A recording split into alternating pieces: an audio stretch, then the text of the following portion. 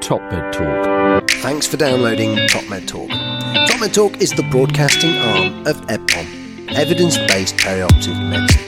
We covered many perioperative medicine and anaesthesia live events and conferences. We produced audio talks from some of the most interesting speakers in the field of evidence-based perioperative medicine, and we also provided you with exclusive interviews and behind-the-scenes access to some of the key opinion leaders and thinkers in medicine.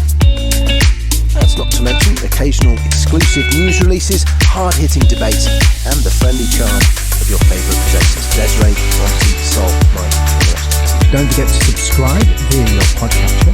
Don't forget to check us out on social media. We're on Twitter, Facebook, LinkedIn, and YouTube.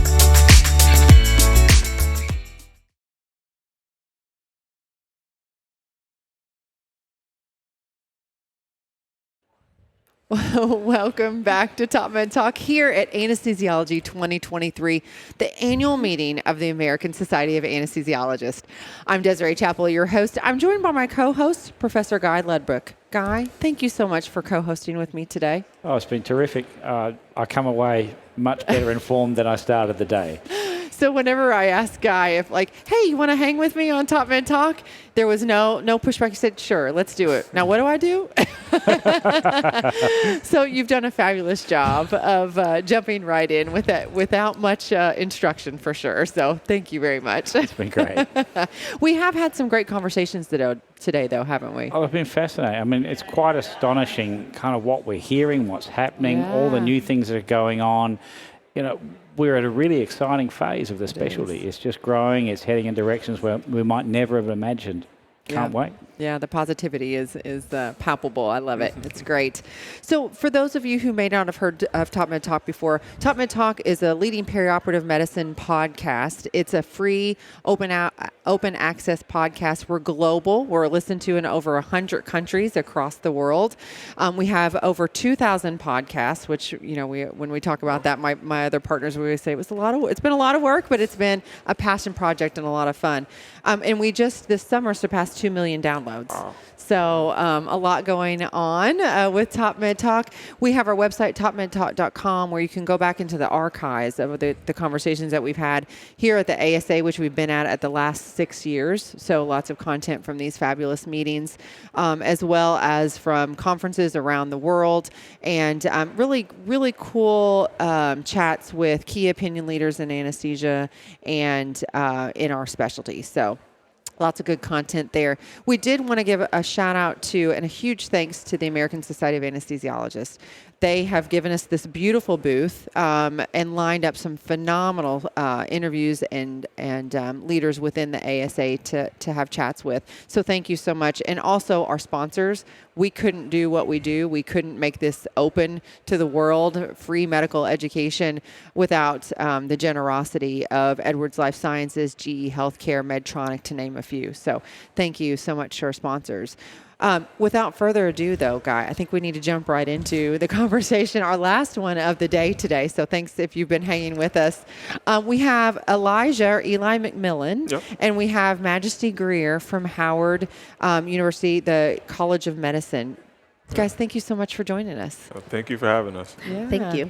All right. So diving right in, why don't you give us a little bit of background about yourself? So you all are in the College of Medicine at Howard. So Eli, why don't I start with you and tell us a little bit more about your experience there and your background?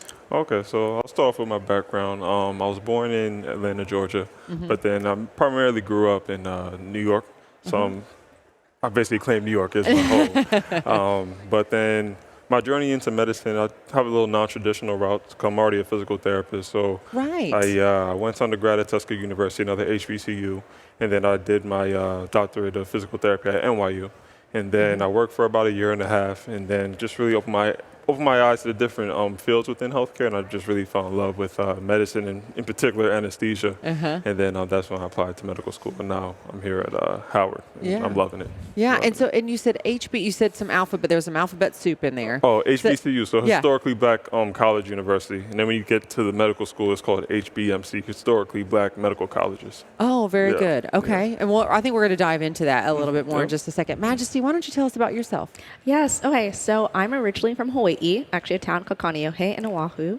And I'm actually a first-generation high school graduate and college graduate. Wow. So I kind of went into medicine very blind, but it's something that I knew I wanted to do since I was a child. So I really had to go out and try to get the information that I needed to get to where I am now. So I went to Northern Arizona University for undergrad, and I actually graduated early because I did a lot of college when I was in high school. I took a year off, and then during that year off, I applied to medical school, and I went over to Howard.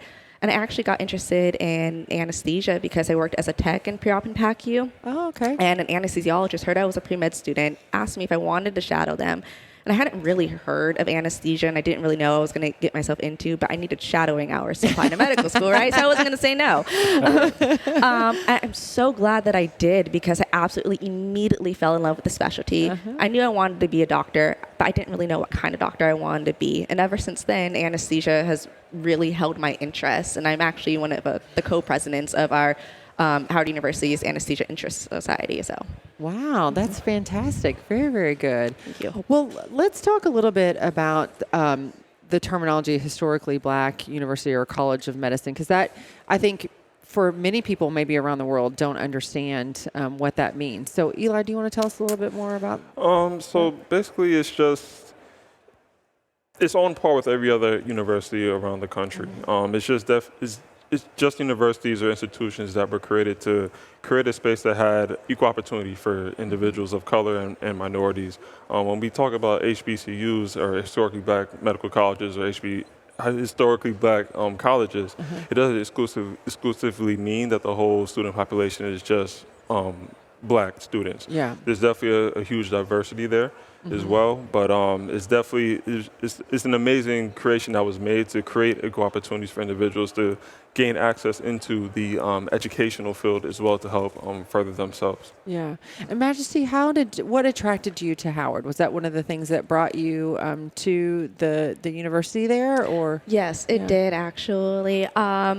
So, going into medicine, not having anybody in my family who's even gotten a bachelor's degree, I definitely wanted to go someplace that I felt like I would be included in people that looked like me or came from similar backgrounds as me.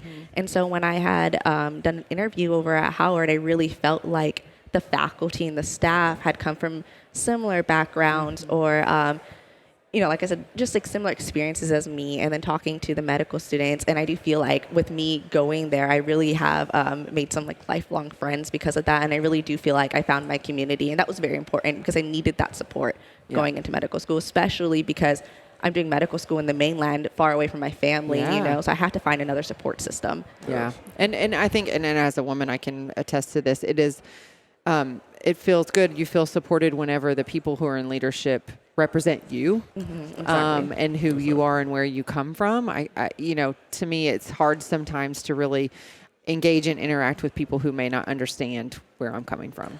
So, Guy, what are your, I know you come from Australia. It's maybe we're only a fraction of the size of the United States, so we kind of wrestle with this issue too, and how to support people that we really want to move forward. And we have an Indigenous population which really is going to benefit from more people in medicine. So we don't have exclusive institutions, but we have pieces of institutions to try and really encourage that.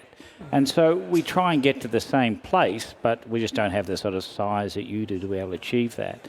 But it's incredibly important.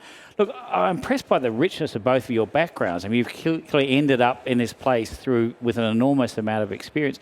Do you think that's actually helped in your decision-making process to, rather than sort of, in my world, to do high school, go straight into medicine, just kind of on this track, but you've obviously got a very rich background, both of you. Do you think that's kind of helped in your choices? And is that something that almost we would recommend? Or?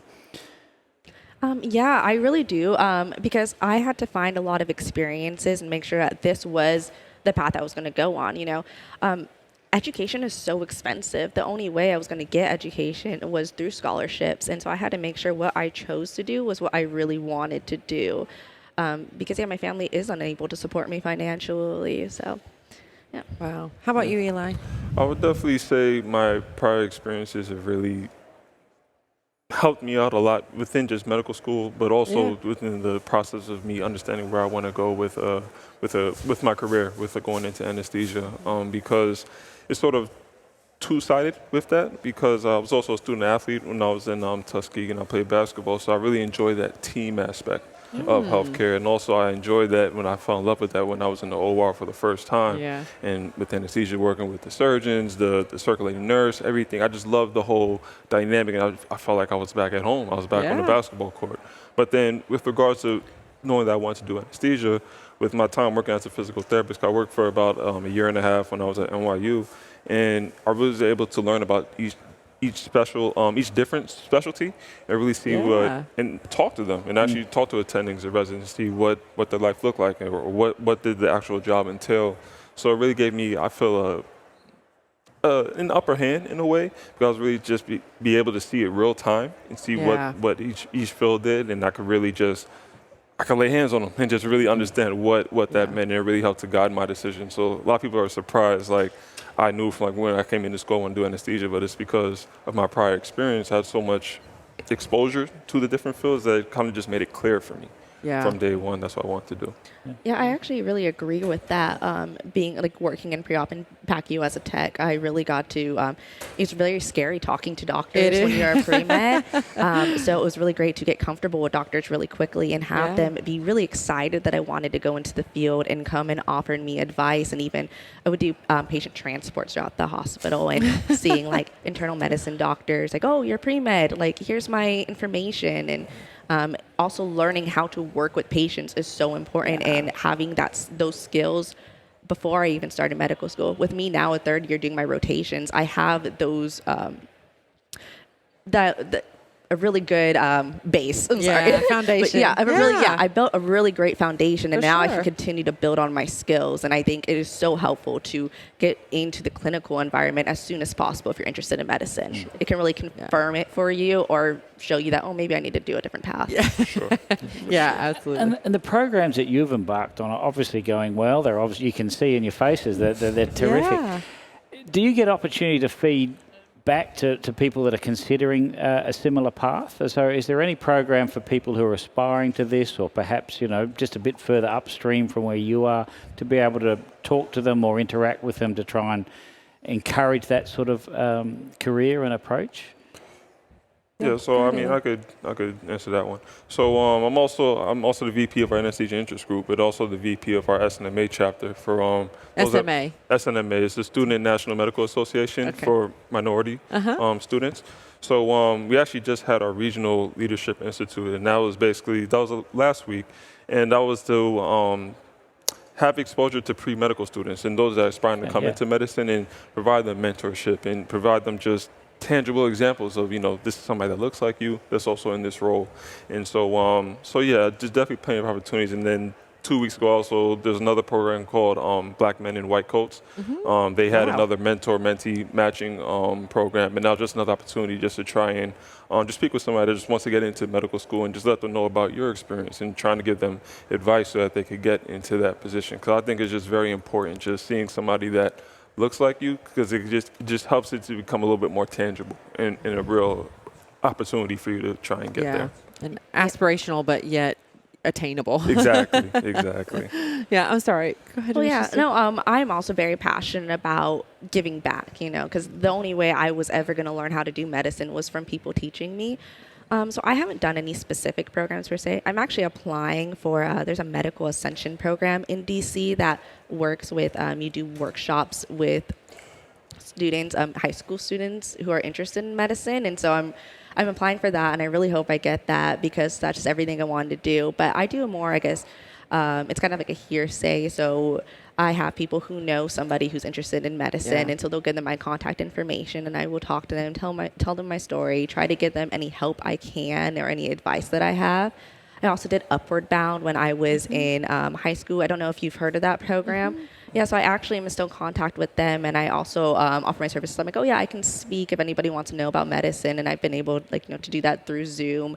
So yeah, that's kind of how I've been giving back, and I can't wait to do more as I continue in my career. That's fantastic. And Majesty, she's very modest. She's one of the best mentors to me and also my peers as well. She has taught us so much throughout this whole process and just giving us opportunities as well. So she's very big in mentorship. Whether she knows it or not, she impacts a lot of lives. Yeah. Oh, Thank that's you. so wonderful to hear. And I'm sure that feedback is appreciated. I'm always really happy to help. So Yeah, that's great. I mean, you're describing what sounds like an extraordinary system to me. It sounds terrific. Is this commonplace in the United States? Is there enough of this? Do you have an idea of how widespread what's clearly a well-structured and very engaging program? Is that common? Is it unusual? I think it really depends. So, something that really drew me to Howard was the camaraderie between the students. And, something that's so big is that immediately we started school, we were like, okay, there's going to be 125 in, 125 out. We're going to help each other. And we would feel comfortable enough to text in our group me when we would be having issues, and then somebody would go and privately message you like, oh, okay, I actually... Hold on one second, Majesty. It's live. They're closing on us, but we're going to continue. Okay. They may make another announcement in just a bit. And they might actually get vacuums here in just a second. But keep going. I'm so sorry to interrupt you. No worries. But yeah, we felt comfortable enough to be able to type in the group chat, hey, I'm having trouble with this topic. And then somebody would actually reach out to them and be like, oh, you know what? I'm really good at that. Let me help you. I mean, in my first month of med school, that happened. I had a really hard time with genetic math. And somebody heard about that. And they came like, okay, here, let's sit down. And I'm going to teach you how to do this. And it was amazing, and that support was amazing.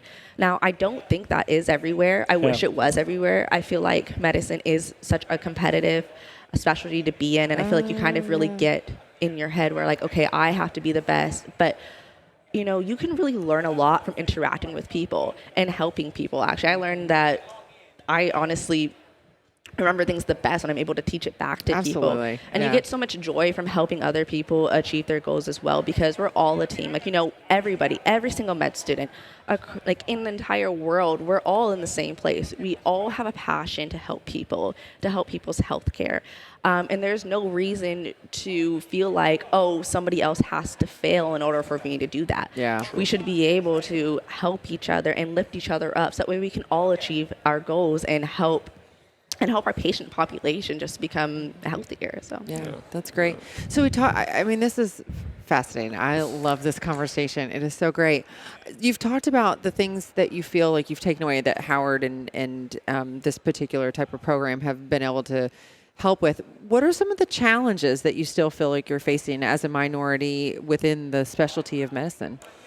So within the specialty of medicine and even anesthesia, with regards to our program over at Howard, some limitations we just face is that we don't have our own home residency program for anesthesia. So sometimes it could be difficult for us to try and, get that exposure into anesthesia at times. And especially with anesthesia not being a core curriculum course, that could really push people not to get into anesthesia just from the aspect of not knowing about the field. Yeah.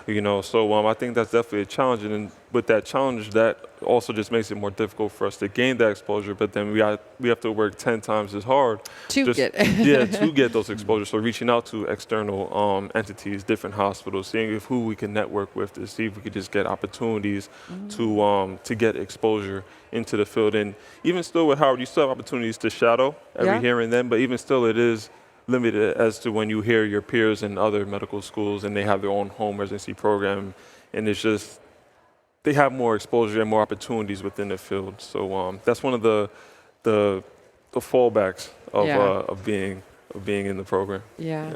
Majesty, any other thoughts on that? No, yeah, I just agree. And honestly, your first experience to be able to do a rotation in anesthesia is your 4th year of medical school.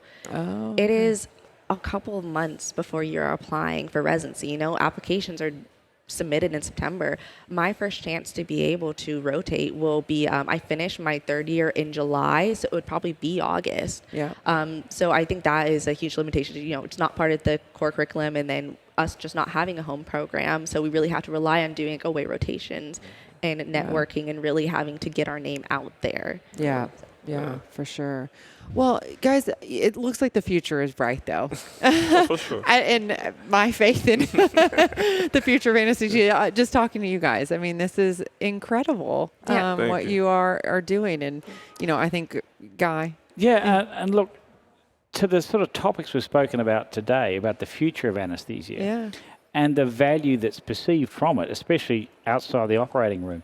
And maybe those things will encourage institutions like yours to be able to have more of an emphasis on these sort of programs because it is historically been a bit of a niche area. Yeah. But in fact, we're not niche anymore, are we? We're kind of out there doing all sorts of stuff. So let's hope that part of this evolution allows colleges to have the capacity to kind of provide more exposure in the future. So, yeah, I mean, everything that you're doing, I mean, and anesthesia is doing and perioperative medicine is doing, hopefully kind of syncs to kind of build that capacity, just not for healthcare delivery, but healthcare training too. Well, for sure. It's an amazing specialty. I mean, I'm a little biased. I think it's probably the best, so why not try and create more opportunities just so we get as much people as we can into it, especially if there's a physician shortage as well, I definitely think it's a lot of importance to try and get more people to come into the field and get exposure because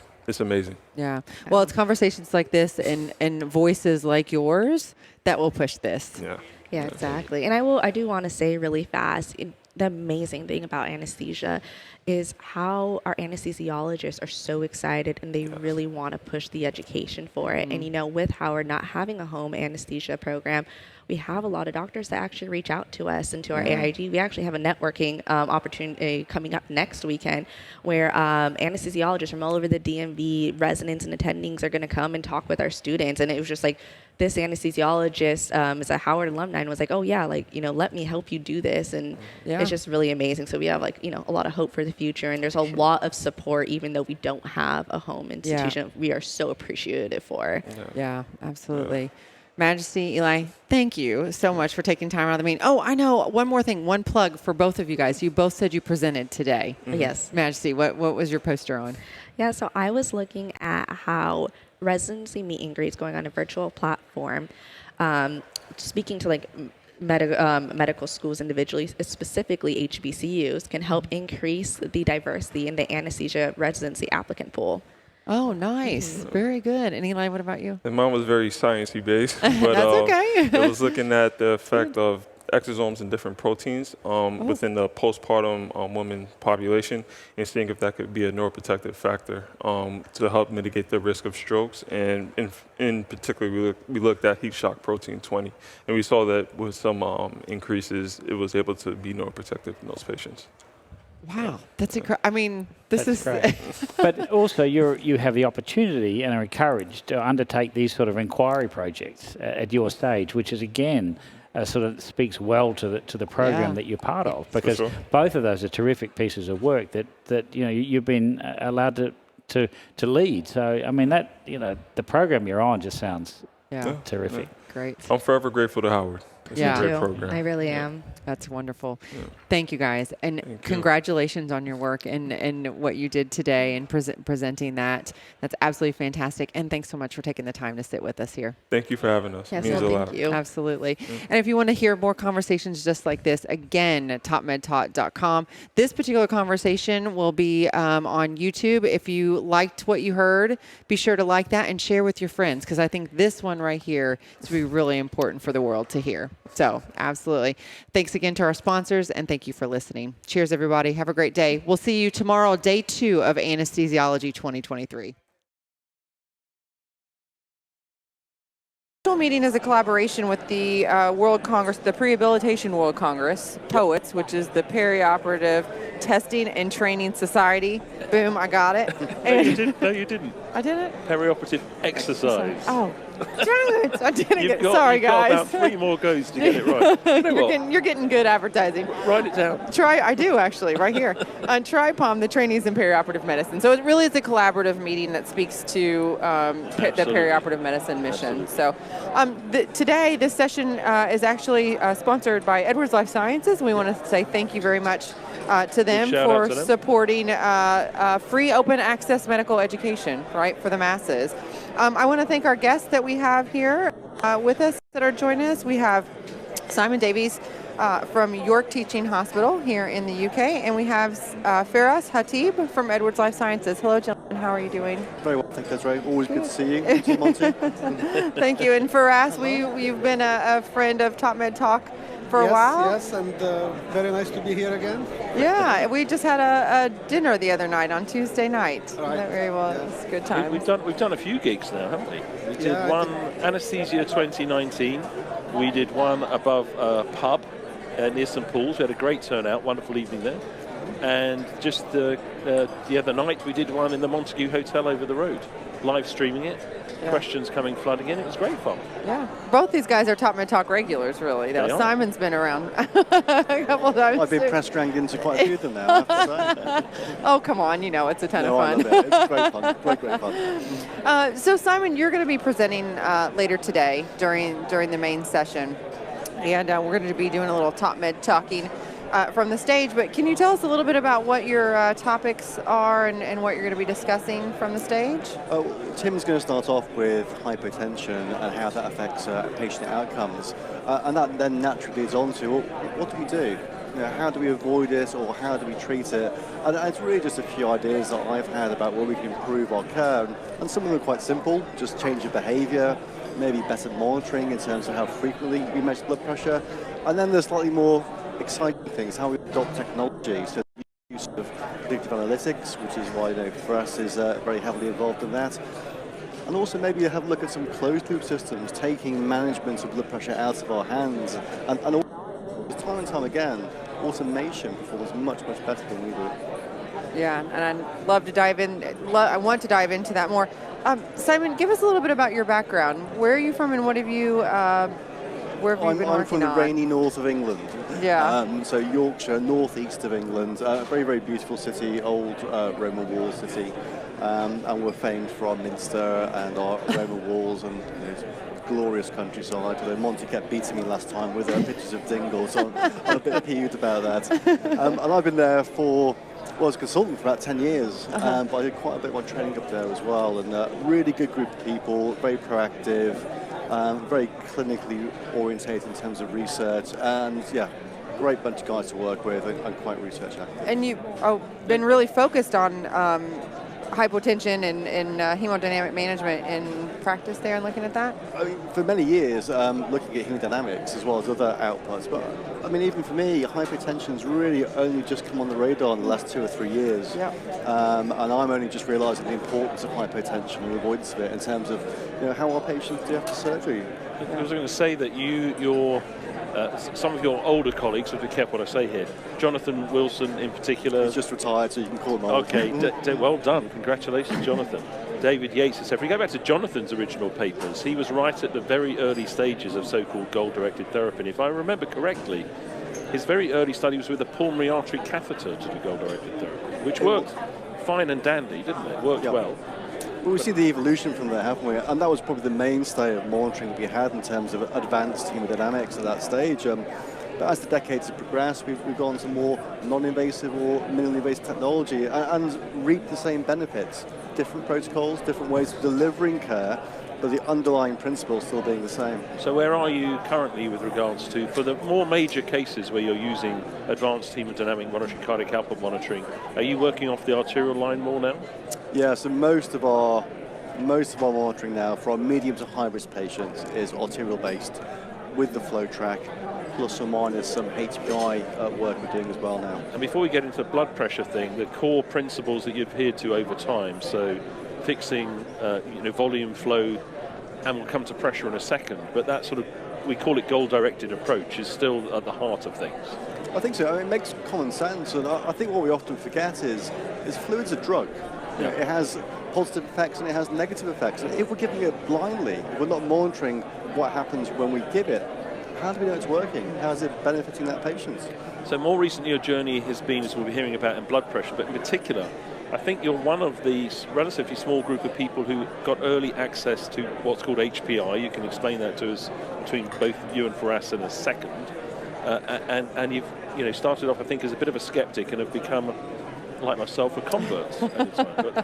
Tell us a bit more about that. Your journey. We were very fortunate. We've worked with Edwards off and on, initially through Jonathan, then through myself, about a decade now, and they came to us it must be almost 3 years ago now, but this new piece of technology, it predicts hypotension before it happens.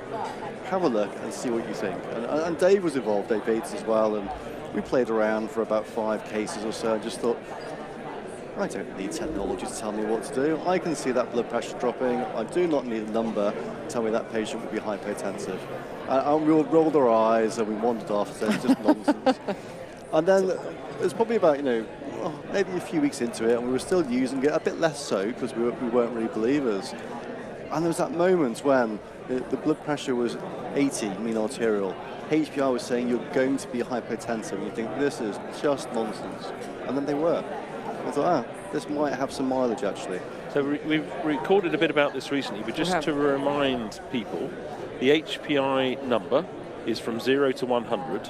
It's on the monitoring screen, so it looks like a physiological variable, but as it rises, correct me if I'm wrong, the chance of the blood pressure dropping to a dangerous level is sometime in the next 15 minutes, depending on... So, and it... When you get up to 85, it's saying there's a very, very high likelihood the patient will become dangerously hypotensive soon. Yeah, so the higher the number, the more likely you are to have that dangerous hypotension. And when it happens, it'll happen quite shortly. But it does predict it out up to 15 minutes. But the higher the number, the quicker it tends to happen. And you started off as a skeptic, but your recent publication between your institution and Groningen, Thomas Sheeran, for example, who appears on one of the screens here, your conclusion at the end of that was that you think it works. It works better. Well, it works, and it works better than anything else we measure, which kind of makes sense. We looked at all sorts of different things, changes in stroke volume, heart rate, SVV, SVR, and none of them predict hypotension or impending hypertension, and neither does change in blood pressure. It kind of makes sense when we think about it, because they're all very unidimensional. We're just focused on one thing, whereas HPI, and I'm sure Firas will explain it in a bit, takes 26 different parameters, many of which are combinatorial factors. So it's looking at this multidimensional model of hypotension, and so it makes sense it works better. Because we've been also in highly controlled, I'm relatively late to the party, highly controlled laboratory environments, and where we can see that there is hemorrhage, for example, and the number is changing consistent with the hemorrhage, and if you couldn't see the hemorrhage, everything else looks perfect on the screen. Yeah. So for us, perhaps you could tell us just quickly about how it's derived and what is it that the machine can do that we can't see? Yes, so basically HPI tries to detect the failure of the compensatory mechanisms that maintain blood pressure stable. So to maintain blood pressure stable, physiologically there is a contrabalance between preload, afterload, and contractility, right, that contrabalance each other to maintain blood pressure stable, and that those contrabalance mechanisms create very complex relationships and dynamic links and physiological associations between different physiological or cardiovascular variables. The HPI algorithm takes the arterial pressure waveform and measures, out of the arterial pressure waveform, measures parameters related to preload, to afterload, to contractility, to aortic impedance, etc. And then it detects, with machine learning, with artificial intelligence techniques, detects those complex multidimensional associations between all these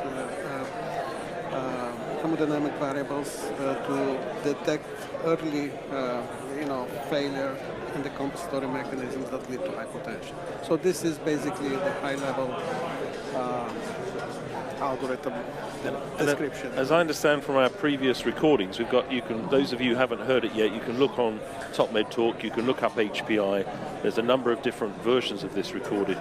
You, based on thousands of patients, you took millions of variables and used supercomputing, let's call it that, machine learning, artificial intelligence, distilled down the number of things that inform the equation. Yes. And then the machine turns around and says, it might look all right to you, but there's a 35 out of 100 chance that this person will become hypotensive down the line. And that changes. Simon, give us a bit more context on all that, because you've used it a lot now. Yeah, I think you're right there to highlight the sheer scale of it. You're looking at 2.6 million features from a single waveform, and then applying that to 150 million waveforms, all which you have data about hypertension, not hypertensive. I mean, that's beyond the scope of what we can comprehend. So it's really looking for those absolute factors that predict hypotension the best. And then your question was, what does the number do? How do we use it? I think it's interesting. I think we have to look beyond it being a predictor of hypotension, and it is a warning of cardiovascular instability. Hypotension is the endpoint, but the cause of it underlying, that's what it's warning you on. And that goes back to your point. We see subtle changes in HPI before we see any change on macro hemodynamics. It's in a highly controlled environment where we've been able to control hemorrhage, for example, in models. That very early hemorrhage was detectable by the HPI rising in a way that you look at the main screen up there. If you hadn't taken the trouble to notice the swabs in the bucket, you wouldn't be informed by it. Very, very subtle changes. In the same experiments in the physiological model, we saw almost half a litre of blood loss before we got changes in the things we commonly measure. And that's a bit of a worry, isn't it? Yeah, well, I mean, I think that's known physiology. It's just not commonly known physiology. But that's a very, very important point. Now, it's approved. So, I mean, one of the reasons it's attracted attention, we're talking a lot about it, is it's the first, as far as I know, piece of artificial intelligence in our space. There's other AI approved out there in our space that has been approved in Europe for coming up to on 2 years now, is it? I'm not sure. Europe's 18 months to 2 years. But you're right, it's the first foray for anesthesia into predictive analytics. It won't be our last by any means. And in the USA, it was approved, I think, about last October. Yeah. In the operating room and the intensive care unit, Faris? Now in the intensive care unit as well, recently. And recently we were hearing the other night in Europe, it's now approved for the ClearSight technology. So the FinaPress type of technology evolved into ClearSight, which is a finger device that doesn't require an arterial one. Yes. So Simon, have you been using the ClearSight one, or you said mostly arterial? Mostly arterial. We use some ClearSight, but not with HPI, just as a measure of blood pressure. So it's unique in this space. Now, as I said, we know there's other AI being approved, and this is a rapidly developing field. Now, the reason I keep banging on about this is because we're lucky, team anesthesia, we're in early. What we're at risk of is screwing it up. Yeah, absolutely. Lack of engagement, lack of belief. And this is a real problem, is that we've got a real opportunity to engage with this technology. It's going to benefit us in the long term, but more importantly, benefit our patients. Because to be fair, we don't know exactly what to do with it yet, do we? I think we're getting a better idea, but do we know? Absolutely no. No, we don't. Yeah. So we mustn't diss it too early. We must engage with it. We must learn by doing, and we must travel that journey. Because we're pretty bad at this. We're pretty, as a specialty, we often talk about this, is if you ring up a cardiologist and you ask them a question about an intervention, they say, first of all, let me say, ischemic heart disease is very important. Then they give their opinion. If you ring up at team anesthesia and say, what do you think 30 years ago about propofol? They'll say it's rubbish. Yeah. And then they'll say, but anesthesia is important. So, sorry. Well, no, it's to that point about adoption, and Simon, you can talk to this. Whenever you first brought it in, you said it was just a couple people, you and another that were, looking at it. Did you feel it was adopted throughout the rest of your department, and what were you doing to help with that adoption? We kept it quite small, just the guy, at the moment, just the guys doing the major surgery, mainly for the reasons Monty says, we're not quite sure how to best use it, and therefore you want to control access to it until you find out where you are on the playing field. But once you get that core nucleus of enthusiasm and support, that's when it starts to spill. And a lot of it actually came from us not talking about HPI, but saying, this is our data on hypotension in York, it's pretty bad. All you guys, and me included, are involved in anaesthetising these patients. This is a potential solution. You know, let's explore it, let's find out. And people engage with it. And HPI is interesting in terms of it being a warning, but also the information you get on different physiological parameters is also quite useful in care. And to go back to physiological models, you and I have both seen that, and my worry is with the focus on hypotension, we will just see a lot of vasopressor usage around the UK and around the world. And we've both seen that how you can make things look absolutely normal in terms of stroke volume, cardiac output, and you can absolutely destroy your circulation at an organ level. All looks fine, but underneath the bonnet, it's all going wrong. So volume, flow, pressure. Volume, flow, pressure. And that's what you'll be going into in great detail in your lecture, which we'll record and live transmit from the stage, but also record. But it's got to always be volume, flow, pressure. And that's what the so-called secondary screen, the decision support, I think adds to the equation. Yeah, that's what I was going to ask about, the secondary screen and how it's utilizing that information and then helping us make decisions. Yes, so the secondary screen is basically a supplemental information for HPI that shows to the clinician what might be causing the hypotension. Because remember, this is a prediction, so everything might look normal, but some parameters may trend towards an abnormal level.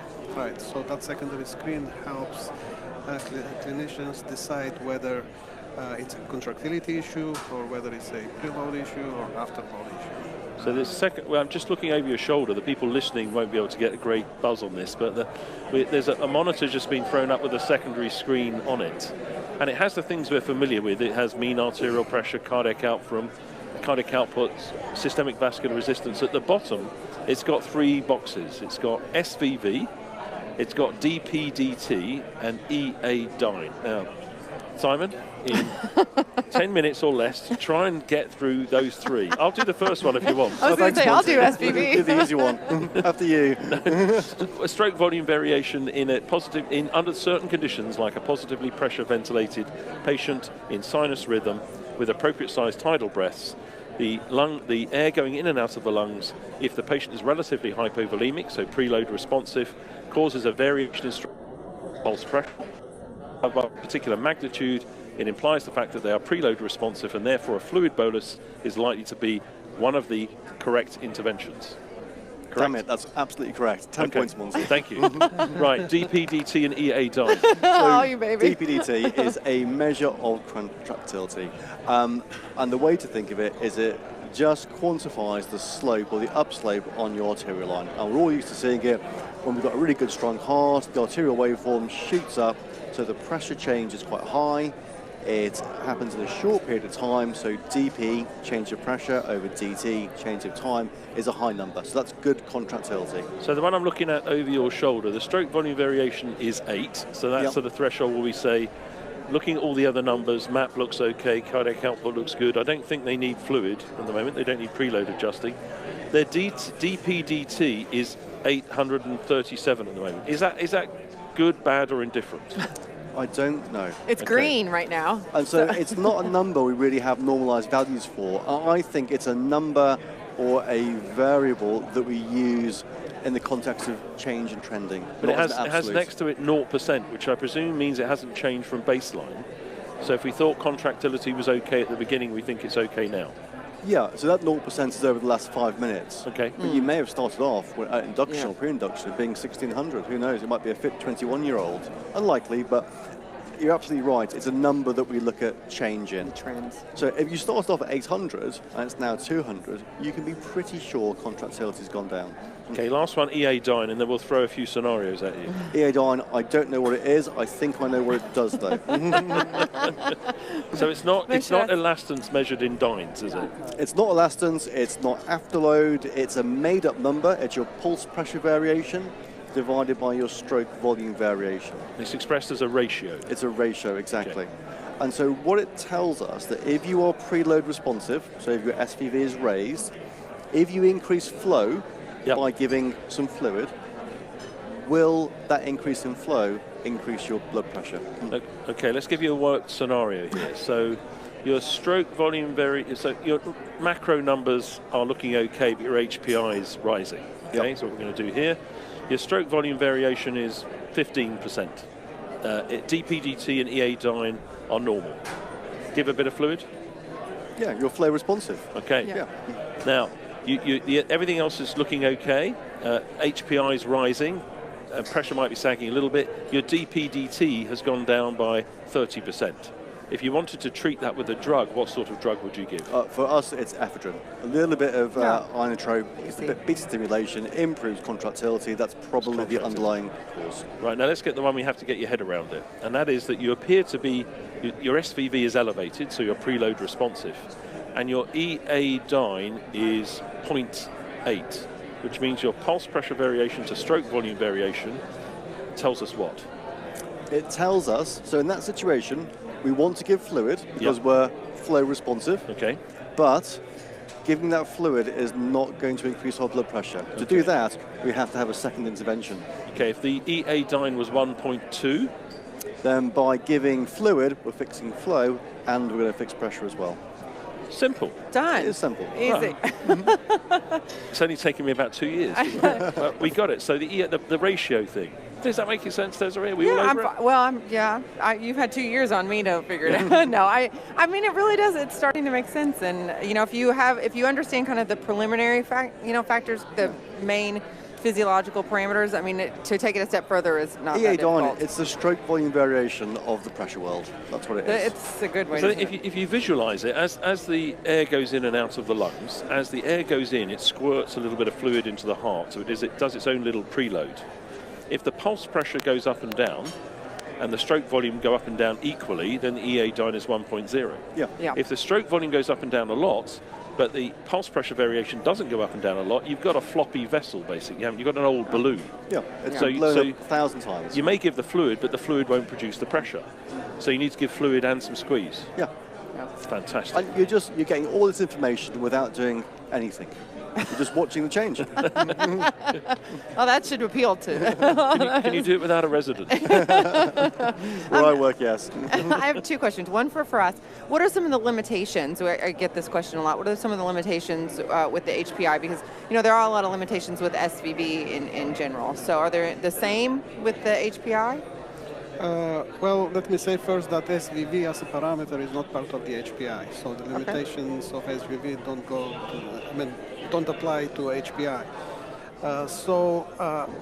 The only limitation of HPI I could think of is that the algorithm cannot predict maybe hypotension that is caused by some interventions, either by the surgeon or the anesthesiologist. So if you have situation, for example, of clamping a vessel or major bleeding or something like that that's caused by the surgeon, that is not going to be predicted by HPI. However, it's going to be still detected.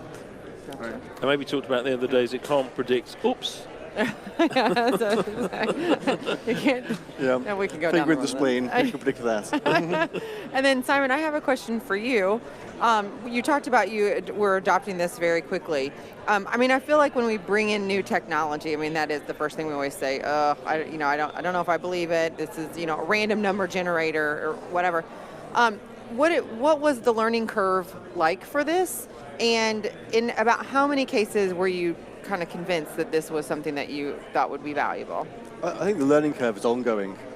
Just now looking at HPI beyond being just a mark of hypotension. In terms of the early stages, I think for me, it was 20, 30 cases before I had to face validity for me. Yeah. I had confidence into it. So when we talk about adoption of it, you just have to manage those expectations. Yeah. You're not going to roll something like this into the OR and say, oh, today, after 2 cases, it should be able to work for me. Technology often tells us what we know, but it also frequently tells us what we don't know. It doesn't always wow you, but it adds incremental value to your practice. But you have to learn to trust it. I think that's the important thing. Now, people are chomping at the bit to have a go. And I think very responsibly, because everyone's kind of, we are who we are. We want to have a go. And the company, I think, very responsibly has done a very controlled release. because I think we're all mindful of this.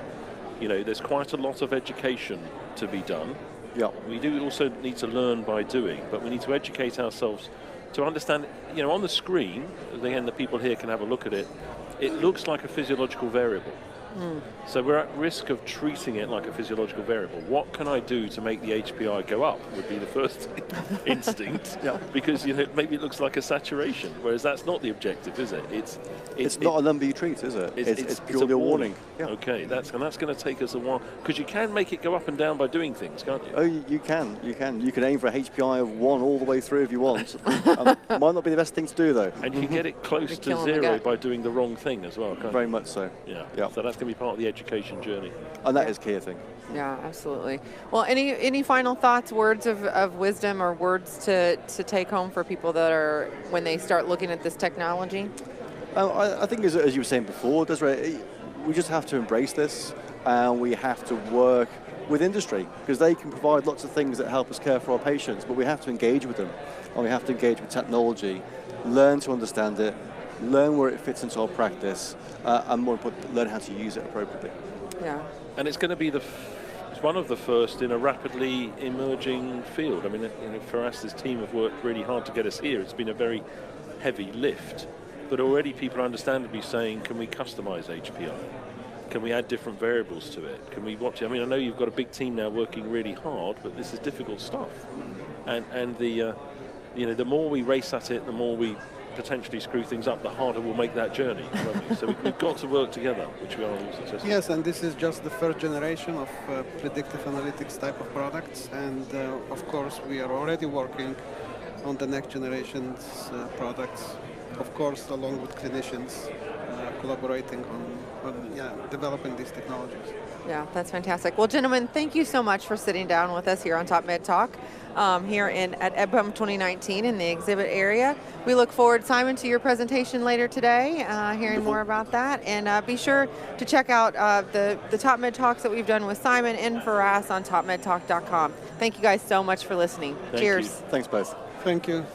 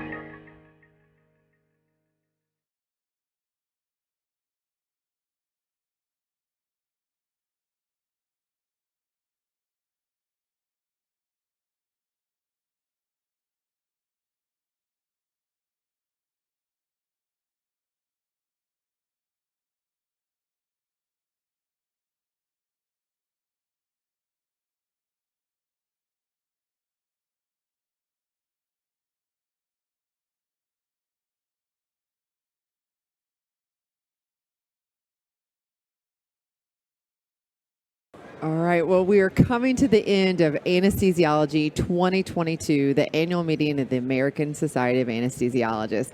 TopMedTalk has been in the exhibit hall over the last 3 days, and it has been amazing for sure. I'm Desiree Chappell. I'm host of TopMedTalk, and I'm joined by my co-host, Professor Monty Marthin. Hello, Monty. Desiree, it is great to be here. Nearly done. You must be exhausted. Yeah. You've done every single one, haven't you? I think I have. Yeah. And I think this is 27. Well done, We're you. 3 days. Well done, you. I'm a little tired, but you promised me a really nice dinner later with our team, so I'm holding out for that one. Monty, it's been a fantastic meeting. It really has. Excellent. I think we're back. Yeah. The world is back, if you see what I mean. Yeah. The energy is there. You know, we wondered last time when we had a slightly unusual year, which was sort of in between, lots of masking, not many people around, if we'd ever be back to this sort of thing. But we're back. Yeah, we are back. Well, we wanted to take just a brief moment to thank our sponsors to make TopMedTalk possible. The ASA this year has provided us with this amazing booth. So thank you, thank you, thank you. It is with the generosity of the support that we receive from all of our partners that we're able to keep TopMedTalk free and open to the world. Free open access medical education. That's right, absolutely. Amazing conversations that we've had. One more coming up for you for sure. It is with great pleasure that I introduce our next guest, friends of TopMedTalk and EBPOM, our evidence-based perioperative medicine organization, Dr. Bobby Jean Schweitzer and Dr. Angela Edwards. Ladies, thank you so much for joining us. Thank you for having us. Yeah, absolutely. It's delightful. Bobby G, you've been with us quite a bit over the years for sure, especially at our EBPOM meetings. And every time I just always love catching up with you and finding out what you're doing because, girl, I don't know how you do it, No. but you do keep it going. I don't know how you guys do what you do. You know, it takes a village, and it's really, really delightful to keep coming back. And thank you for inviting me back. Well, tell us just a little bit more about where you are now. Oh, we're going to let them go. Center stage for a presentation on the No Surprise Bill Act with ASA and NAPA executives. There we go. We just had that conversation about the No Surprise Bill and Act, so that'll be interesting. But for our listeners, tell us just a little bit more about your background. You transitioned in the last couple of years. Yes, in COVID, kind of came, and I felt like I needed something new and different and challenging. So I took a position as a professor of medical education at the University of Virginia, and I'm the systems director for Inova Health Systems, which is in Northern Virginia, just outside of D.C., which is one of their major teaching hospitals. And I oversee 5 hospital-based preoperative clinic and really starting a perioperative process with, integrating ERAS protocols and various optimization opportunities. Yeah. Bobby Jean, you've been a pioneer in this space and done so much work here. Tell us just very quickly your work whenever you're at Northwestern, all the different things that you're doing in the perioperative and specifically the preoperative space, because you started and ran a clinic there, and I think it's so interesting. I was really lucky. I trained in internal medicine first, and I practiced medicine for about 5 years. And I did preoperative evaluations, and I took care of my patients, I thought, well. And then I decided to train in anesthesiology, and I was very embarrassed. I think I realized that I really didn't know anything about preoperative medicine. And probably the evaluations I'd been doing were completely worthless to the anesthesiologists, the patients, and the surgeons, and especially that whole perioperative team. So, I was just lucky, I think. It was the right place at the right time. This was kind of an emerging field. Hospitalists were taking over sort of inpatient and postoperative care, so the primary care doctors and PCPs were, becoming more truly outpatient. I think they were less involved with acute care medicine on all levels. I think as surgery advanced and we just offered so many more procedures, and some of them safer, the laparoscopic, the robotics. And then as patients got older and older, I think it was just a need to better evaluate, optimize patients. So Northwestern, when I went there, we actually, evolved and started an anemia clinic, and we gave IV iron on site. We, started penicillin allergy testing so that we could, improve the most appropriate antibiotic the patient got for the day of surgery to lower surgical site infections. And I could just go on and on. I want to hear what Angie has done as well, because it's just a lot of us, I think, and it's just exploded beyond my imagination of where pre-op could go. Yeah. And Angie, you as well, pioneering in this space. You've done a tremendous amount of work, and always love to hear what you're up to, because you're so excited about it, and the opportunities are still abound for anesthesiology in this space. You're right, Desiree, and Bobby provided the perfect segue, both truly in full form by sort of setting the stage for preoperative optimization. I think we're right now at the ASA and with anesthesiologists, we're seeing a robust interest in preoperative medicine, preoperative optimization, because it really coalesces all the work that's been done with enhanced recovery and medical management. It's the things we've trained in, the things we know, and we bring that forward patient-facing to truly provide higher quality care and be more patient-centric. So anything from looking at the care of our aging patients, caring for vulnerable populations, anemia management, comorbid conditions, that's sort of the foundation for everything. But I think what we're seeing here and what I've seen with the program is there's so much more interest in those specific topics, because our clinicians are realizing that unless we take care of these patients before surgery, we cannot improve outcomes. Yeah. So, I attended Bobby Jean Schweitzer's lecture yesterday, and it was packed to a packed house. So just great. that alone was very telling to me that absolutely. there's a robust interest in things that we need to ask our patients, things that patients need to tell us, and actually what we need to medically manage before surgery. I've heard great things about the track. You even had a track or a whole day of just perioperative medicine, right? It's actually scattered throughout the entire program. The but track. we had the topics are exactly the ones that I would have mentioned. So and a lot on preoperative optimization and technology. So meeting these patients where they are. I think COVID provided opportunities that we're now seeing. A lot of our patients are used to interacting virtually, so telehealth. And even our aging population by proxy with their family members. So you have an opportunity to see truly what the patient's home environment looks like, ask about their medical conditions, and probably recognize that they've not been out for very long. And so while we're gradually coming out from under, I think patients still want to be in touch with their preoperative optimization process at home, because they're going to come into the hospital just for their surgical procedure. Whatever we can do to meet them at home is ideal for them. And I just attended another session recently on just that topic. That's preoperative optimization and digital technology and how we can merge the two. Oh, that's very cool. Muncie. So Angie, Bobby Jean, if you could both comment on this. It sounds as though perioperative medicine is being fully embraced now by the team anesthesiology. Yeah, and Randy talked about how the ASA is embracing it. You can comment on that in a second. And part of embracing it now, you know our journey back in the United Kingdom, the Royal College of Anaesthetists baked perioperative medicine into its training program. Our training program is much longer. We got approval from the General Medical Council, so we're uniquely trained as perioperative physicians, and other people can match that training. And there are long established now masters in perioperative medicine. How do you think it will unfold here? That's a fun question. So if you look at where we currently are traditionally with our education to become board certified anesthesiologists, there are sparse elements in there with preoperative optimization. I suspect as we move forward and we've already embraced the elements of enhanced recovery as we bring forth more medical optimization and prehabilitation. I think we'll see more of that along the way, but will we expand the educational time frame? It may or may not be worthwhile. There are fellowship opportunities. And so it's more, I think we'd be more in keeping with expanding 1 year beyond the traditional training or incorporating more of that into our 4-year block. Because our fellowships became the most popular. So the Masters was the most popular Masters at the University College London. The MOOC that was launched, the Massive Open Online Course, went into tens of thousands very quickly. And the applications for the perioperative medicine fellowship were the highest number of applications. Is it being that embraced here yet, Bobby G, or do you think it's a longer journey? And I think it is starting to be that, exactly. So, I think we could learn so much from people outside of the United States, the way, especially in the UK, how anesthesiologists have a very different role, I believe, in the care of perioperative patients. And I think we have just never done that before in the United States. So, I think a few years ago with, embracing sort of the perioperative surgical home was some efforts to kind of do that.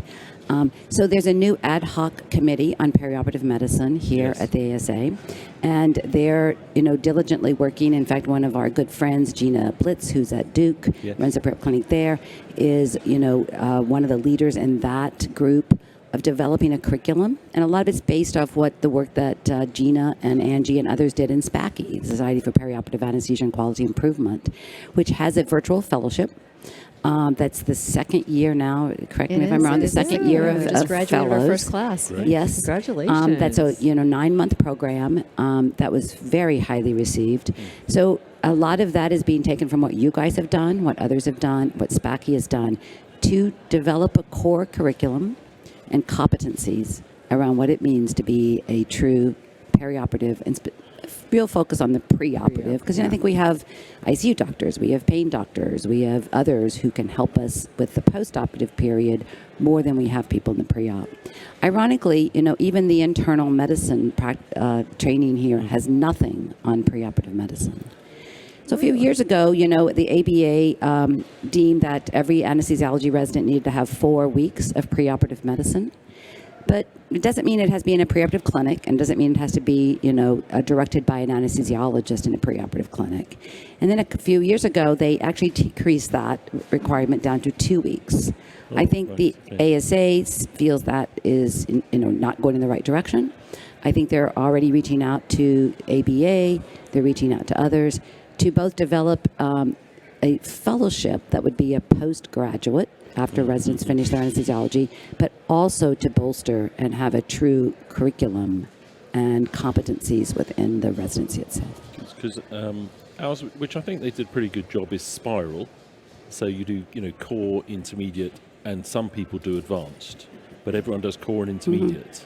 And the advanced component of it is in the same way as you might have aspired to become obstetric mainly, or pain, or cardiothoracic. You say, I'm planning to be a perioperative physician, and that terminology's crept in as well to distinguish to sort of my objective is to be a provider who does from moment of contemplation, blah, blah, blah, and not scared to use the perioperative physician language, which is... I think we will get to that point. Yeah. I mean, to Bobby's earlier statement, there are currently perioperative medicine fellowships. There are about 9 or 10 in the country right now, and each one is distinctly different. It's after an anesthesiology residency. This one with SPACI is entirely virtual, but it's at least 2 or 3 hours per week of one-on-one or one with a group discussing a particular preoperative optimization topic. And it's been widely successful in terms of the application pool. We're relatively limited, but looking to expand in the coming years. And this past class has been tremendously successful in setting up their own preoperative processes. And the nice thing is that we've also pulled in sort of a multidisciplinary group to provide the education, and it's actually international too. So we have a large international, an increasingly number of international applications coming forward. I was just going to ask. So you said multidisciplinary team, because I know that you guys are multidisciplinary in SPACI, and so who is eligible to take this course or this fellowship? So everything's available on the website. In fact, you can just look on the SPACI website, the fellowship, all the information is there, and it's really an application process. So for those who are currently working in the perioperative medicine space, that's what I was going to ask. Like, what kind of background? Ideally, we like to have someone who's currently working in that preoperative optimization space, because there's a capstone project. You need to have the available location to implement a change or QI kind of thing. Correct. And so that's the end, that's the capstone, that's the end of the program, which is usually in September, October. Yeah. But I think most importantly, it's not just for anesthesiologists. Oh, okay. It is for, I think it's only just for physicians, correct? At this time. But it is open to, you can be a surgeon. You could be a primary care physician. Do you have any currently that are non-anesthesiologists? We do. Oh. And that's actually what makes it more robust. The conversations each week are phenomenal, because everyone comes to the table with their own perspective, their own background, and sharing information on Thursday nights at 8 p.m. Eastern time. It's been tremendously successful, and I think everyone's gotten more out of it than they anticipated, including those of us who are teaching. Yeah. Oh, that's always the case, isn't it, Monty? I feel like we've talked a lot about that. Absolutely.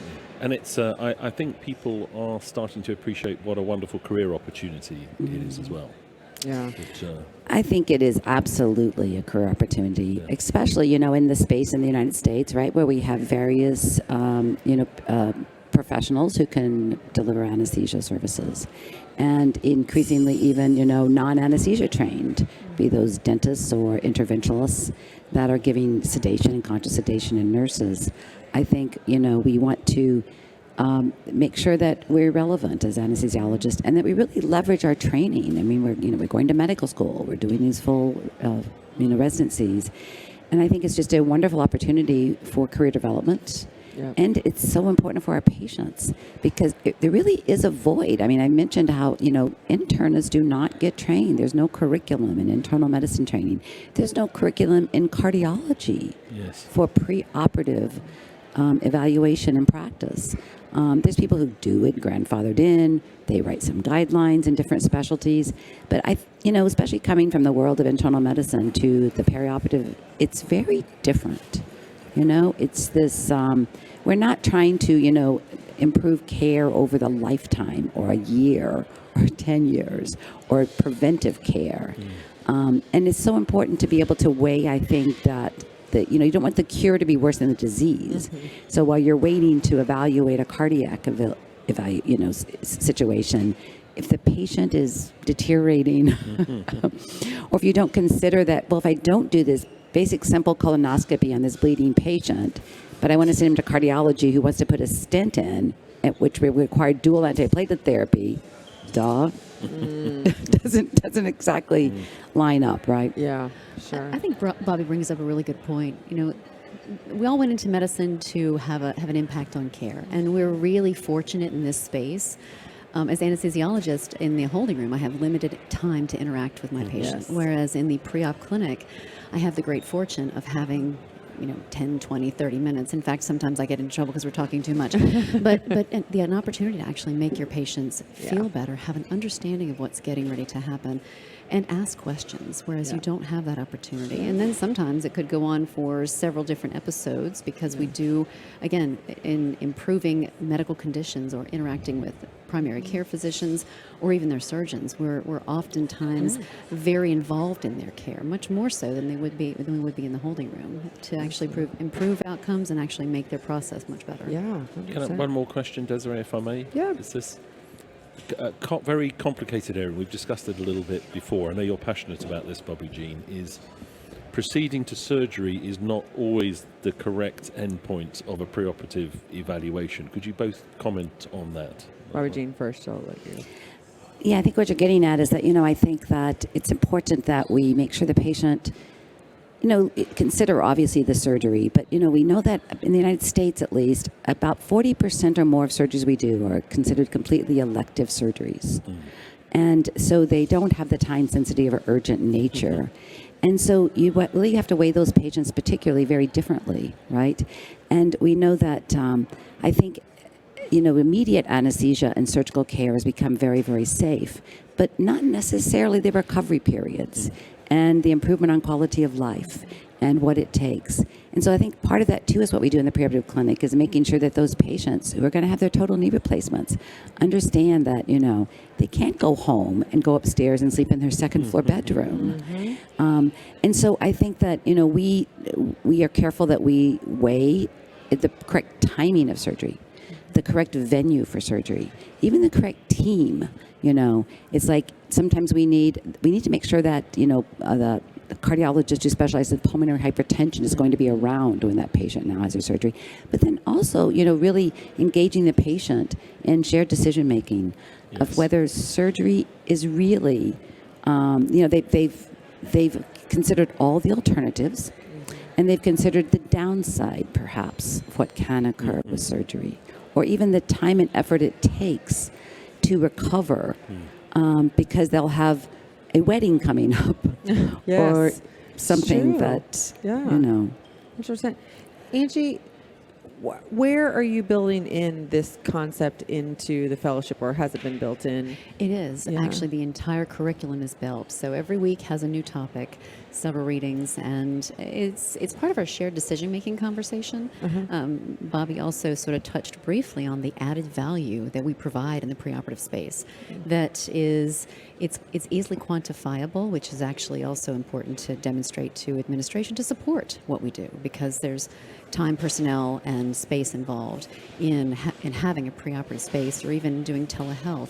But in terms of the curriculum, this is built throughout. So our curriculum is designed such that we start out with the fundamentals of aligning with the question, looking at potentially, publication, and then we go through the basics of a pre-op clinic, how to set up a process, how to set up staffing models and where to put the process. Probably about 3-4 sessions, and then the rest of it is it runs the spectrum of what's involved in clinical practice. Yeah. And towards the tail end of things, we always cover enhanced recovery topics. We always cover actually cardiopulmonary exercise testing is one of our topics at the end of the year, and we sort of build it throughout the year, and we have some flexibility in the system towards the end of the curriculum, which is usually about July, to add additional topics.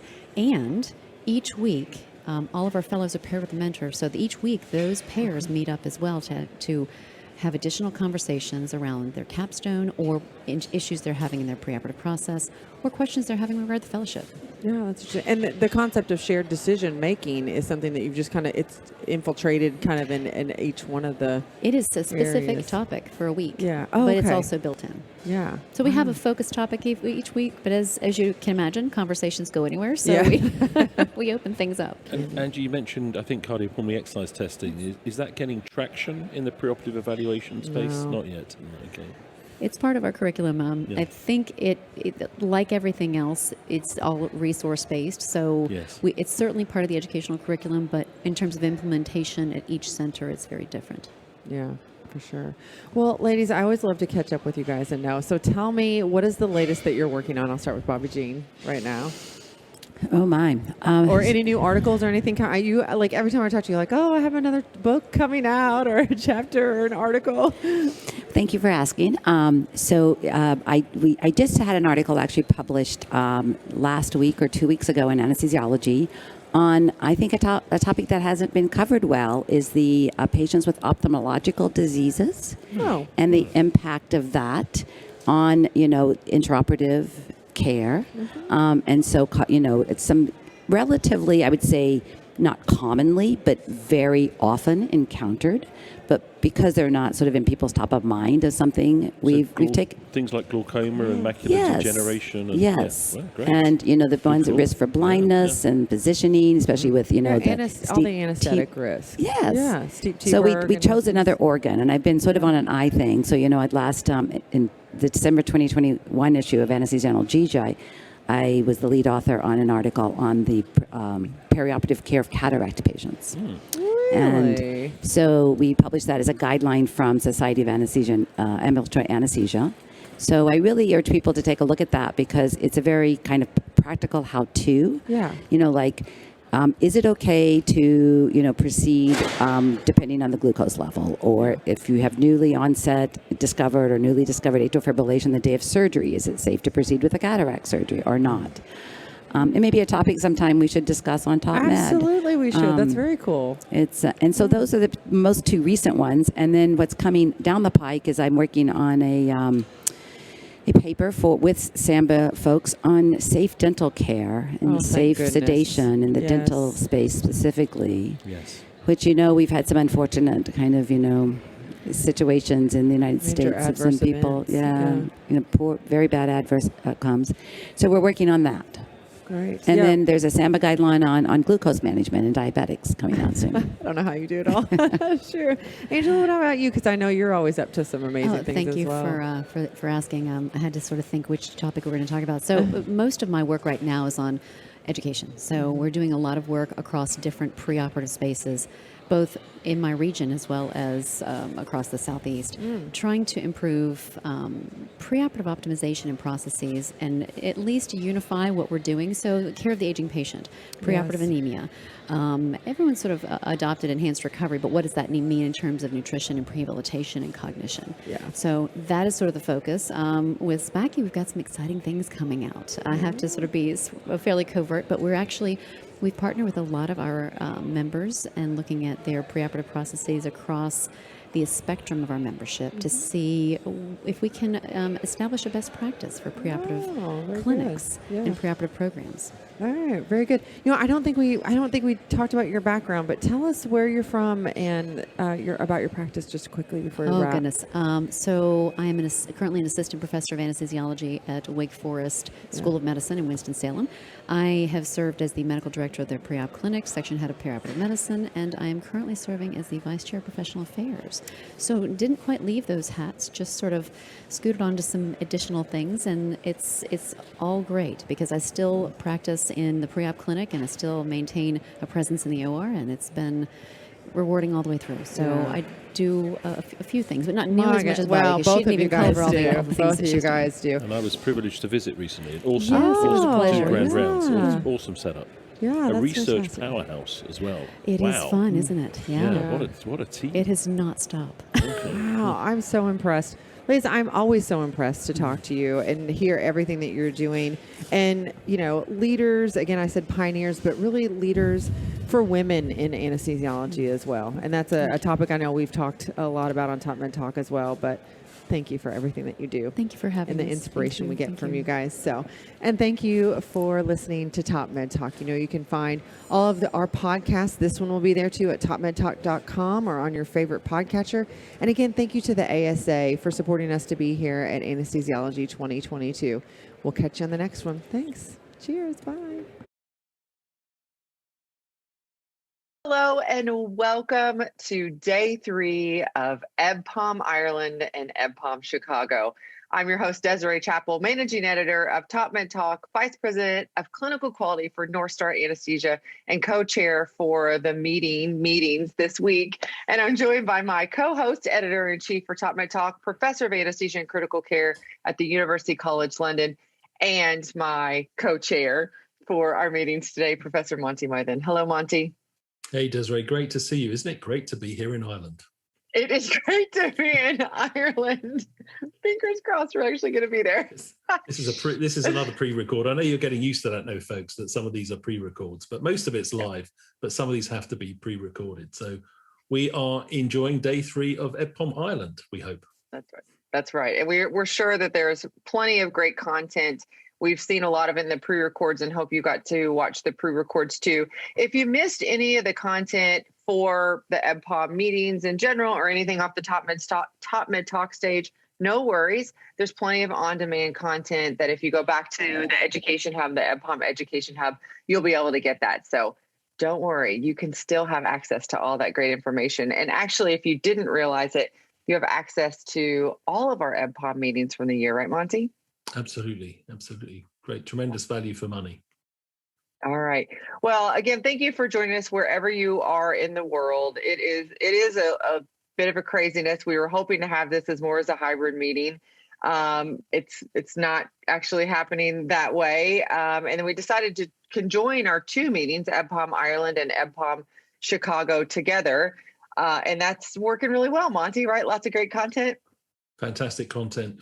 And there is a little bit of a hybrid element because, you know, the core team is here on the west coast of Ireland. Yeah. You know, we hope that's the plan. Yes, that is the plan. So we got just a little bit more time to make that happen. But well, today, day 3 of EBPOM Chicago, of EBPOM Ireland, and day 2 of EBPOM Chicago. I know it's a little crazy, but it is Medtronic Day, and it is Medtronic Day on the TopMedTalk stage, and we've had some great conversations so far with people from around the world talking about things such as nociceptive monitoring, as well as sedationists and that whole conversation, which we will play out a little bit more. And this conversation is no different. We have had the opportunity to catch up with a friend of yours and a new friend of mine, Dr. Karen Phillips from Medtronic. She is the Chief Medical Officer of Respiratory Interventions. She's also consultant anesthesiologist and intensivist. Karen, it is so wonderful for you to join us. Thank you so much for taking the time out of, I know, a very busy schedule. Good morning, good afternoon. Thank you, Desiree. It is an absolute pleasure to have been invited and to be here with my long-standing friend, Professor Monty Mythen. So, Karen, we met each other a long time ago in a different place. Now, you must have been at school, high school at the time, because it was quite a few years ago. But it was in Cape Town in South Africa. But, not quite high school. I think I met you in my first year of residency at the University of Cape Town. We both have a friend and for me, a mentor, Professor Mike James, and I had just started my residency in his department.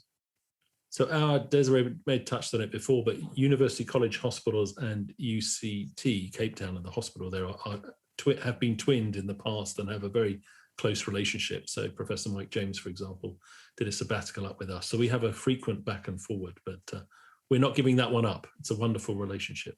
But Karen, you're somewhere else now, aren't you, Karen? You've That is correct. Yes, I've had a bit of a journey since my days at Cape Town.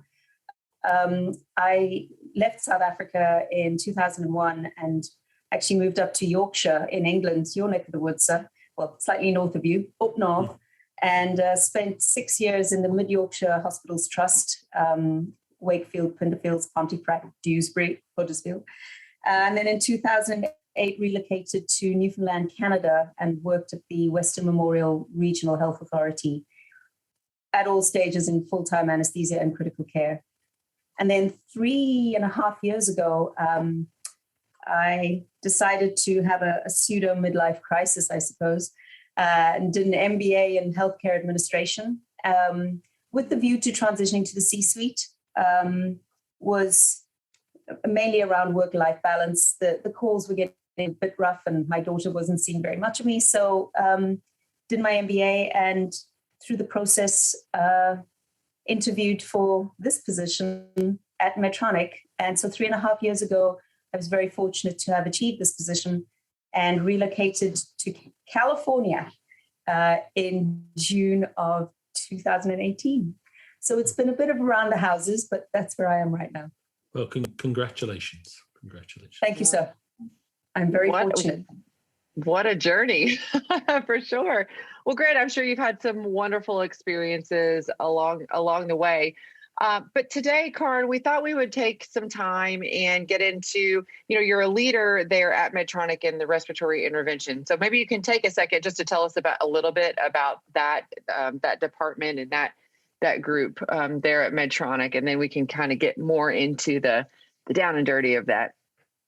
Certainly. So Medtronic is truly a phenomenal organization. Very recently, we underwent a massive reorganization. So our 94,000 plus employees have been restructured into essentially 20 operating units. Think 20 self-contained businesses under the umbrella of Medtronic. The Respiratory Interventions Group is being led by our president, Ariel McTavish, and we report up via Bob White, who leads the Med Surgical Group, up into Jeff Martha, our CEO. And the purpose of the Respiratory Interventions Unit is very simple. It's to basically try and avoid or minimize the impact of the treatment of respiratory failure.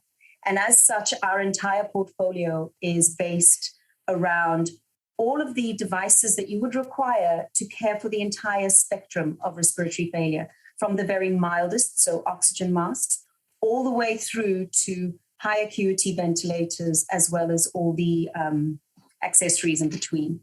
And from my background, being in anesthesia and crit care, I mean, really, the lungs are my thing. So this is really, it's a focus around becoming very much more invested in respiratory care for patients, whether they are at home, whether they're in the emergency department, or whether they're in the ICU.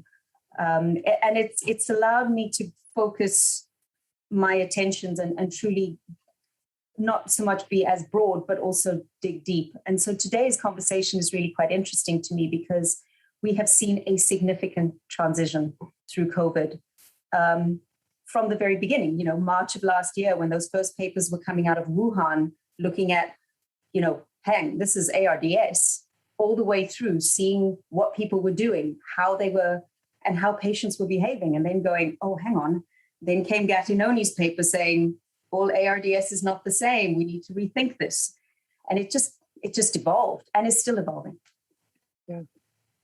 If I could pick up for a second, Sure. Desiree, on some of the things Karen said there. For those folks who don't work in intensive care, I know that people have seen a lot on the television, but I think it'd be fair to say, Karen, that in recent decades, from intensive care sort of made a transition from initially being all about mechanical ventilation to through the sort of where has the ARDS gone? It's gone away as a disease, through to the ventilator's there, it does a job. And now suddenly, bosh, we're right back to acute lung injury, intensive care being the dominant component of it. And as part of that journey, perhaps we have been less interested in some of the innovations and valued them less, but also perhaps we've lost some of our skill sets in getting the most out of the amazing things that modern ventilators can do. I don't know, are you looking at that through the same lens? Very much so. I think, and what you say has come about as a result of a number of things. One, I know globally we have seen, picking up on what you said about who's actually managing patients. I think COVID triggered a wave of attrition. I think the stresses that many clinicians felt in the ICU, not only just, it was an overwhelming number. You know, critical care is supposed to be a few patients who get to be that sick. It almost feels like it was flipped on its head. And it was just this tidal wave of really, really sick people. And then, of course, clinicians got sick, as is inevitable. Folk who were thinking about changing career or retiring did it. And there was a gap. The young came in. There were horrifying stories of people being pulled in, you know, from gastrointestinal and dermatologists were suddenly having to hone up their intubation skills. So that happened, and it left a skill gap. And then we had, with that, a whole lot of young clinicians who were keen to get their, you know, help and get their hands wet. I know in New York, there was a great study out of, I believe it was Columbia, of residents who stepped up and said, accelerate our training so we can get in there and be helpful, and be functional. But they didn't have the experience. So we had a lot of really sick people and possibly not the right number or the right skill set of people to take care of them. So that was one aspect of it. The other aspect is absolutely correct. I think over the last 20 years, ventilation was just, you know, pressure control, volume control. ARDS net threw us on our head and said, blow less, blow more frequently, add more PEEP, flip them on their fronts. And suddenly we did all of the right things and patients started dying like flies. And it was a moment of pause. I think every critical care physician went, something's not going as it should. We're doing the right things. And we were seeing barotrauma and volume, mechanical injury trauma that we weren't expecting. And then I think we started to dig down into the pathophysiology. We started to think about what was actually happening with lungs. There were bad PF ratios, but lung compliance was essentially normal. And, that's when Gagnoni came out and said, look, this is not an homogeneous disease. There is a spread of what is happening to lungs with COVID particularly. And it forced us to then think about how we were treating patients. And then, of course, as is inevitable, the pendulum swung the other way in about July and August. And the headlines here were certainly ventilators kill patients, and we were like, oh, hold the bus, stop, just stop. What's been good about it is that I think it has allowed techniques and technologies that have been around for a while and possibly underutilized and underappreciated to be brought to the forefront. And I'm talking specifically about non-invasive ventilation and high flow. The challenge with both of those obviously was about aerosolization and droplet spread. So there was a moment of what do we have? What do we know about how this works? How is it working? And how do we modify all of that to incorporate safety mechanisms, not only for our clinicians, but for patients' families and other patients who are in the area of care. So I'm just going to pause you for a second, Karen, because we have a very broad audience. So, we're enjoying this quite technical conversation. So a lot of people would have seen the sort of bedside ventilator, the sort of artificial lung, the tube down via the throat, the nose, or a tracheostomy into the lungs, and therefore we give that support.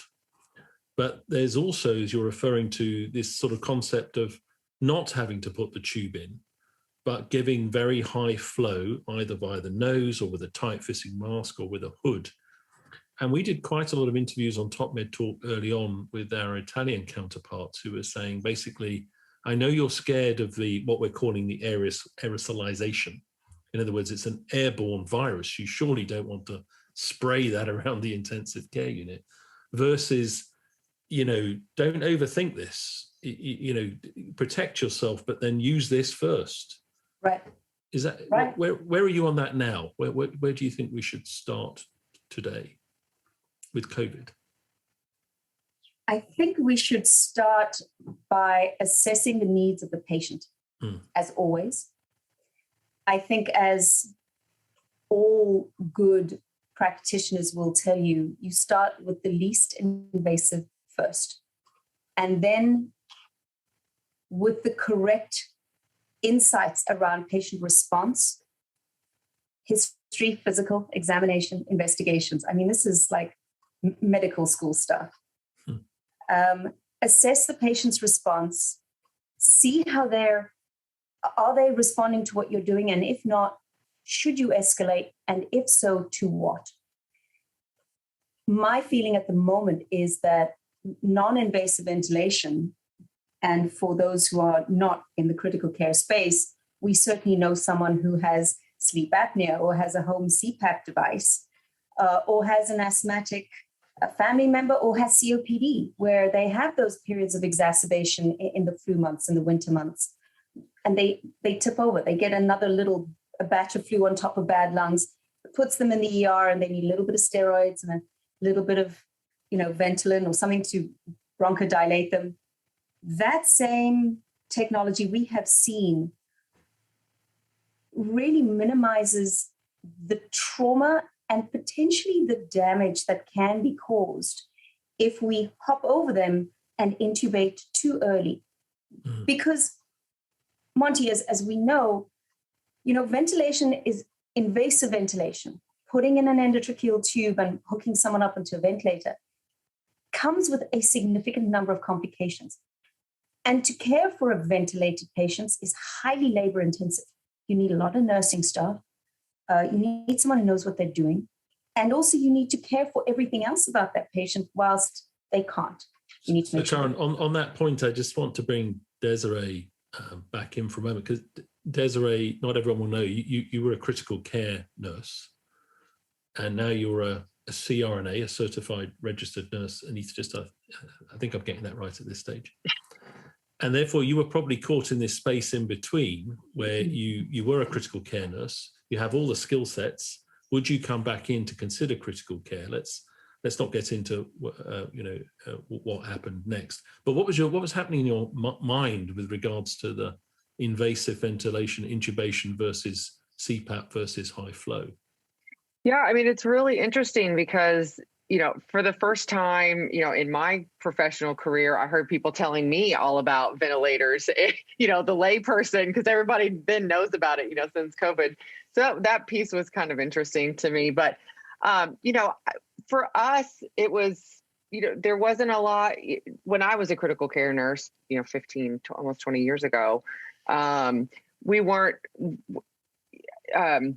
non-invasive wasn't as common as it is now. And so, when we started talking about the transition from, well, maybe we shouldn't be intubating anybody because we did see the deleterious effects of early intubation, the question came up of, we're already exposing ourselves. Is this going to put us at higher risk for exposure to COVID when we are already struggling so much? And so that was actually going to be a question that I had for Karen, was the adoption of some of these non-invasive ventilatory techniques.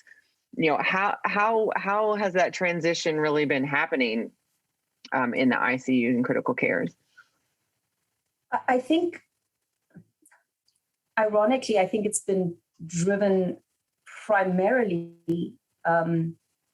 retrospectively looking back at findings from experiences in Europe and in China, that how we ventilated patients was becoming as much of a question as to why we're ventilating them. They're critically ill, they need additional support. They're hypoxic, but they've got good lung compliance.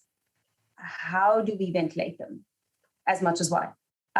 What we're finding is that there is certainly a massive increase in folk reading about it to start off with. High flow oxygen therapy, particularly from the anesthesia perspective, the work that was done with Thrive and apneic ventilation in the UK, what is it now, 10, 12 years ago? Maybe it just feels like that. I know 2020 was 3 years long, definitely. But certainly the work around apneic ventilation and an understanding that if you force, up to 70 liters of a minute of humidified oxygen-enriched air into someone's upper airway, it acts as a reservoir. It entrains CO2. It has an effect of, expanding the lungs. When I explain it to my non-clinician business colleagues and they say, what is this high flow? I'm like, it's the reason your dog hangs out the window and opens its mouth, right? It feels good.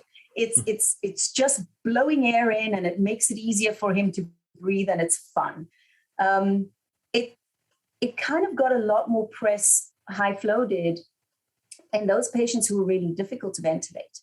The super morbidly obese here in the United States or in areas of care as a temporizing mechanism so that we could find someone appropriate to take care of a patient who had a difficult airway, either difficult anatomy or difficult physiology. That understanding of the physiology that happens with high flow oxygen therapy has really forced us to think about, can this patient do better if we give them a trial of high flow? Previously, it would be low flow, bit of BiPAP or CPAP, some sort of non-invasive mechanism. And then if they fail, it would be catastrophic. They would literally fall off the edge. They would be in extremis, and then it was emergencies. And I think we're making those decisions over a shorter period of time. So our trials of non-invasive or high flow are shorter.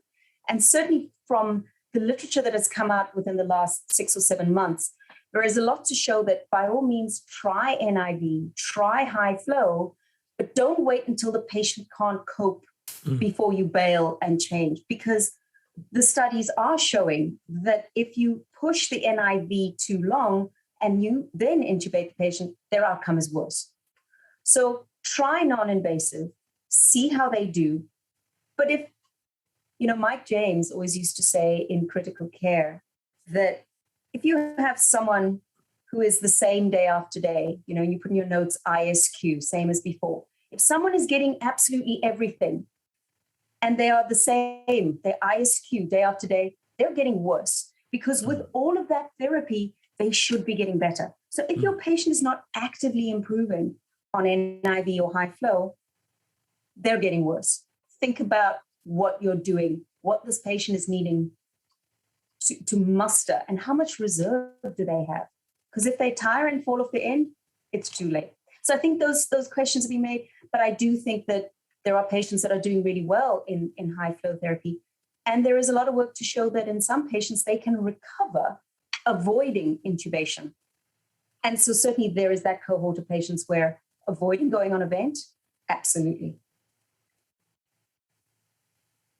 Do we have to worry about exposure more now if we're turning to non-invasive and high flows compared to intubating somebody? Because that to me at the beginning of this was partially reason why we went to intubating so quickly, is to reduce exposure. Right. And I think there is a lot of discussion now. Many of us are sort of like 6 months since we had our vaccine stage. Delta has shown us that you can still get ill and you can still get quite ill, even if you are vaccinated. So I feel, yes, aerosolization is always a concern. That said, I was raised in Cape Town. I was educated in Cape Town, and we have multi-drug resistant TB. We've had tuberculosis forever, I then went to Canada and I looked after patients with SARS. I was working with Doctors Without Borders in Nigeria, looking after patients with Ebola. We have all sorts of dreaded lurgies floating around, and Delta, Lambda, Mu, whatever comes subsequent. We didn't have a real flu season last year because everybody was masked and gloved. I suspect with the wave of opening up, we're going to see a coexistence of a variant, whichever is de rigueur of COVID, plus whatever has emerged from the flu, as well as what else is out there. You know, our kids have been at home. So I think protection and PPE is always going to be paramount in critical care, wherever you are in the world. That is the nature of the patients, and it's also the nature of the contact. As a critical care physician or as a critical care nurse, you land up you're in a petri dish. Yeah. Right? You're with the sickest patients in the hospital, and they're all your patients. You don't have healthy patients. And I think I think we've done that natural experiment now to remind ourselves that the patient who is labeled as sick with COVID, you're almost definitely safer looking after them with all the protection you put in place than the person who's got a slightly dribbly nose in the queue for the coffee, the line for the coffee, that you don't know what they've got. Right. So we've done PPE a lot better now. And I think that was kind of my point of you know, we shouldn't be afraid to go to, you know, the non-invasives earlier, and that shouldn't be a reason why we do that.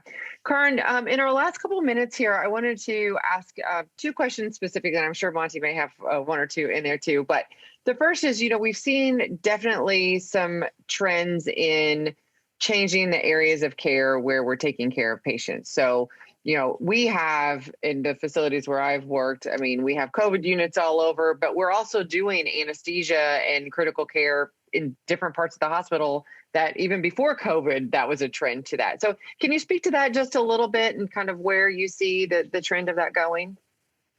Absolutely.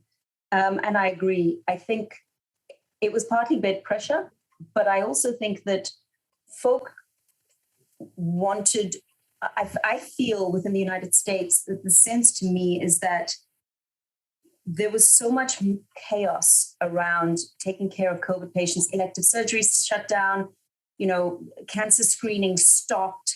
There was a lot that happened. So the desire to almost isolate, it brings back the old TB hospitals or the old days of true isolation wards. I think for those folk who get ill, who have dare I say it, a bog standard heart attack, they want the option to be cared for in a clean critical care space, whatever that might be. So a non-infectious critical care space. And so the push to have those facilities separated out has been explored quite extensively within the United States. We've seen the specialist nursing facilities, the SNFs, as they're called, the long-term care facilities, the LTACs. In other parts of the world, the home ventilatory space. There is really a growth in those areas. And likewise, nursing staff, care teams who didn't want to be subjected to those critically ill patients are saying, I would rather go door to door in the house of someone who is not infectious and take care of them in their home space. Their families will help me take care of them. If they're ambulatory and are willing and have the support structure, this is particularly in the United States, a cheaper, more pleasant, more conducive, and certainly from a morbidity and patient well-being perspective, who wouldn't want to be taken care of outside of a place where you've got a gown that fastens in the back and have, someone else cooking your food? That is definitely increasing, and we're hearing it. We have an entire ambulatory surgical center team within Medtronic exploring how many procedures are being decanted into non-critical care hospitals. So really almost separating out the elective from the infectious ill and the non-infectious ill. I feel that trend is going to continue simply because we have realized through COVID, our supply chain into a hospital, our resources are centered in that ivory tower. And when that ivory tower is diverted to an emergency, everything else gets shut off. Doctors, patients, everybody suffered in the last year. There's been amazing work from the American Society of the ATS. American Thoracic Society? Yes, and the American Surgical and Thoracic Societies, as well as the gastroenterologists, looking at what actually happened? What are we seeing in 5 years because of the year of cancer screening that's been lost? That's preventable disease. So I think that's a continuation of that conversation is how do we and where do we practice medicine? What goes where? Area of care is changing. Sounds like it wouldn't be crazy to go back to the fever hospital idea.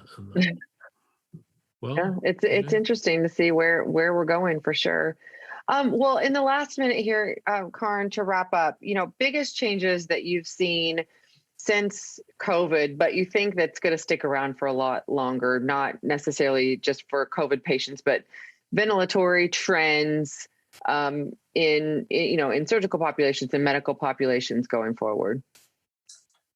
One, non-invasive techniques and interfaces definitely are going to become more important and will remain important. Secondly, as we've just spoken about, areas of care. I think thirdly, not many people knew what an ICU was. Not many people understood what it meant to go onto a ventilator. When Medtronic open sourced our 560 ventilator early on in the pandemic, and we had 90,000 downloads in the first 3 days, and vacuum manufacturers came and said, we make a machine that sucks. Can we turn it around and make it blow? I think folk realize the importance of critical care. There's a newfound respect for those clinicians and the work stresses that they go under. And I think moving forward, I'm hoping that that whole picture is going to equate to folk being more interested and involved in the expensive therapy unit, that part of the hospital where we take care of the sickest of the sick, and the incredible men and women who do that job 24/7. So I think that has been a light that has been switched on globally. I've got one last quick question, Karin. We referred to the ventilators have become very complicated, very capable, to a point whereby it's hard for any clinician, even if you're the most committed clinician to ventilation management, to keep up. Now, I asked this about hemodynamic management and other forms of care. Are we ready to let the computers help? Yes. Thank you. And I say this with confidence because one of the innovations that arose from COVID within our Puritan Bennett brand of ventilators is remote monitoring. And we have remote access. We were actually driving a vent from Carlsbad that was on the East Coast.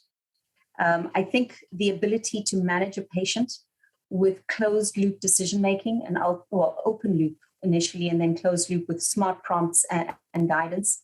The ability of the vent to be integrated to, phone a friend, I think is really going to expand access for that skill set that's missing. The ability to phone a friend and have someone look over your shoulder, see what the patient's parameters are, see what's on the vent, and guide in the management of that patient safely. The ability for one clinician to manage many is no longer just a question of being on the end of the phone. It's actually having a dashboard on your phone. I really feel from an access perspective, as we look towards those parts of the world that have so little, the millions in remote parts of the world, it's going to change how we can treat people without necessarily getting on a plane and going out there. And actually, from an educational perspective, it's really exciting that, I can be the phone a friend that's assisting someone who's in Bangladesh or Botswana or Budapest, to really manage patients appropriately. It's exciting that technology is being incorporated. We need to do it in a way that doesn't scare people, that we're not going to need doctors and nurses anymore. But certainly lessons from ventilation in the early days of COVID have shown us that machines learn faster than we do. And perhaps when patients weren't behaving as we thought they should with their ARDS net protocol, a machine may have said, have you considered? Think about. We're fundamentally quite stuck in our ways. And intensivists are particularly, we're creatures of habit. We go through systematic review. We do that on a daily basis. And when things don't compute, our first thought is not, how much wrong am I? And a machine will do that objectively. And we need to let that happen. Yeah. Well, we do lose that objective lens a little bit. Yes, I was going to say cheers to all of that. You're preaching to the choir too, Karin, on that one. Well, thank you so much for taking time out of, I know you're very busy scheduled to join us here on Top Med Talk. This has been a fabulous conversation. I hope we could have more like this to share, ideas and innovations and things like that coming from Medtronic. Wherever you are in the world, thank you so much for listening and watching. We will be sure to have more wonderful conversations like this throughout the rest of the day on the Top Med Talk stage. It's going to be running for after that for the next 24 hours. And you can always get content, again, like we said earlier, at the Education Hub, the EBPOM Hub at live.ebpom.org. So, Karin, you're wonderful. Thank you so much. Thank you, ma'am. Right. Prof, always good to see you. Take care. Top Med Talk. Top Med Talk on the road in 2024 as we bring you live the latest in evidence-based perioperative medicine. Our anchors, Desiree and Mike, along with other familiar voices, will be speaking to friends, old and new, international events such as the World Congress of Anesthesiologists in Singapore this March, ANZAC Annual Scientific Meeting in Brisbane in May, EBPOM World Congress in London this July, and the ASA Annual Meeting in October in Philadelphia, to bring you the latest updates in research, policy and education. If you can't be with us in person, then make sure you subscribe to Top Med Talk via Spotify, Apple Podcasts, YouTube or wherever you listen. Top Med Talk, making the world healthier through the power of conversation. All right, well, it's day 2, Anesthesiology 2022. Top Med Talk is here in the exhibit hall at booth 2245. It has been a full day of amazing conversations, presentations here at the ASA, the American Society of Anesthesiologists General Meeting. I'm Desiree Chappell. I am your host today, and I'm joined by my co-host, Professor Monty Mylan. Great to be here, Desiree. We just rushed back from a great lunchtime session that we were on the stage for with Professor Mike Scott. Yes, and we're actually going to be catching up with Mike tomorrow. Great. So if you're watching the live stream now, please be sure to join us tomorrow, 9:15, I think is our time with him, Central Time. If you are not, speaking of our live stream, Monty, live.topmedtalk.com. So if you're listening to this right now and didn't know, we are live streaming our entire event this weekend. Every day we have brought all of our conversations out there to the world.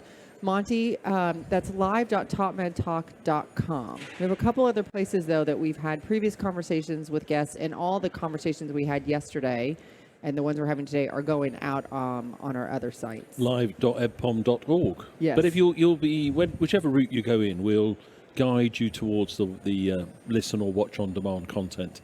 If you just keep a track on the emails that follow up from going into live.topmedtalk.com. Yeah, please be sure to share that with friends. And all of the conversations also are on your favorite podcatcher. So and it's all free. And it's all free, yes. And that really cannot be accomplished. I mean, our mission to keep free medical education for the world is not possible without the generous support of our sponsors.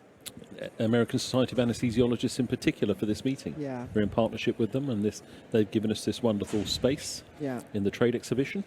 And then we've got our platinum sponsors, Edwards and Medtronic, and a long list of other great sponsors, which we'll get to name check as we go along. Yeah, absolutely. So thank you again for all of that. Keeping free medical education, keeping it free for the world. So, Monty, wonderful guests so far. These chats never disappoint. We have all different types, all different conversations. One of my favorite parts about Top Med Talk and the fact that we keep coming back to anesthesiology meetings, a lot of the same meetings, so we get to catch up with friends from the past. So our next guest is no different. We have Dr. Bernd Stalgel. Bernd, tell us just a little bit more about yourself. Yeah, my name is Bernd Stalgel. I'm a professor of anesthesiology and the vice chair of the Department of Anesthesiology at the University Medical Center in Hamburg in Germany. And my research focus is on perioperative hemodynamic optimization and specifically blood pressure monitoring and optimization. Fantastic. Well, thank you so much for sitting down with us again. Last time we chatted, we were at ESA, the European Society of Anesthesiologists. That is correct, yeah. Yeah, that seemed like yesterday, but so long ago. and if you want to catch up on that, put Bernd's name into our podcast site and you'll be able to get previous conversations. But we'll go over some of the stuff we talked about then again, I'm guessing. Yeah, I was going to say we definitely want to follow up there.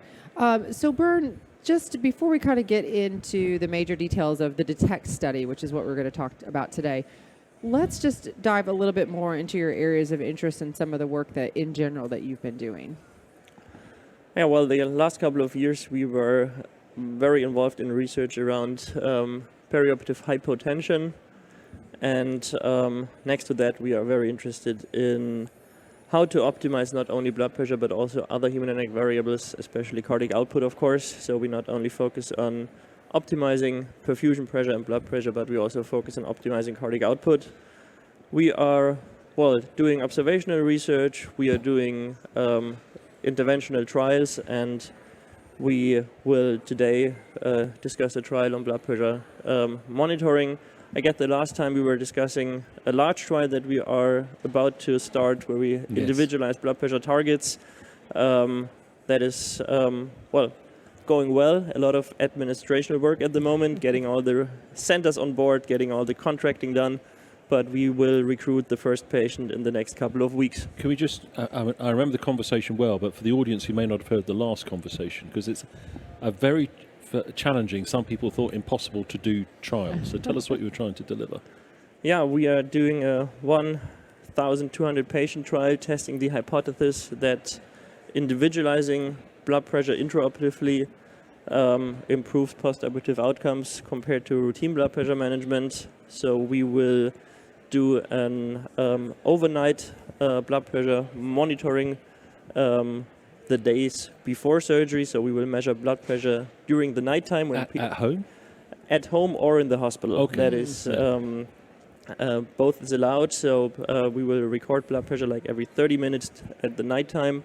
Then we will take the mean nighttime mean arterial pressure as the intraoperative target. The nighttime one was the key component of it. Absolutely. Tell us a bit more about, because I remember you talking about dippers and non-dippers. Yeah. I've been a bit obsessed with that since, because that Very good, my blood pressure's up a little bit, and I think, well, you know. So be a dipper? You should do a 24-hour measurement and check whether you are a dipper.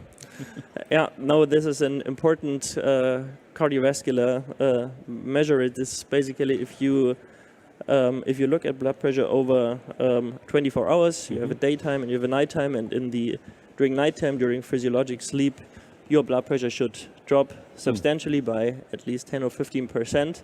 And this is something that is a physiologic good sign.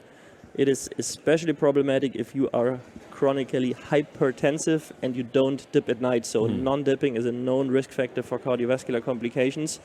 And yeah, we think that the nighttime mean arterial pressure is a reasonable target when we try to individualize our blood pressure target, because, of course, physiologic sleep is not the same as general anesthesia, but still people usually don't wake up in the morning with acute kidney injury, so the individual lower intervention threshold may be relatively well reflected by mean nighttime pressure. And if you want to listen to the fuller details of that from the previous podcast, that was thought to be undeliverable, but you managed it. Yeah, we've done those measurements in, well, almost 1,000 patients now in different pilot trials, and it's first of all, it is manageable from at our end, and patients also don't report like loss of sleep or anything like that. No, absolutely not. Well, it's an established way to assess blood pressure, and it's obviously the gold standard in cardiology if you want to diagnose chronic hypertension. I mean, you lie there initially thinking it's going to keep you awake, and then you fall asleep, and it doesn't wake you up.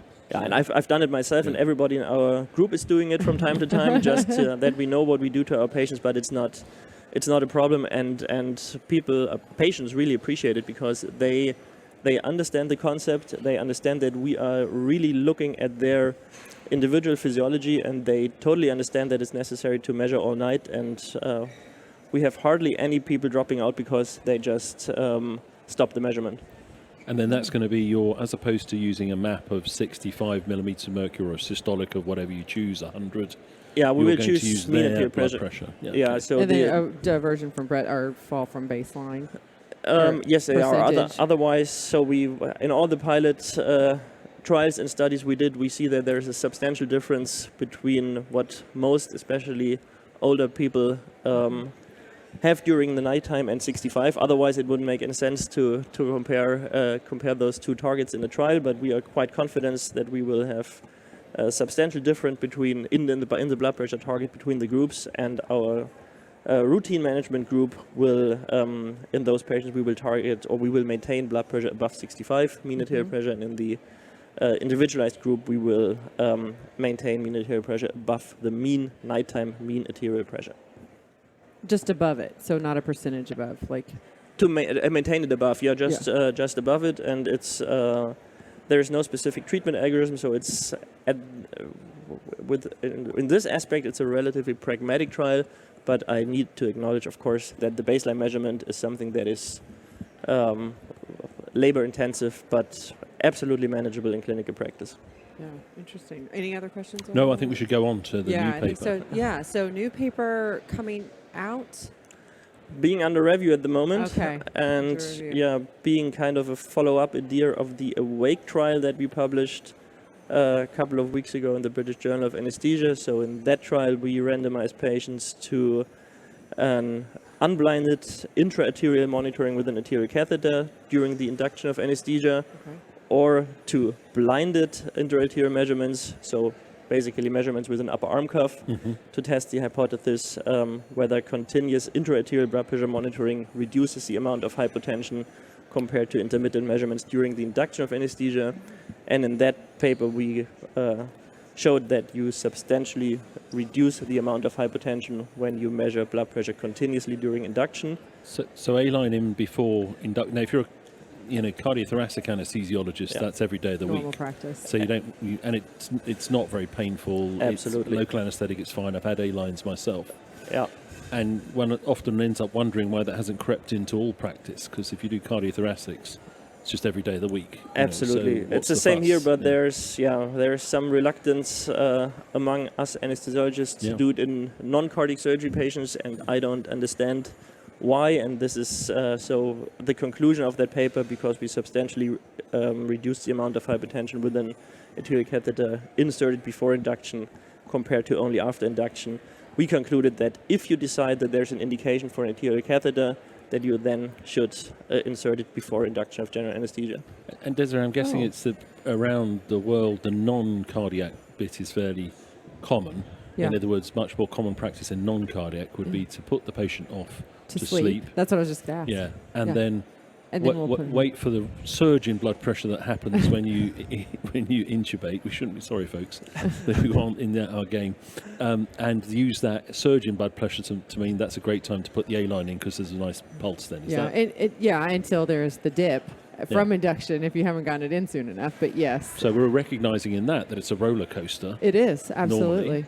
And why wouldn't we keep it, in the beginning, steady? So what did you find? I'm guessing. Well, and in induction of anesthesia is kind of a scheduled event. Event. When the patient will be hypotensive, and therefore it's kind of strange to wait with putting the optimal monitoring device in just after induction. So, this was the AWAKE trial. But of course, after the AWAKE trial, people keep asking me, okay, what do I do in patients who are not monitored with an arterial catheter? As we all know that most of the patients having surgery don't have an arterial catheter.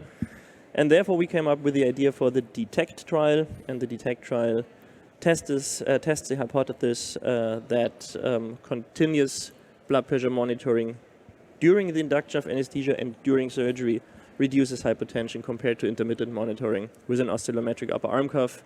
And for continuous monitoring in this study, we used finger sensor device and compared it to the upper arm cuff.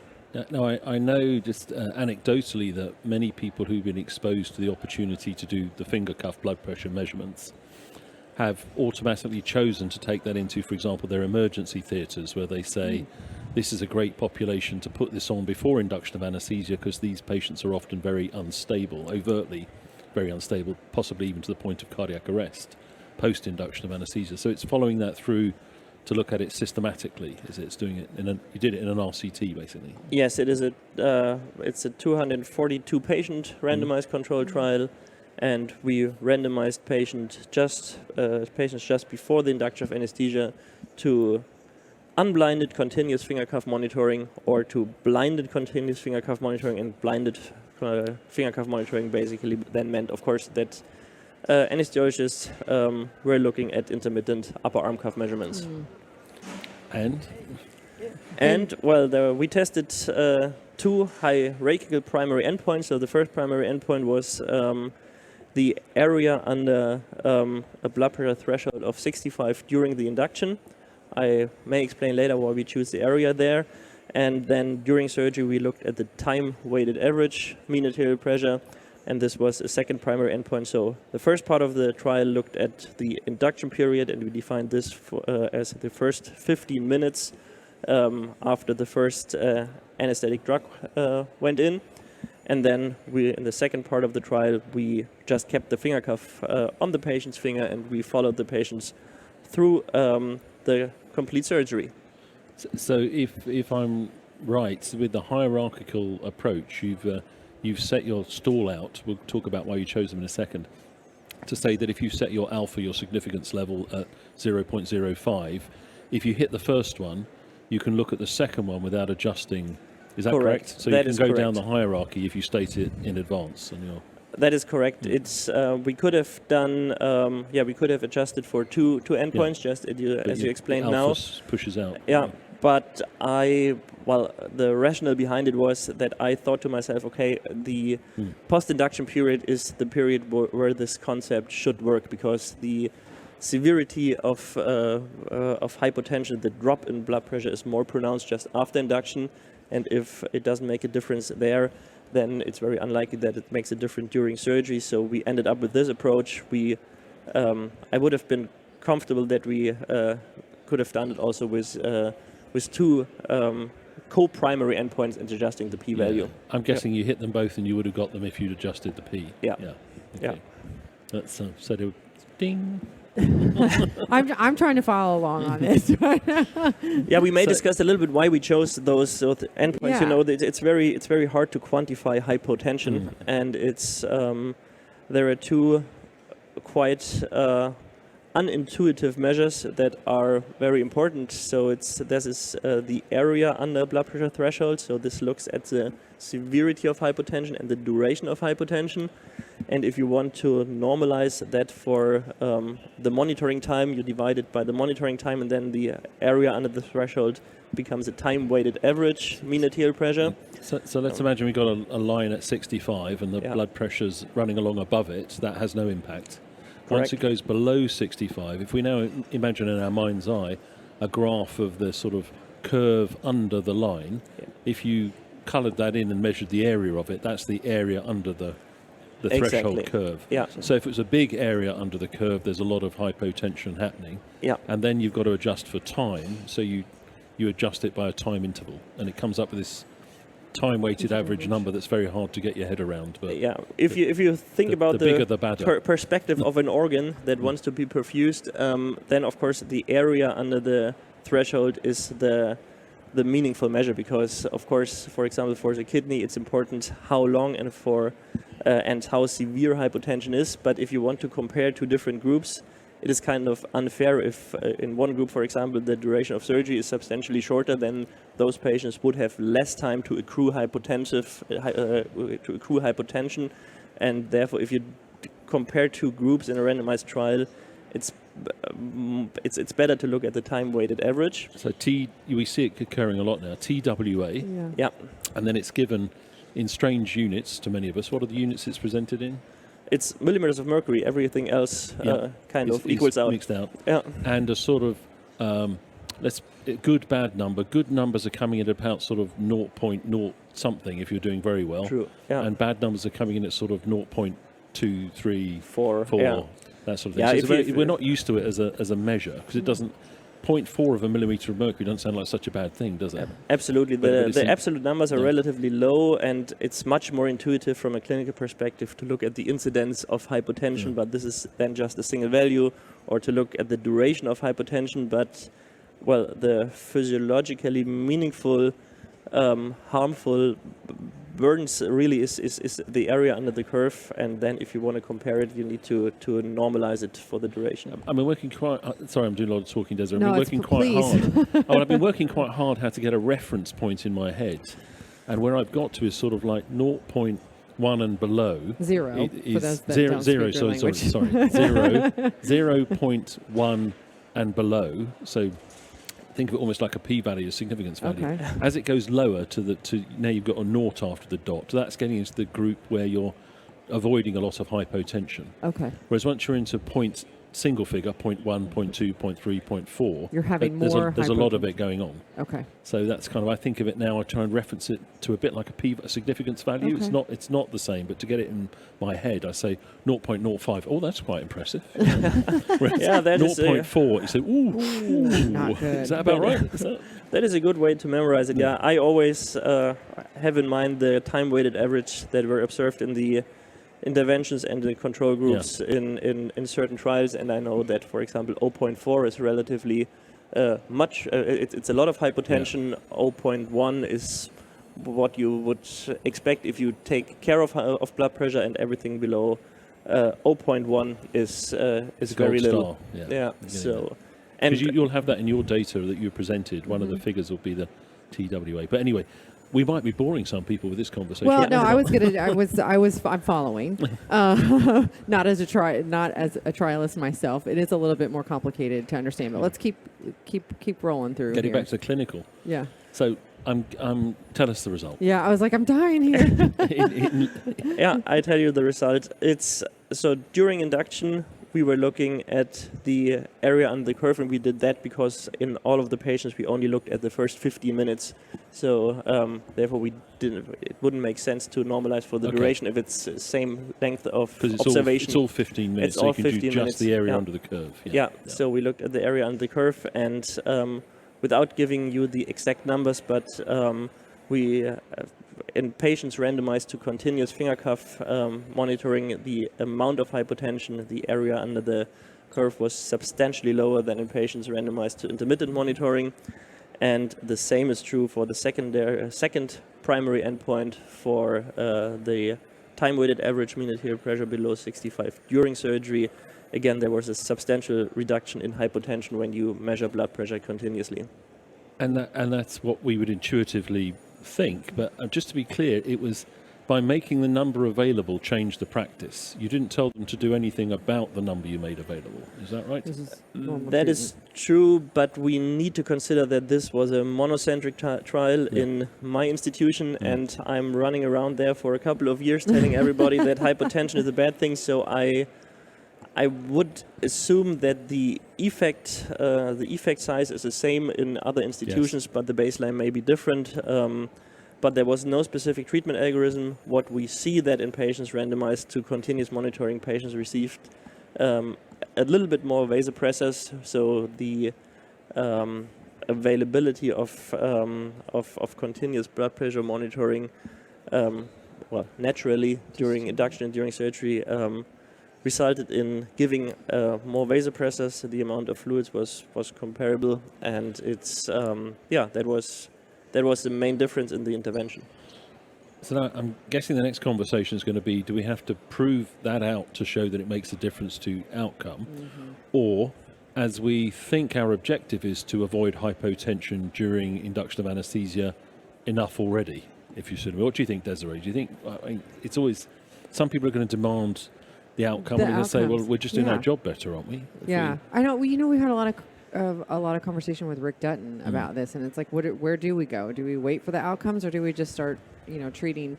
Well, he was suggesting fix and then see if the outcomes come. Fix and then see if the outcomes come. Yeah, and I'm almost with him. I mean, I was always convinced, no, we'd have to show the outcomes. We have to look at that first. But it's a lot now of waiting. It is a lot of waiting, and more getting into the trial that we're working on, or the study that we're working on. I'm really kind of being convinced, like, let's just go ahead and get on with it and see if we can actually learn from our experiencing changing practice and all those things that take a lot of time too. But let's start on that and then look at outcomes. Or a combination of the two. Yeah, could do a wonderful RCT, very carefully controlled, because there's some mechanisms that need understanding. Yeah. And you all could do a real-world evidence evaluation, because we're probably going to want to know that, you might give phenylephrine and make things worse or better. You might, in induction of anesthesia, might be when the little heart attacks are happening. Maybe that would go away. So maybe both at once. Yeah, go at it. Could do it. I'll stand Let's do over it, here Bern. and make clever suggestions. along close lines. You will get on and do the work. Thanks, What do you think, Bern? What are you going to do? Well, as a researcher, I of course would love to do a large randomized controlled trial on that. I need to acknowledge, though, that when we talk about this patient population, patients who are monitored with the finger cuff, those are not particularly high-risk patients, so the incidence of postoperative complications is then lower than when looking at high-risk populations. And considering then the association of hypotension and postoperative outcomes, and that postoperative outcomes are still, there are multiple factors contributing to postoperative outcome. We would really need a lot of patients. So what about, even though it's probably not possibly going to be economically viable as a trial, if you chose the high-risk patients that are going to get an A-line and you bridge them with the finger cuff, so you could do the mechanistic bit and say, I'm going to randomise to a high-risk group that's getting an A-line, non-cardiac, to finger cuff, no finger cuff, and then they both get A-lines. That might be a quicker route. Absolutely. Kind of,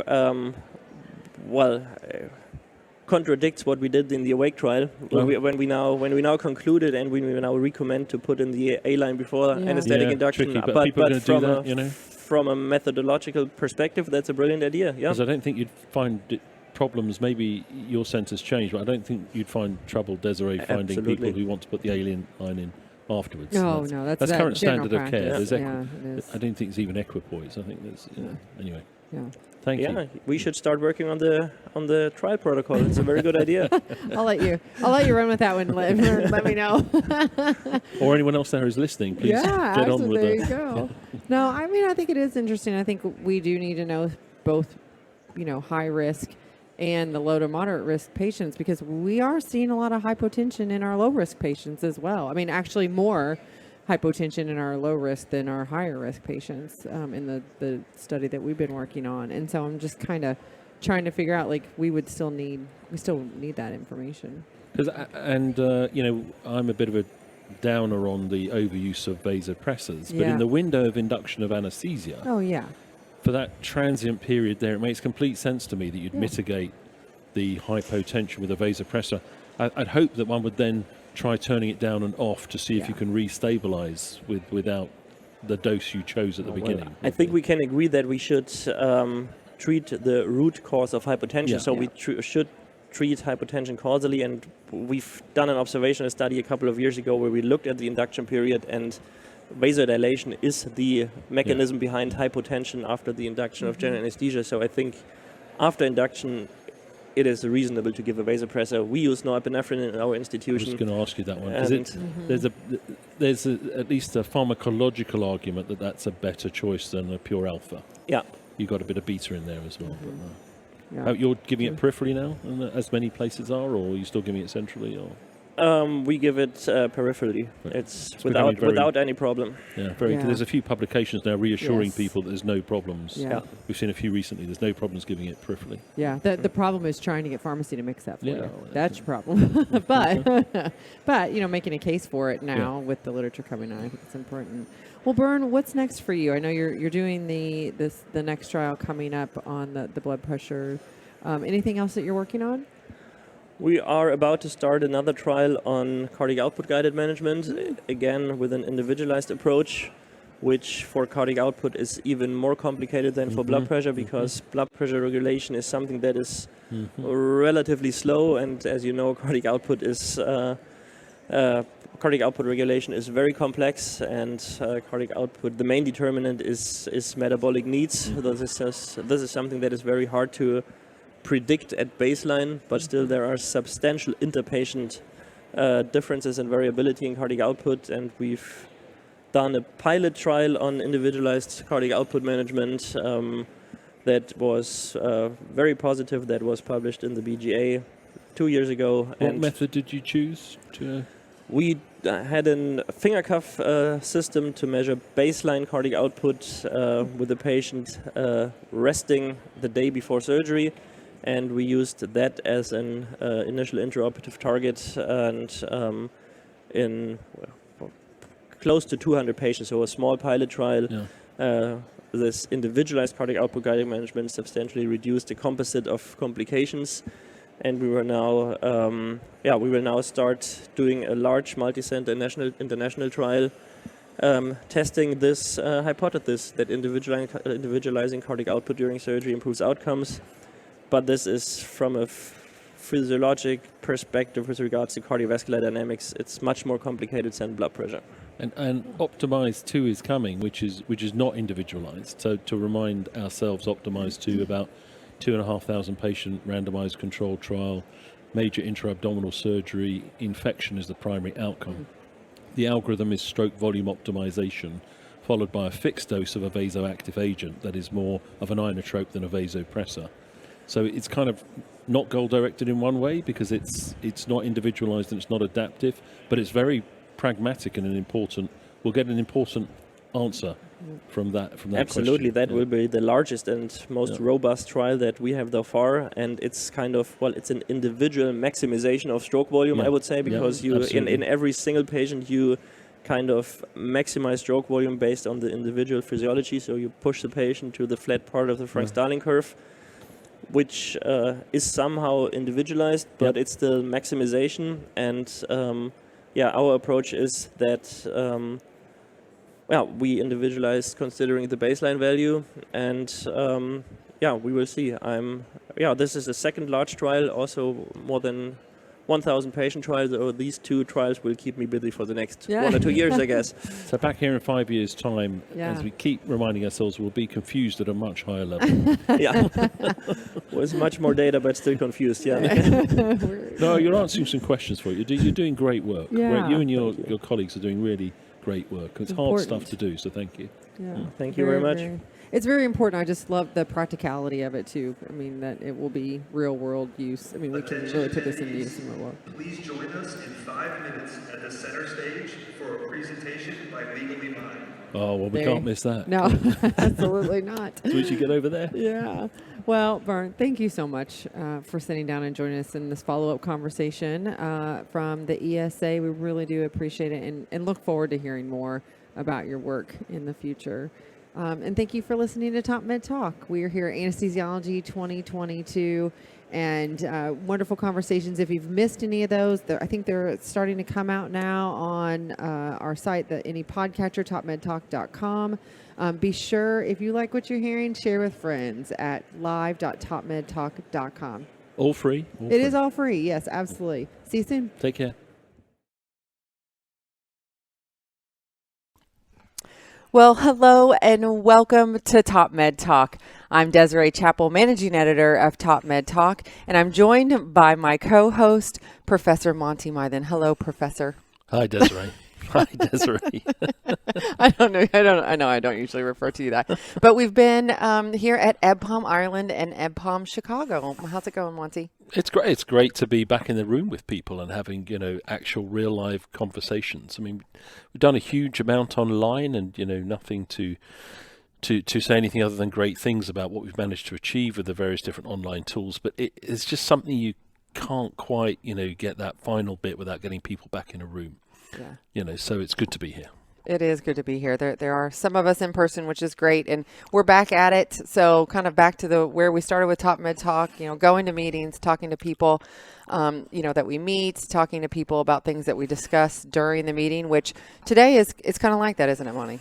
Absolutely. I mean, part of when we started this TopMedTalk journey, it was in anticipation of the world being very different. We wanted to reduce carbon footprint. We wanted to extend the reach. And then people will say, well, you're still doing quite a lot of traveling around. But if you look at the number of flights you've taken out by using this methodology, it's a huge contribution and the reach you have. So, yes, still traveling around, getting back in the room with people, but we're never going back to exactly where we were before. No, definitely not. Well, today, Monty, we are wanting to thank our sponsors, first of all, for helping, to make all of this happen, because it does take a lot. And so we wanted to thank Acacia today for sponsoring our podcast and supporting all the efforts that we really do through TopMedTalk and EBPOM as well. And so we really wanted to continue some conversation that we were having yesterday during EBPOM Ireland, or a couple days ago now, about novel therapies and treatments that, treatments of conditions and things like that really require kind of new ideas and new therapies. So we reached out to Acacia because we'd been hearing in interviews about a few novel therapies. And one of them we heard about was via interviewing TJ Gann, you'll remember, at the European Society of Anesthesiology in Vienna. Gosh, it must be about 2 years ago now. Yeah, 2019. And TG was telling us about new guidelines for PONV, but also spoke, and you can listen to the podcast on TopMedTalk, about a novel antiemetic agent. And as we've referred to in these this series we're recording, that was a real yawn moment, oh, really? Until he explained that actually, if you think about the wonderful antiemetics we use at the moment and how much we've reduced post-operative PONV, it's almost entirely prophylaxis. And once we have used our prophylactic agents, we reach a buffer for the patient who is still nauseated in particular. We don't have that rescue therapy. So we started to learn about amisulpride, which I knew in Europe. I work in intensive care, and there's for occasionally, you see overdoses, for example, or patients with particular conditions. I knew it as an anti-schizophrenia agent. But as we learn the journey of it, amisulpride had every reason why it should work as an antiemetic because of its receptor profile. And as we've been learning in this series, very clever redeployment at much lower dose of amisulpride has brought to us an agent that is now approved not only for prophylaxis, to add to that box we have of prophylactic interventions, but also for treatment. So when we're on the floor seeing those patients post-operatively, as I said, I see them on the surgical high care area. When you've got that patient who's grey and holding a vomit bowl, which happens no matter how hard we try on day 2, 3, we've got something to offer them now. That's what we're going to talk about more today. Yeah, so we've dug into kind of the pharmacology and some of the other specifics about it. Today we really want to talk about, what does it look like in practice? How do we as clinicians use this? And joining us today, we're going to speak about this, is Drew Riddle. He's an associate professor of professional practice and director of clinical education at Texas Christian University School of Nurse Anesthesia in Fort Worth, Texas. He's a CRNA. Drew, thank you so much for joining us. Well, thanks. I appreciate the invitation to be here. It's great to be with you both again. That's right. Well, actually, Drew, you're kind of a fan fave on TopMedTalk because this is not the first time that you've been here, and very popular, and people have loved some of the conversations that we've had on TopMedTalk. But Drew, for people who may have not have heard the conversations we had before, give us just a little bit more about yourself. Sure. So, as you said, Desiree, I am faculty, a professor of anesthesiology at Texas Christian University. I am a practicing CRNA here in the United States. So I've been in clinical practice a little over 20 years, maintain an active practice sort of in a community hospital of a little bit of everything. We do sort of all comers, but we're not necessarily specializing in one particular area or one particular area of expertise.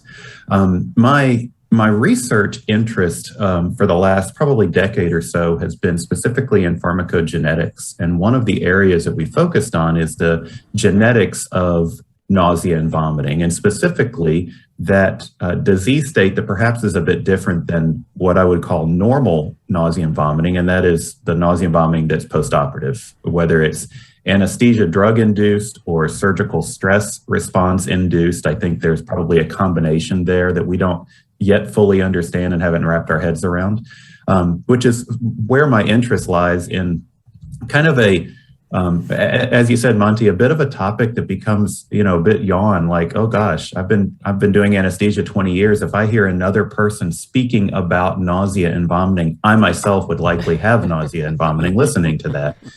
But the reality is we're not there yet. We don't have the magic treatment, the one drug or intervention that prevents it or treats it in 100% of our patients. So a little bit more about my background. I also have the honor of co-chairing the Cochrane U.S. network, the Cochrane Collaboration and International Evidence-Based Medicine, Evidence-Based Practice Organization, and we've re-envisioned what Cochrane looks like in the U.S. So I work with colleagues all across the U.S. In evidence-based practice, which has really stretched me a bit because my very singularly focused world has been perioperative medicine for years. And now it's making me really get out of my bubble, which has been humbling and also very interesting to see some of the other, I didn't know if anyone else knew, but there's other problems in healthcare besides just anesthesia. Who knew? But I've learned a lot about it. It's been great.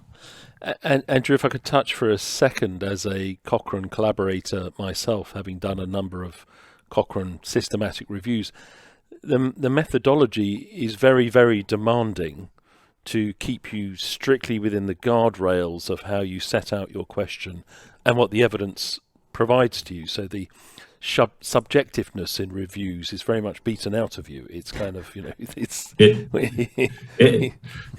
that's a really good way to put it. I think beaten out of you is a very strong way. Having myself publish multiple reviews, it really is. I know this isn't a talk about Cochrane, but I guess can't not put a plug in that, Cochrane evidence is robust, it is rigorous, and it is to the extent possible unbiased. And so it really does help culminate together all of the evidence around a particular topic or question in as unbiased a way as possible. There's always going to be biases in health related research, of course, but to the extent possible, I think you're right. It really, the rigor and the methodology really causes it to be as true as possible, I suppose, is a good way to phrase it. Yeah. Well, Drew, so the series that we're doing on amisulpride, I want to talk to you about it from the lens of, a provider, a clinician on the ground utilizing it. Sure. So I guess the first question, though, that I have for you is, do you think, and this is probably, obviously biased, but do you think that clinicians, anesthesia providers, CRNAs, anesthesiologists really understand the problem with, or that there is still a problem with post-op nausea and vomiting? That's a $1 million question, and I think the short answer is no. Yeah. The longer answer is we have our bias as well in clinical practice, and that bias looks like this to most of us clinically. I do a pretty good job at providing an anesthetic. I do a fairly decent job at stratifying risk, at looking at those factors that contribute to my patient's risk, whether it's for post-op nausea and vomiting or cardiopulmonary events or the like. And in some way to insinuate that I am not doing the very, very best job possible, and my patients have even a tinge, which, as we know, is an official dose or measure of anything, a tinge, a skosh of nausea and vomiting, it kind of comes across as a bit insulting. The reality is we know the data don't lie, and that is even in high risk patients, those that we do everything possible preoperatively to prevent or prophylax them against having nausea and vomiting postoperatively. Anywhere between 20 and 30% of those patients will continue to have PONV. And so the reality is, in the best case scenario, we're getting about 70% efficacy with what we're doing most days, but 3 out of 10 roughly are not getting the best possible outcome. And just looking at some of the data worldwide, and then actually we can drill down, and where I practice in the state of Texas and the U.S., it's the number one reason patients return to hospital post-discharge, especially those patients that are outpatient surgery, whether they've gone to a freestanding surgical facility or come to a community hospital or a tertiary care center, but had an outpatient procedure, were sent home, get home. It's not pain. It's not wound dehiscence. It's not bleeding. It's not surgical complications. It's the fact that they have really poorly controlled nausea and vomiting, and then they come back in. And we know what then that looks like. The patients don't like it. Certainly the healthcare system is overwhelmed already with all of the other things we're dealing with in today's environment. And then we have this person who had a laparoscopic cholecystectomy this morning who comes back with nausea and vomiting that's poorly controlled and requires intervention. And Drew, I think you mentioned earlier about the genetics of nausea and vomiting, right? Because, you know, we're not there yet. We might be there in the future about looking at those genetics and genetically profiling people beyond risk rating. I right. personally get really bad motion sickness. You know, I happen to be an enthusiastic sailor. So I've learned how to manage and mitigate my motion sickness. But once I go over, I'm a complete mess. You know, it hits me really hard. Whereas other people don't understand what you're talking about. They say, you know, it doesn't bother me at all. And I think Desiree, you sometimes. Same. So I presume part of that's genes. Right. I think it certainly is. Part of it is genes. And some of the work we did, we studied some of the 5-HT3 serotonin receptor genetics, and essentially the morphology, the shape of the serotonin receptor is quite different. It varies across the population. And there's actually a subset of individuals in the world that do not possess the appropriate genetic makeup to have any responsiveness of that serotonin receptor, specifically the 5-HT3, that subset, which is, of course, where all of our sort of mainstay antiemetic drugs like ondansetron and the like work. And so it would make sense. And we've shown that, you know, through the data, that there's a subset of patients in whom ondansetron and sort of the normal therapeutics are either not effective at all or certainly less efficacious than we would see. We would be led to believe by sort of the efficacy data. And it's certainly beyond just the serotonin receptor. Of course, there's more genetics to it. You know, Monty, it's a great point. I don't know in my career or lifetime, but it would be really fascinating to see an entire genetic-based perioperative episode where clinical decisions about all pharmacology, whether it's turning on or not turning on a volatile anesthetic, or a choice of induction agent, or the exposure to or not exposing patients to opioids, and can we really fine tune and get to the outcome that we all hope for, but unfortunately, you know, quite rarely actually meet. But in the interim, our challenge is right on that follow-up ward round. I said, you know, if you work mainly in the operating room, you drop your patient off, they look great, and you may have been very successful in short-term mitigation of post-operative nausea and vomiting. But those of us who do follow-up ward rounds or work as I do in a high-care surgical environment, those patients have had a fantastic job done for them, and yet there's still the person who's grey and not quite right, and you're seeking for something to help them. And I think that's what, I mean, you've had experience now of using this compound as a rescue antiemetic, is that correct? That absolutely. And really that's where it is, in the US context at least, it is indicated, amisulpride is indicated both for prevention and for rescue. And in my clinical practice, I can get to close to a 70-ish% efficacy with, you know, reasonably well documented high safety profile, quite frankly, reasonably inexpensive drugs. And so it's that 30% or so of the patients that look exactly like that. And when we think what that looks like clinically, and why, Desiree, to your initial question of do anesthesia providers, do anesthesiologists and CRNAs and the like realize or believe, if you will, that their patients have nausea and vomiting in a very fast turnover in which we've all been. Yeah. You drop them off, and in the 2.5 minutes of handover from you to the receiving nurse in the postoperative care unit, well, they didn't have nausea or vomiting then, so they must not have it. We know that the data suggest, and we see this as we follow on our patients as they go down the continuum, that it's in that first 2-hour mark that the nausea and vomiting tends to peak. And so while it may not be in the first 2.5 minutes, in that first 2 to 4 hours is when we tend to see it the highest. And then there's another sort of peak beyond that, especially on those patients that go home. Once they're out of the hospital, they're sitting in the car driving, well, hopefully they're not driving, riding in the car, going down the road, that some of that nausea and vomiting related to motion sickness, to the vestibular system that gets activated. And then we see yet another peak of post-op nausea and vomiting. And so it's happening. And we really, up until today or recently with the release of amisulpride, we've had no really good evidence-based treatments. And so, comparing that to ERAS and enhanced recovery, and Monty, I know that's been a mainstay of your career for quite some time.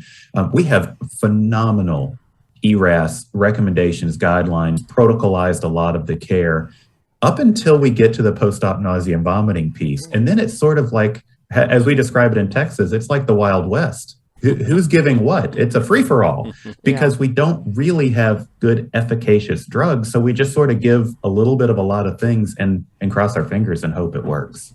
Well, Drew, I was just curious, I mean, as someone who works in an anesthesia care setting, I mean, I turn them and burn them, right? Do my cases. And usually if there's anything happening afterwards, the anesthesiologist gets called, or there's an order set that someone follows. So to walk us through what's traditionally being given right now as rescue, what do we have in our armament at this time, and why is that not working for us? Yeah, well, mid-2020, a set of guidelines to which you referred at the onset was published. And I don't know if anyone else remembers 2020. I don't. Most of 2020 was focused on protecting myself and my patients from COVID. And guidelines, what do you mean? There was other literature published on anything aside from COVID. And so the timing was serendipitous, but TJ Gann and his group really did publish the consensus guidelines that say in the first 6 hours post-operatively, we should not be trying to treat our patients with an antiemetic from the same class that they've already received. And so what it typically looks like, at least in the US context, and my very sort of focused and I'm in a care team model as well, Desiree, and experience something very similar, is typically post-op order sets say things like, if the patient has nausea or vomiting, repeat a dose of, and then it's a fill in the blank, ondansetron, dexamethasone. If that fails, IV promethazine, compazine, haloperidol, and then it gets into just crazy kinds of things. And you think, well, I've never thought or used that drug at all in my life as an antiemetic. And someone said, well, it worked once, so we'll try it again. Yeah, no, and that's always the crux of the issue. And they start throwing the kitchen sink at it, and just doesn't really get any better. So, what are some of the shortcomings that we've had? I know for me as an anesthesia provider, and really as a critical care nurse as well, one of the last drugs I ever want to give is IV promethazine, and just for the sedation factor and for some of the other side effects, I just feel like it's not the best choice for my patients. And so, what are your thoughts? Yeah, you hit the nail on the head. There's none of us that want our patient. We like our patients, but we don't want them there any longer than they have to be there. Right. So we want them to, the throughput aspect of healthcare, regardless of the system, is critical. And so anything that causes an untoward side effect, and typically when we think of sort of the mainstay of antiemetics, almost everything we give causes sedation, sometimes profoundly sedated. And I say this all the time, having myself also been a critical care nurse, typically worked nights before I went back to CRNA school. 25 milligrams of IV promethazine will get you through a very difficult night shift with a very uncooperative patient. So we were at times exploiting the side effects of the drug, not using it as an antiemetic, but perhaps as a sedative, knowing that that's the side effect. But in the peri-op environment, there's none of us that would say, well, gosh, I really hope my patient stays an extra 4 hours beyond which they should. And, nausea and vomiting, every one of us have experienced it, unfortunately. And there is nothing, in my opinion, there is nothing worse than feeling nauseated or actively. It's a fun thing to talk about, vomiting and retching.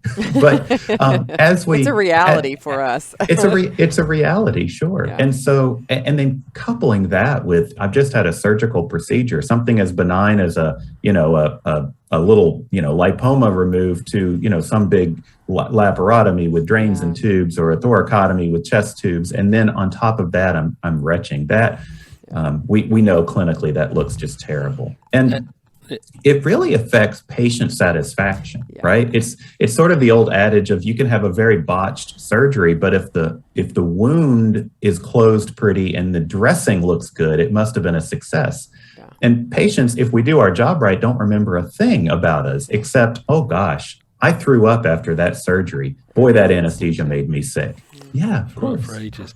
Andrew, as you were saying, in this day where we're hoping for universal adoption of enhanced recovery principles, that immediate post-operative drinking, eating, mobilizing, living the dream, contributes. That trilogy in itself contributes to anti-emesis and anti-nausea, because if anything, different to how we thought in the past, getting something into your GI tract actually can help calm things down. But as you say, what you don't see in the pathways, I haven't seen them yet, is what happens when you deviate. Yeah. Because it's not, no one's got 100% drink, eat, mobilize rates. No one. No. So there's always, someone's dropped off a little bit, and when they do, again, anecdotes, it tends to be things like postural hypotension if they're in a high care environment, and things like nausea that might be related to their postural hypotension. But therefore we're into, how do we get that person back on track? Yeah. Right. Well, it gives us an idea of what the actual issue is too. So I mean, to know that they're not drinking and eating or moving, it's because they're having post-op nausea and vomiting. Why is that? Is it because of the hypotension? Is it because they can't take the oral narcotics on an empty stomach, and we've been doing that? And so I love the idea of using that to kind of explore a little bit more. And then I think, to the point of using different medications to treat the reason, or different therapies and treatments for the things that we're doing, we can be more specific on that. Well, Drew, here in kind of the final bit of this, please just walk us through, what does it look like to use this medication? For me, I'm always interested whenever we're talking about new things that I haven't seen in practice before. It's kind of like, what's your experience? Like, is it the aha moment? Because I know I've come across some medications I use and I'm like, oh my gosh, this is insane. Or, the verdict's still out on it. Well, I will tell you that it has been an aha moment for me in my practice. And that is, up until this point, we've all sort of stood toe to toe with a patient who is gray and green and various shades between, with the vomit bucket in their hand, looking at you like, please help me. I need something. And a lot of the something we could use was less than efficacious, or I'm going to give you something and you're going to camp out with us now for the next 4 or 5 hours. And what this looks like is it's a 10 milligram dose for rescue. It comes as one little vial. I love it because you don't have to reconstitute it. You don't have to mix it. You don't have to infuse it. You pop off the cap, you draw it up, and you give it IV push. And sometimes before you've finished administering the full dose of medication, you can begin to see that relief in your patient's face, that moment of, oh, wow, I feel so much better. Wow. And within minutes, typically, if the reason why the patient was not ready to go was because of their nausea, in other words, their pain is well controlled, they're not bleeding, everything else, all the boxes have been checked. Within 5 minutes, they look at you and say, may I please leave? I feel great. Can I go home? And to have an antiemetic that gives us the ability to treat nausea without the sedating side effects. I mean, I've never had a patient after a dose of IV promethazine say, I feel great and can I go home? It's, I feel great, may I have a pillow? Yeah. Right? So there's a big difference. And it is sort of an aha moment, because up until now, at least in my 20-something years of being in healthcare, I've not really had a great rescue drug that doesn't cause the untoward side effects. So we're seeing in our system the bit that we've adopted, and we've not been users forever and ever. It's only been FDA approved less than a year in the US, or a little over a year, I guess, now in the US. And we were not early adopters, but now that we've seen it and had it, we're shaving 30 to 45 minutes off of every recovery room admission in those patients that had nausea and vomiting. So, that speaks volumes as well. Patients don't want to leave if they're not ready to leave. And we've all tried to force people out the door. Right? You really can go, sir. I promise you're going to be okay. And these are folks saying, I feel great. I'm ready to go home.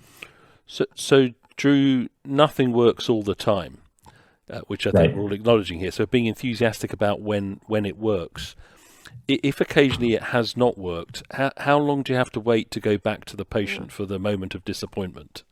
If you sort of mean, I don't accentuate the negative, but did you check after 15 minutes, and if it hasn't worked after 15, it's not going to work? Or so the data is sort of all over the place, and when I say all over the place, it's anecdotal and it's sort of word of mouth. In my experience, if it has not worked, it's not worked within that first 15 to 30 minutes, But what's been interesting in those cases that I would call it didn't work. We didn't get complete resolution of the nausea, but we got the nausea. If we think of there's vomiting and nausea scales, but something as simple as a visual analog scale on a 0 to 10, their nausea was 9 or 10, and I've perhaps been able to reduce it to a tolerable 3 or 4. And to your point, Monty, maybe that nausea was the reason why that patient was unable to drink, right? And so their nausea is better controlled. They get a little something in their gut, and all of a sudden then their nausea becomes either too non-existent or tolerable to the point where I could live with a little of this. I just had a major surgery, and this is certainly reasonable. So we've also seen it without complete resolution, but that bridge to drinking, being able to, nobody wants to get up and walk around if they're nauseated. So we get them mobilizing a little bit earlier. So that's really helpful as we start to use it. The second question I have is, every drug has a long list of potential side effects. That's universal with drugs, the package insert. Right. And with something that's been around before at a much higher dose as an anti-schizophrenia drug and other uses, there's going to be quite a scary list of things that it could cause, including the inevitable QT lengthening, the risk of torsade de pointes if you end up with an overdose, etc. But we're hearing that this is at such a low dose that although those adverse events will still be cited there, and we should be mindful and watch out from them, have you seen any adverse events yet? No, in my practice, I've seen 0. Now they're coming, of course, right? To say absolutes in healthcare is a misnomer. There's never 0 or 100%. But you're exactly right. I mean, the dose is orally 1,600 milligrams orally of this drug. We're giving 10.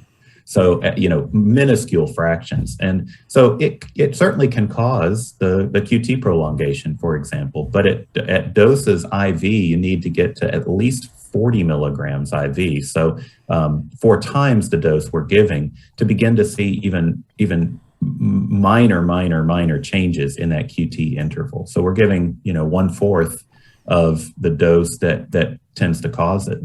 The side effect that's reported most frequently is apparently it's a little uncomfortable when you give it in the IV. It can burn. Okay. I've never seen that.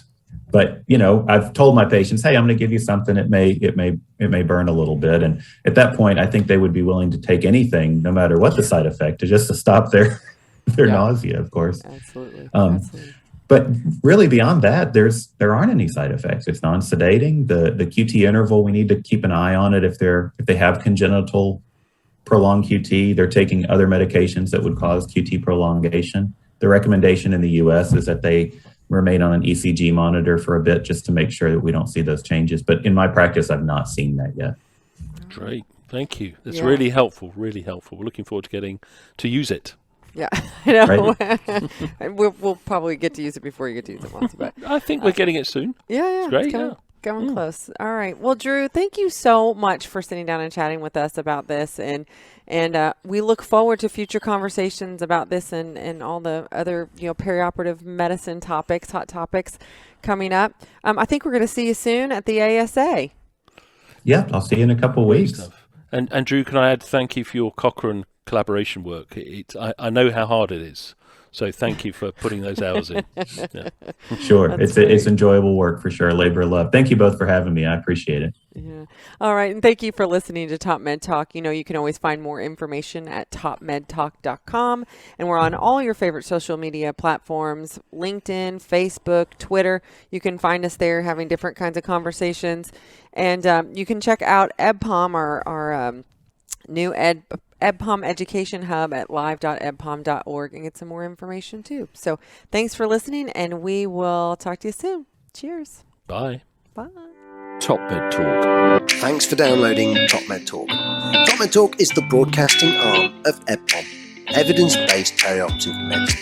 We covered many perioperative medicine and anaesthesia live events and conferences. We produced audio talks from some of the most interesting speakers in the field of evidence-based perioperative medicine, and we also provided you with exclusive interviews and behind-the-scenes access to some of the key opinion leaders and thinkers in medicine. That's not to mention occasional exclusive news releases, hard-hitting debates, and the friendly charm of your favourite presenters, Desiree, Monty, Sol, Mike, and Don't forget to subscribe via your podcatcher. Don't forget to check us out on social media. We're on Twitter, Facebook, LinkedIn, and YouTube.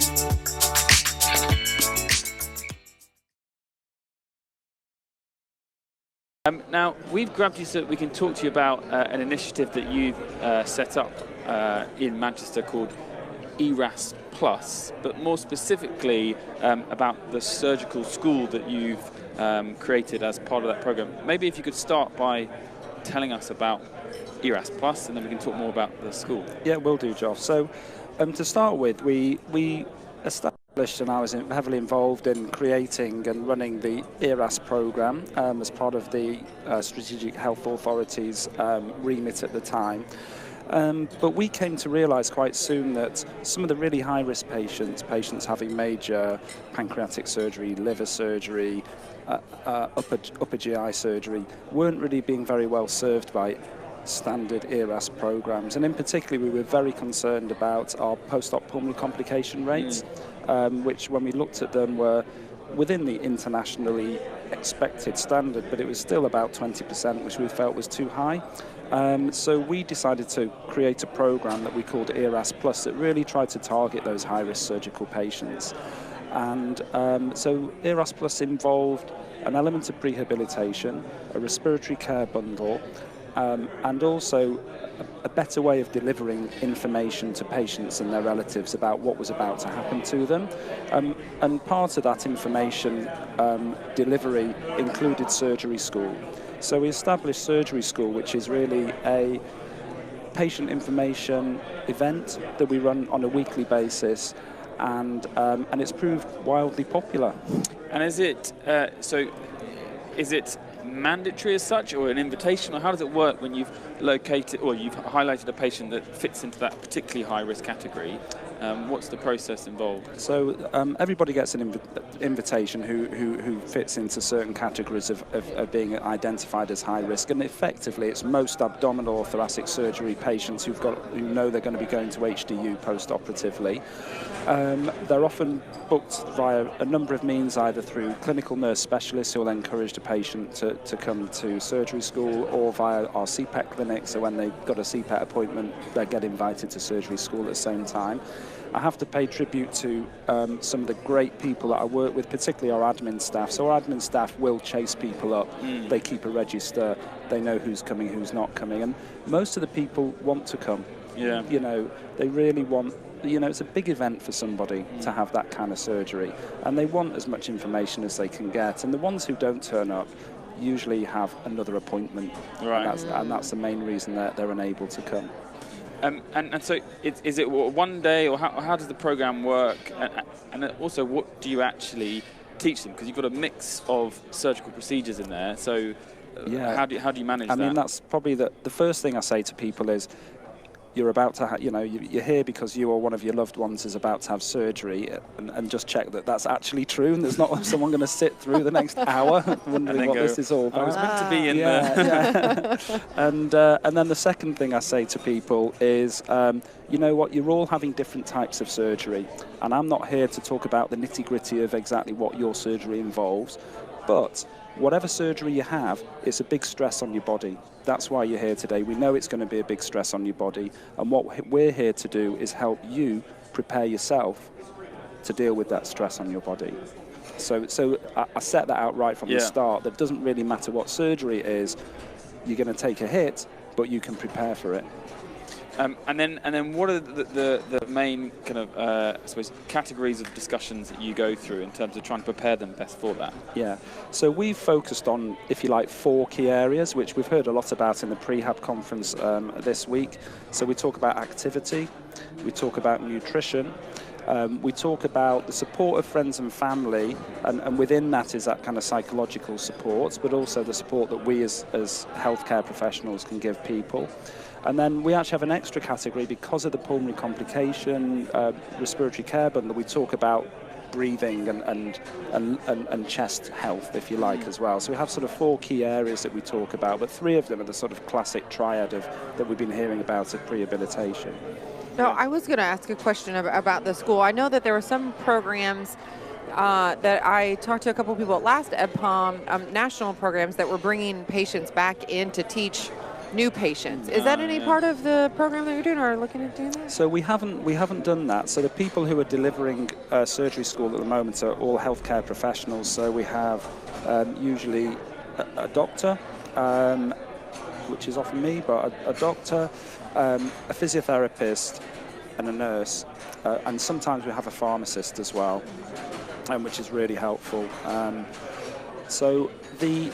In terms of getting another patient back in, I think that would be a great idea. We do have some videos of patients talking about their experiences, and we signpost people to those YouTube videos. Yeah, I think it would be possible to do that, and it's something we could look into. I mean, already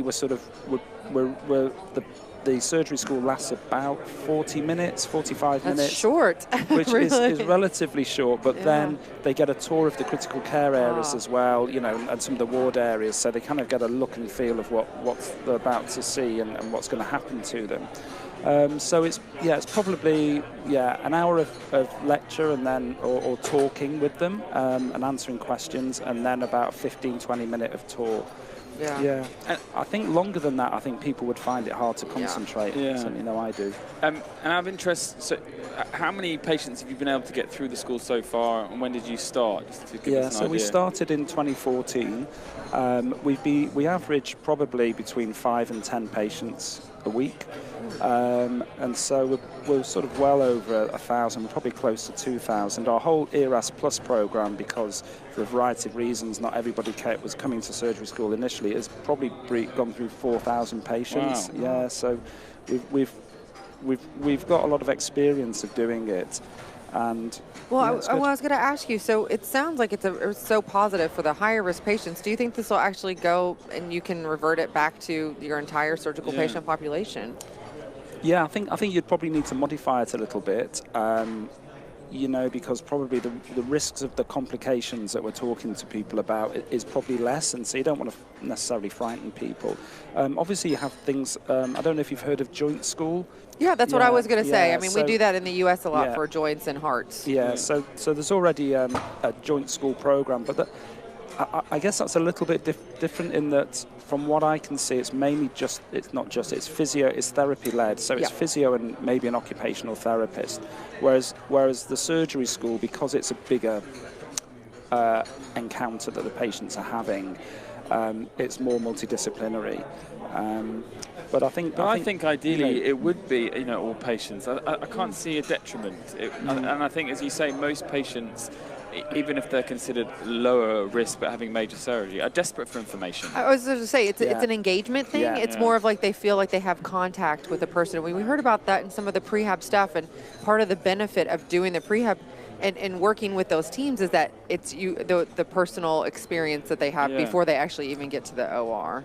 So I don't know. Yeah, I think it's you a could lot of probably resources. do it in a more but I think because it's maybe lower risk surgery, you could do it in a more cost-effective way, because it could be like it could be a nurse and a therapist. You don't need to have someone like me in the room talking about pulmonary complications for people who are quite low risk of them. One of the hospitals that I've talked to in the U.S., actually several, they have patient-led prehab surgery meetings or surgery school. Right. And so it's actually all led by ex-patients who just really want to be involved and saw the benefit of enhanced recovery. Yeah, give them the information they think is relevant for them without probably the medicalization of it. Yeah, and I mean, you can tell the pertinent points, Yeah, you know, that you have to hit, and have a nurse or even a, you know, not even a nurse, a medical assistant or whatever, go over those kind of things. But again, it's reaching those patients and giving them a touch before they actually get to the hospital. But it's wonderful what you guys are doing with the high-risk patients. And so do you have feedback from those patients about how their experience has been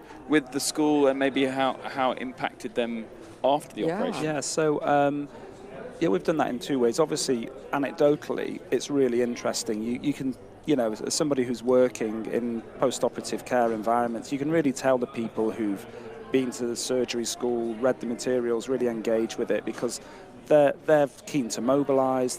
We use incentive spirometers, but they really know what they're doing with the incentive spirometers, and they know what their baseline was and where they want to get to. So you can really tell the difference between those who've been to surgery school and those who've just either slipped through the system or even worse come through as sort of urgent cases without really being prepared at all.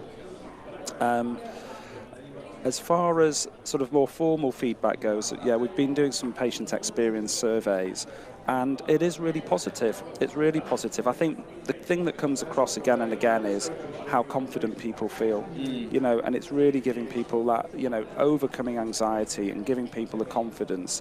And that's for a variety of reasons. You know, they get to meet these people and see how they're going to be looked after, which is a positive thing.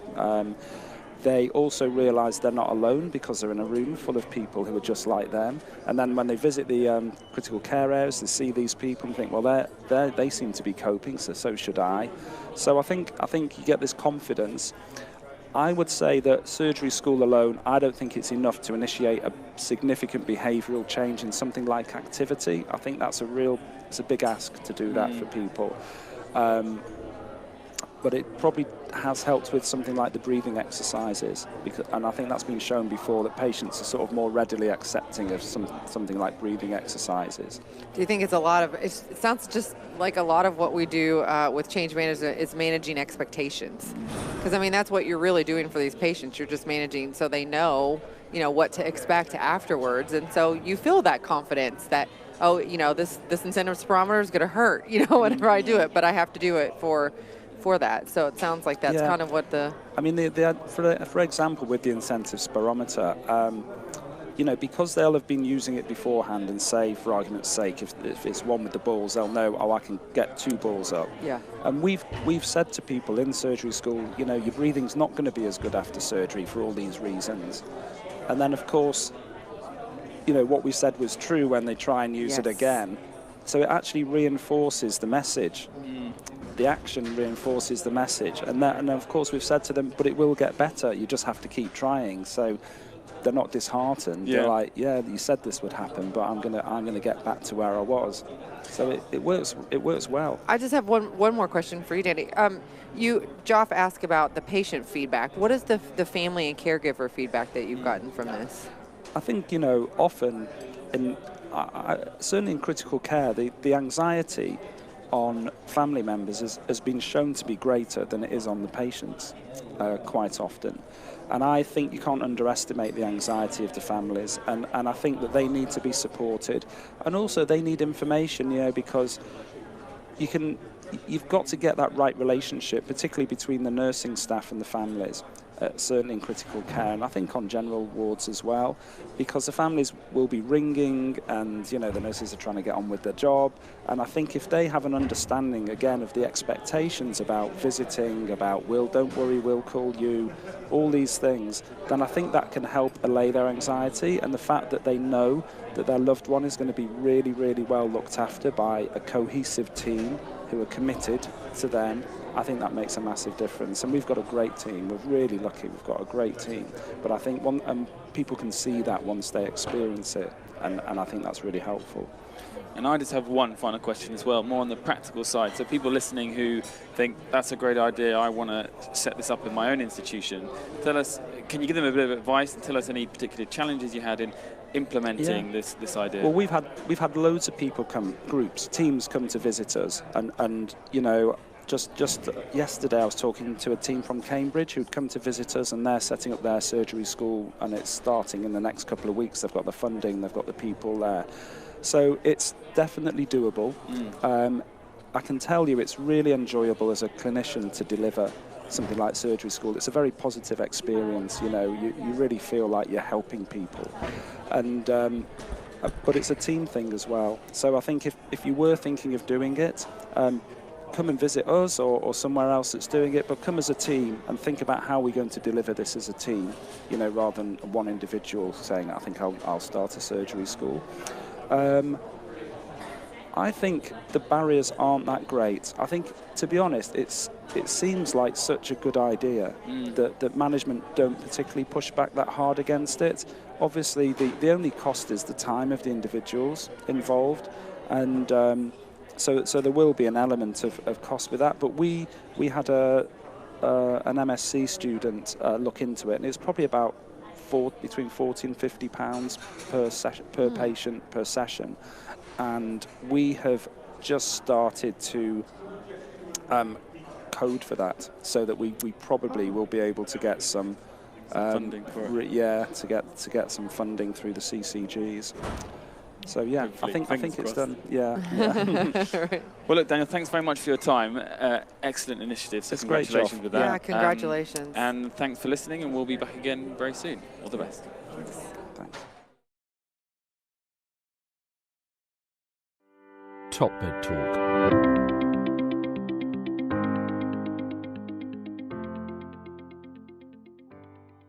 We did a podcast with a friend of yours, Bill Prosser, as I remember.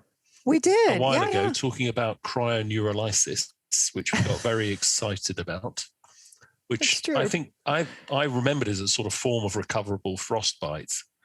Yeah. And I said, we know it's coming to town. We're promised it's coming to Europe, along with liposomally encapsulated bupivacaine, which we're very excited about because we've been slow to get this. And I said to you, can you find me some people to tell us more about it? Because we're excited we might get our hands on it now. And you've done that for us. So thank you, Desiree. Yeah. I did. It was actually that conversation, setting that up was already in the works before you even told me that, which was serendipitous. It's great. But, you know, Monty, our favorite conversations on TopMedTalk are those where we have the opportunity to talk to early adopters, right? Those innovators, those providers that are kind of like forging new pathways to improving and enhancing what we do for all of our patients. So today we have the pleasure to sit down with two of those early adopter orthopedic surgeons. They're changing up the way that we treat joint pain for surgical patients. So it is my pleasure to introduce Vinod Dasa, who is an orthopedic surgeon at the LSU Health New Orleans, and Dr. Josh Urban, who is an orthopedic surgeon in Omaha, Nebraska. Gentlemen, thank you so much for joining us. Could we drill down a little bit on the cryoneurolysis? I mean, I think many of us now have heard a little bit about this in the world, if you see what I mean. It's different, I think, in the USA in knee practice. But my simplistic understanding of it, when I've spent a bit of time in the mountains, I understand frostbite and I understand frost nip. And the frost nip is when cold damages a nerve and you stop feeling pain, but it comes back. Is that anything at all to do with cryoneurolysis? And if it is, how do you do it? How do you give some out? So the way I describe this is basically we've been used to cold, like you said, for our entire lives, right? And so when we fell and you hurt your wrist, what did mom do? She put an ice pack on your swollen wrist, and your pain went away, as did the swelling, right? So cold to treat pain has been around since the beginning of time. And so what cryoneurolysis essentially is we're using cold to induce second-degree Wallerian degeneration of the nerve, okay? So essentially what we're doing with this particular device, and the only one on the market that really does this, is creating a tic-tac-sized ice cube underneath the skin. And when that cold hits the nerve, it shuts the nerve off, and then your pain goes away. We know nerves in general regrow approximately 1 millimeter per day. So depending on where you freeze the nerve or shut the nerve down, that's how long your potential pain relief is going to be. So if you target sensory nerves, especially around a painful joint like the knee, the further up you go, the longer the pain relief can be. And so that requires understanding neuroanatomy. It requires understanding musculoskeletal anatomy. It requires understanding where the pain generators are, what nerves are responsible for pain in different scenarios. So I submit to you, in knee OA, the pain generators are different than in surgical knee pain. Okay. And then we can distinguish later on, if you'd like, between the femoral nerve versus the tibial nerve, which then gives off the branches of the geniculate nerves, the deep geniculates versus superficial geniculates. And so it requires kind of a deep understanding, but the short and sweet is we're essentially introducing cold to the nerves. The nerves responsible for that pain are shutting down and then regrow over a fixed period of time. The nice point about this is the cold that we're generating is minus 88 degrees. And so at that particular temperature, nothing is destroyed, unlike radiofrequency ablation and some of the other treatments that are out there that are burning or destroying the tissue. At this particular temperature, the only anatomy that's impacted is the axon. So the myelin sheath, the Schwann cells, but the epineurium, perineurium, endoneurium is completely maintained so that nerve regrows along its original path. And so my simplistic mind is telling me we're trying to do a nerve block, but we're exploiting the cold phenomenon. So the anatomy and the understanding of the anatomy and trying to maintain muscle power and cutaneous sensation while taking the bad pain away is all in play. It sounds too good to be true.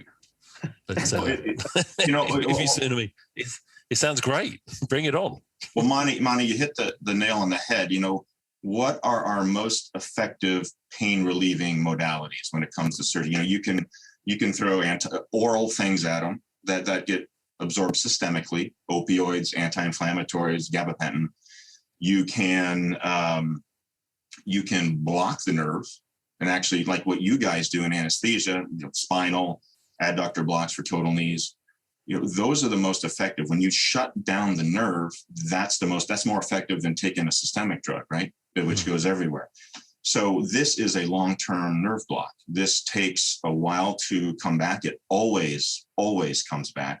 We're going after sensory nerves, so you can get as many of them as you want to numb up that knee, and there's no motor involvement based on where we're going. You can get motor involvement if you go high enough, like Vin said, but we don't go high enough.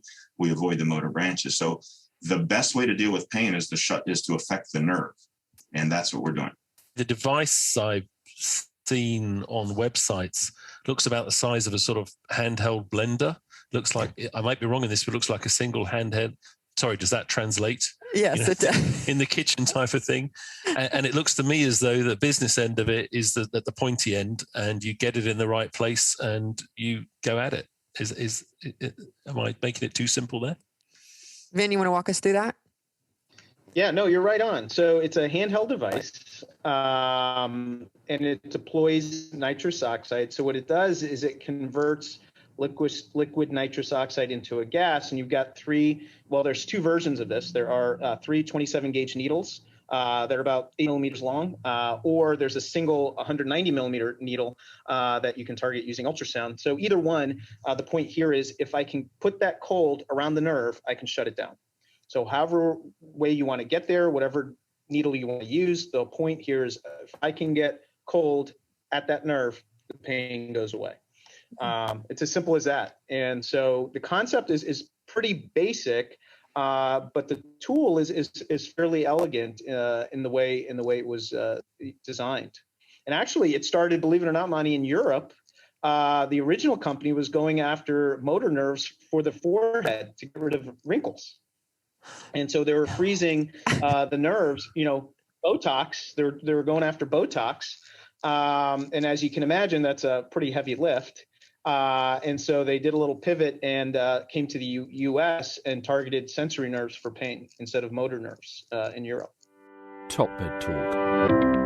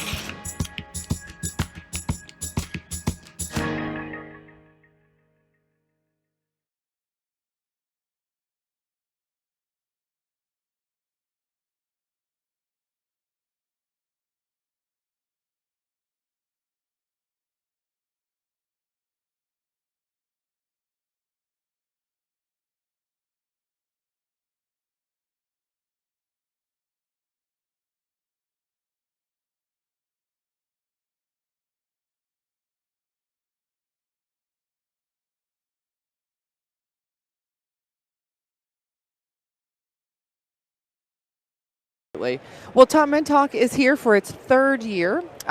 This year in the trade exhibition, we're at booth 730. We want to graciously thank our sponsors this year for the booth. It's Edwards Life Sciences. Now, they are right across the aisle at booth 727. So please be sure and stop by at both of our booths, 730 and 727, to say hello. We'd also like to thank the ASA for the support of TopMedTalk during the meeting this weekend. We really appreciate the engagement and desire to share knowledge with the world and everything that we're going to be talking about. Now, I want to introduce our first guest today. We're going to be talking about prehabilitation, and we have Professor Mike Grocott, who is actually a friend of the family on TopMedTalk for all of you regular listeners out there. Good morning, Mike. How are you? Morning, Desiree. It's great to be here. It is. And dry inside. That's right. Inside, for sure. Yeah. How's Orlando been for you so far? All good. Yeah. Enjoyed the ASA meeting yesterday. Yeah. Good turnout. Lots of interesting discussion. And a bit sadder about sending off the kids to Disney today. I come in here and work hard, but I'll deal with that. Work hard and stay dry. Yeah. I hope they brought their umbrellas. Yeah, they're not going to stay dry. Oh, man. Well, Mike, one of the things that kind of jumping right into the topic of conversation this morning, prehabilitation is kind of the word of the year, right? We've been talking a lot about this, and I know that we understand fully what prehabilitation is, but for our listeners out there, can you tell them what prehabilitation really means in the perioperative space, I guess? Of course. So, put very simply, it is simply preparation for anything bad, of which an operation is a great example, and I think the perioperative field has really led with this, but it could be for other types of therapy, so chemotherapy, radiotherapy, for example, and typically is made up of not of pharmacological interventions, but of behavioral interventions. So, for example, exercise, getting rid of bad habits, no smoking, no drinking. It always intrigues me. The doctor's talking about smoking cessation, but alcohol reduction. We don't seem to feel comfortable with alcohol cessation, but diet, nutrition, obesity, weight loss, and also some psychological interventions that can go along with that, including behavioral interventions to help with behavioral change. Yeah, I mean, those are major complicated type of lifestyle things, really. All lifestyle-related factors, and seemingly very straightforward. Yeah. It's not that complicated to exercise, but actually, as we all know from daily life, it is a bit complicated to go out there and exercise. And I think there's this intriguing notion of the teachable moment, the fact that in the period of time before surgery, or when someone is facing a new diagnosis, for example, a cancer diagnosis, they are particularly susceptible to lifestyle and behavior change. So they may be more likely to give up that bad habit or start to exercise. Yeah, absolutely. Well, a lot of people see this around the surgical space. So where do you think this is going? I mean, you said with cancer diagnosis, but just in general. So I get the two big and overlapping areas I see at the moment are the surgical perioperative and the cancer. And there's been a lot of attention on prehabilitation around cancer treatments, particularly in the United Kingdom and in Australia. And there's an increasing amount of attention, as I say, overlapping in the perioperative space internationally. So there are big studies going on in the UK, across Europe. There's a lot of interest in Australia and increasingly interest in the US as well. Oh, Mike, with respect to the growing interest in the U.S., and obviously an area that I'm much connected to, speak to me, if you can, about the stickiness, the adherence, the willingness to accept those recommendations. They're true. The data support it. I have an expression between data and change is reality, and reality is, trust, emotion, and easy to do. I'm struggling a little bit with the U.S. audience accepting those laudable recommendations as quickly as I understand that you have experienced in the U.K., for example. But do you think, and to that point, let me add one more thing. Is it really sticking that much in the UK? Like, what do you think the adoption is there? There's a huge amount of enthusiasm. Mhm. There are challenges within our system, as within any system, both in relation to funding and in relation to the simple practicalities of finding the opportunity between diagnosis and treatment. It may be, I mean, I completely echo your observation that there does seem to be less traction in the US. There's enthusiasm, there's certainly pockets of expertise, but as far as I'm aware, there's no national guideline here in the way that there has been in a number of other countries. It's probably easier for you to answer that question than me. That's your experience, Saul. I will share my experience, not just anecdote, but actually data driven. And I struggle with it too. I mean, on an emotional, sort of what makes sense point of view, I struggle greatly with it because it just isn't easy for me to understand. We have a perioperative smoking cessation clinic, for example, in Duke, in North Carolina, where the incidence of smokers is probably higher than the national average. And assuming, of course, the people who want to smoke, stop smoking already have. It's the people who want to but can't that we're sort of confronted with. And assuming that they would be ready to embrace the idea of our... In actuality, many of them are kind of saying, don't ask me to stop smoking now. I'm about to have surgery. I'm stressed out. And there's a really interesting sort of cultural, mix to that. And then, of course, we have the hurdle of cost and who is responsible for paying that it remains to be a barrier in our culture right now. And I think we need to get over that. Yep. I mean, so the cost side I find very interesting. It's harder to see with fee for service who's going to pay for this. You can see with bundle payments where the incentivization might come in terms of improving outcomes. I think your observation about smoking is intriguing because clearly the one response is I want to really get ready for this. I want to stop smoking, drinking. I'm going to exercise. Right. And the other is I really not now. Don't ask me to do that now. I need to chill out. The most stressed out moment. I need a cigarette. We were really surprised to see that. But that so far is our data, and I think it's a very interesting signal. And there's been a lot of the broader we as the health profession have been pretty strong in the health messaging around. You've got cancer. You need to rest a bit. You need to go home and relax and de-stress before your surgery, and it's only quite recently that I think people have said actually that's a really bad idea. Right. You need to get out there. You need to get on, walk, get on your bike, do whatever it is, and that will improve your likelihood of survival. Yeah, I think it's foundational. I think you hit it on the nail, particularly for the culture of the U.S. Is that it is truly necessary to have a multidisciplinary message to change that paradigm, and it has to just be continuously repeated with consistency. That the way we used to do things was not okay. It didn't make sense. The data do not support it. We need to do things differently, and that has to be a drumbeat that just continuously gets pounded because I think there's leakage in the messaging. And I think that there are important cultural differences that if we don't acknowledge, we're going to miss things. One is a straightforward difference between, as with many things, the UK sits kind of halfway between Europe and the US. And my anecdotal, but there's data out there, my observation of the US is it's hard to walk places. Yeah. Whereas if you go to Europe, it's really easy to walk or cycle. Most of the big cities have really big cycle lanes, and we kind of struggle somewhere in the middle in the UK. And the other big factor is wealth and poverty and socioeconomic deprivation, and there's an unfortunate, sad irony that those who are most likely to benefit from this sort of messaging and this sort of intervention are those who are most deprived. And those who are most receptive are those who are most well off, and that's really challenging. It speaks to a whole nother.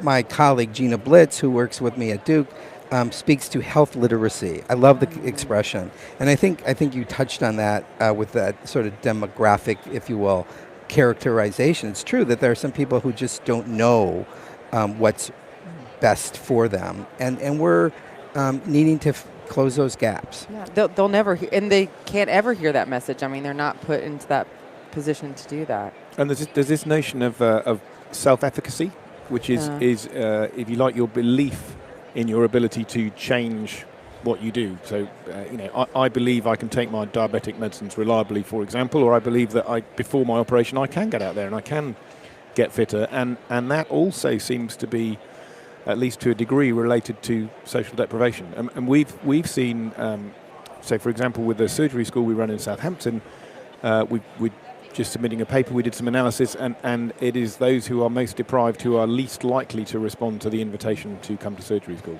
Well, I'm glad you brought that up, Mike, because I wanted to ask you. I mean, you're in this world. You've done a lot with prehabilitation in general. But I know at Southampton, this is a program that you guys have put together there. So can you walk us through what a prehabilitation program kind of looks like for you guys? So I think it's important to say that there are different levels. So we talk about universal, targeted and specialist levels of intervention. So there are some things that you want everybody to know, right, that are basic advice around exercise, nutrition, stopping smoking. And, for example, the WHO guidelines on exercise. You'd hope, although I have to say every time I lecture to doctors and ask them to stick their hands up, about 10% of them actually do, but you'd hope that most people would be adherent to the WHO guidelines. Sol says he is. I'm not even going to be skeptical. And then we get onto targeted interventions. So you screen, you identify folk who may be particularly at risk in terms of their nutritional status or exercise status, and offer them something beyond straightforward advice. And then for those who are most at risk, really specialist interventions, say for example an in-hospital training program, certainly initiated in hospital, carefully calibrated to their exercise level and monitored so that it increases as they get fitter. And I think that sort of three-way categorization is really important, because we almost certainly can't afford to intervene with everything on everybody, but we also don't need to. Right. So that framework we find very useful. Everybody gets basic advice. We actually invite everybody who's having major surgery to surgery school, and about approaching 2/3 of them will come along. Tell us about surgery school. So surgery school is a classroom-based group education environment that, in addition, so we're all used to this kind of thing, or some pre-operative expectation setting and education around enhanced recovery. And what this adds is some behavioural change techniques and some advice about different lifestyle factors. So particularly the ones we've talked about: exercise, nutrition, smoking, alcohol, etc. The data we have so far suggests that it's pretty effective. People are receptive to the message. They like the message. There is a substantial amount of behaviour change, and in those, recognising the biases I've talked about in terms of who comes, but in those patients who come to surgery school, their length of stay is less than those who don't.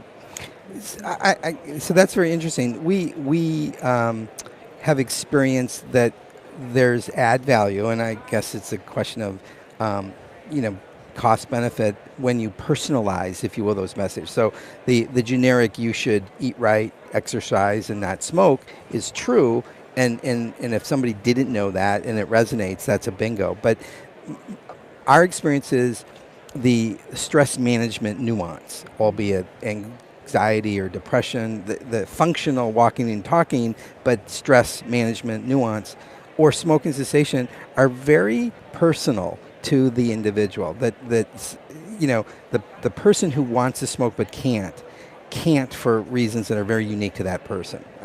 They have an oral fixation. They were the one that was hated by their mother. Whatever.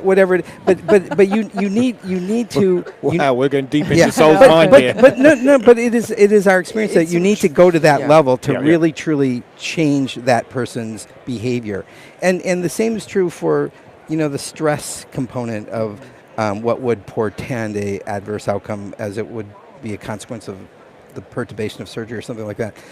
And so we've kind of created a program where we divert them into specialized, if you will, optimization tracks that are So surgery school's exactly the same. Okay. This is the universal. So it's clearly not fully universal because we don't get everybody to turn up, but this is a universally offered intervention, which then if you like, targets people to particular special interventions. So if they turn up to surgery school, they hear about smoking cessation, and they say, actually, I'm a smoker and I wouldn't mind taking that on. Right. Then they get enrolled in a smoking cessation program. Got it. And similarly, Okay, if you don't so it's your front door. It's our front door. Yeah. Understood. It's not completely successful because we don't get everybody coming along to knock on the front door. But what percentage of your patients are you guys getting right now? About 2/3, and it's slowly increasing. Yeah. I don't know, that may be due to enthusiasm of clinicians involved in the pathway, because undoubtedly it is helpful if your surgeon says you've got to go to surgery school. Yeah. Some of it, I suspect, is word of mouth locally, that people hear that that's part of the deal when you come to Southampton now. Yeah. It's a cool program, and I'm sort of drawing analogies to the model that we have at Duke, and others have created in their own settings. But you almost need to have a funnel where people are forced, for lack of a better word, encouraged strongly to go through that narrow corridor to be screened, to and have those opportunities be identified, and then I direct them to whatever pathway and corridor make best sense after that. But you need to capture the universe of people who are declared surgical to bring them into that funnel to screen them and or educate them or just identify that they really are okay and ready for surgery. Yeah. So interesting. So you said declared surgical. One of our experiences, so that's how we work. You're going to tell me I should have said contemplation. I caught it, as soon as I said it. Yeah, but say that again, Mike, because people don't understand that. So all the things we're talking about are good for you, irrespective of whether you're having surgery. They are likely to increase your life expectancy and improve quality of life. And we very much try and engage. We talk about, as you know, the moment of contemplation of surgery, and we try and do some straightforward screening then. They wouldn't come to surgery school unless they are listed, so declared for surgery. But we're doing the screening and some of the targeting. If we get a flag for smoking at that point, we can start to send information about smoking. And interestingly, within the United Kingdom, as it currently is, God knows how it's going to be, but within the United Kingdom. What time is it? Yeah. So in Wales, they are very much taking the approach that the prehabilitation should be offered irrespective of whether you're actually having surgery. So if you come into the pipeline, which is I might be having surgery, then they just send you off anyway for appropriate targeted or specialist interventions on the basis that they're likely to be good for their population generally. So where does that line cross from highly recommended to mandate? So in our country, we can't mandate. We can't make people do stuff. But so I guess I'll ask it in a less crass way. We always are balancing the imperative for surgery, and we're talking about elective surgery. Emergencies and urgencies are dealt with emergently and urgently. So within the context of elective surgery, we're balancing the imperative for surgery, which is often overstated, to the advantages of doing things that could optimize the likelihood of a good outcome. Hello and welcome back to TopMedTalk here at Anesthesiology 2023. It's the annual meeting of the American Society of Anesthesiologists in San Francisco. TopMedTalk is here in the exhibit hall at the Moscone Center, and it has been a fabulous couple days. I'm Desiree Chappell. I'm your host. I'm joined by my co-host and new co-editor-in-chief of TopMedTalk, Mike Grocott. Hi, Mike. Hi, Desiree. How's it going? Forward to this one. Yeah, absolutely. We've been awaiting this one. We've teased this conversation a couple times so far over the last couple days. So I'm going to jump right in. We don't have a ton of time. Everybody's running in different directions really in this afternoon time frame. So our guests today are going to be talking about the recent APFS, I've been talking too much today too, Anesthesia Patient Safety Foundation Conference on Perioperative Hemodynamic Instability and the recent recommendations that they just launched earlier today. So we have our guest, Dr. Daniel Cole. Dan, thanks so much for joining us. Thank you for the invitation. It's great to be here. Yeah, we were just reminiscing about the last time you had the headsets on. It's been a while. It's been too long. Yeah, it has. Yeah. I think it was back at the Patient Safety Movement Foundation. Yeah, so more patient safety stuff to talk about today, yeah? A lot to talk about, yeah. Yeah, all right. And Dr. Louise Sun. Louise, thank you so much for joining us. Thank you for having me. Yeah, and Dr. Mike Scott. Mike. he's a fan fave on Top Med Talk for always sure. good to be here. It is. It is.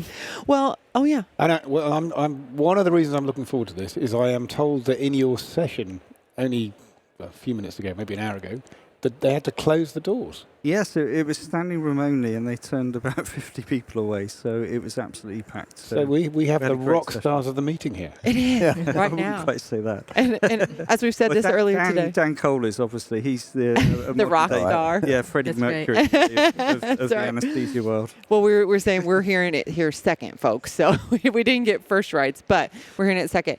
Just really quickly before we dive into what you guys talked about today, I'd like you just to take a second and tell us a little bit more about yourself, where you're from, your roles at the APSF, and what you've been working on. So Dan Cole, I'm an anesthesiologist at UCLA. My specialty is neuroanesthesia, and my role at the Anesthesia Patient Safety Foundation is president. Yeah, you've been running an amazing organization there. Thank you for all the work that you've done, Dan, because I know it's not, it's like a second job, I'm sure. Yeah, a second job. Yeah. And Dr. Sun, how about you? Tell us a little bit more about yourself. So I'm a professor and chief of cardiac anesthesiology at Stanford University. My role with Anesthesia Patient Safety Foundation was as a panel member on the hemodynamic instability group. Great. And Mike? Hi, yes, so I'm professor and division chief at the University of Pennsylvania in critical care. I also am newly appointed chair of the Post-Operative Deterioration Committee for APSF, along with John Tanner. Great. And we co-hosted with Dan the conference in Philadelphia about 9 months ago now. Yeah, fantastic. We've had lots of great conversations, Mike, with you specifically about hemodynamic instability and intraoperative hypotension and all these different things. So I think this is going to be great to hear what you talked about. Mike, you actually participated in this as well, didn't you? I was very fortunate, delighted to be invited. There was, I can't remember, there were not many out-of-towners there, or certainly out-of-countries. You had a few international visitors. Yeah, we did have a few. We were selective with who we had, but we had some of the key people like yourself, Mike, and Olivia, who've published a lot in Europe on hemodynamic instability, just to make sure that we weren't going down a rabbit hole, and that this was applicable to all patients around globally, not just in the USA. Yeah. Great meeting. Yeah, and I've heard that. I can't wait to hear kind of what you came up with. Two questions before we get to what you all were talking about. One, how the APSF chooses the topics and why kind of is this particular topic something that you chose this time around to do consensus guidelines around? So this was a special conference. Okay. Every year in September, we hold something called the Stolting Conference, where we pick a patient safety priority and hold a consensus conference. But this was such a big topic, the important topic to the anesthesia practitioners throughout the country and the world, that we actually did this a little uniquely. It was by invitation only, which is a little bit different from a consulting conference. And so we had subject matter experts there, people from all kinds of different organizations, the government, payers, etc., and people from industry to approach this topic of hemodynamic instability and the outcome, the preventable harm that occurs due to hemodynamic instability. Yeah, and this really is a patient safety issue, right? Do you think patients understand that? I think probably patients need to learn a little bit more about the risk to them from hemodynamic stability that occurs way too often. Yeah, absolutely. Well, Mike, if you will, and then Louise, I'll pass it on to you. Talk a little bit about the process for this particular one and how things went, what your broad topics were, and then how you decided on where to go with it. Mike, or Louise, whoever, you can take that. I can take that one. Yeah. So we had a group of experts that did the literature searches who presented to the audience. Okay. And then we had a modified Delphi scoring. We had live voting, and we used the disagree, agree, strongly agree method. And this is just to hone the focus of our discussions. Agree means that we're on the right track with this question. Mm-hmm. Strongly agree and it might need a bit more work. Strongly agree means this is done, take it off the table. And disagree literally means I don't think this is relevant, or I disagree with this concept and it needs further work. So that's how we sort of channeled it live. And then we went into discussion groups, came back, did further basically Delphis using that system to build the landscape, really, because everyone asks, is this a clinical practice paper? It's not a clinical practice paper. This is about how to take a global approach to fixing hemodynamic instability. And the reason is that every day this occurs to us all, doesn't it, in clinical practice? Yeah. And so this isn't a blame thing that we've just got to fix hemodynamic instability. This is, how do we fix the system? How do we make it better safety for the patients and better outcomes? But how do we drive the change at a system level? How do we drive the change at a global level and a bedside level? So there were lots and lots of different stakeholders involved. Yeah. From nurses to, as Dan was saying, we had the anaesthesia partners as well as academic partners. Yeah. The VA. Oh, yeah. Payers. And then we invited industry because we need to guide industry to direct them to give us the tools that we need. Because if you really think of it, even just the two simple things of fixing hemodynamics now, which is a fluid bolus and peripheral norepinephrine, is not really available to us as providers. You can't give a rapid enough fluid bolus off a pump at 999 mils an hour. Yeah. And I was at the Society of Minnesota meeting doing a talk a couple of weeks ago, and I did a live poll, and only about 20% of people had availability of peripheral norepinephrine in the OR. Yeah. They have phenylephrine, but they don't have norepinephrine to support SA3/4. So this is a big problem. We haven't even got the basic tools to fix the problem in the OR. Yeah. So this is how we wanted to have this paper as a structured paper that will benefit everyone and lead to common purpose to fix. Because if you think peripheral norepinephrine, you've got to get your there's a lot of people involved to get that going. Exactly. So this is it's a small problem, but it needs a big fix. Yeah. Louise, how was your experience there being on the panel and part of this? And what did you feel like were some of the biggest points of conversation and maybe disagreement or, things that you thought were big conversations? Yeah, so it was a great experience. Like my colleagues have stated already, we had stakeholders from all areas. I participated as one of the people who generated some of the evidence in the area. Okay. So our group had attempted to define critical thresholds and durations of hypotension in association with a number of organ injuries in non-cardiac and cardiac surgery. And, I certainly met a number of clinician scientists who generated evidence in a similar area, as well as on wearables and, AI machine learning algorithms, as well as stakeholders in the industry, who were really much involved in the space. So I think it was great. And what's even more great about the consensus conference was the lack of consensus, which generated a lot of, very good, heated conversations that we carried over even after the event. So, we divided up into a number of writing groups afterwards, up to, I think, about 5 or 6 people per writing group. And even during the writing process, there was still the debate. Yeah. And something as simple as, how do you even define hypotension? Took us quite a while to nail down. Yeah, that's great. I would have assumed that, just being in multiple conversations about this with large groups, it is hard to kind of come to consensus. And I think you mentioned hypotension. It was what started this conversation, and I think those of us who talk a lot about it has really morphed into maybe the hemodynamic instability more than just IOH or intraoperative hypotension. You also explored more of perioperative hemodynamic instability, not necessarily just intraop, is that correct? Correct, yes. We did both in the OR and the post-op phases of PACU immediate 24 hours and then going discharged to the floor. We didn't have the capacity to talk about home discharge, so we kept it to the perioperative in-hospital period. Yeah, fantastic. Well, again, like I said, I'm sure there was a lot of debate.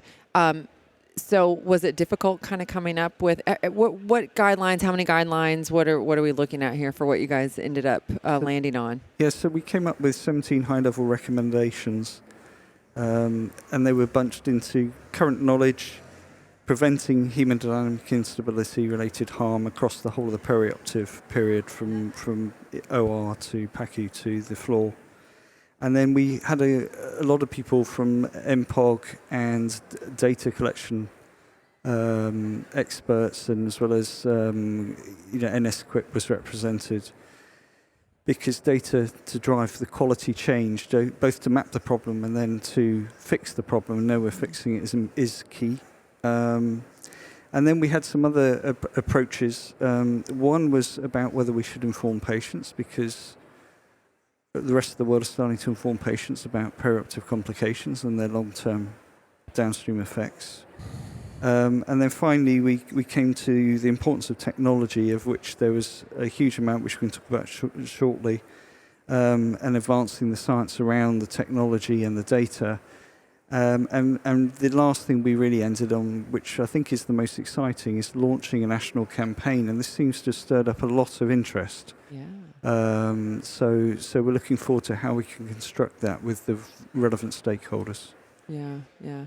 Dan, your experience participating in this, were you surprised by whenever you started talking about these statements and coming up with this about the debate, or was that something that you kind of knew that was going to happen?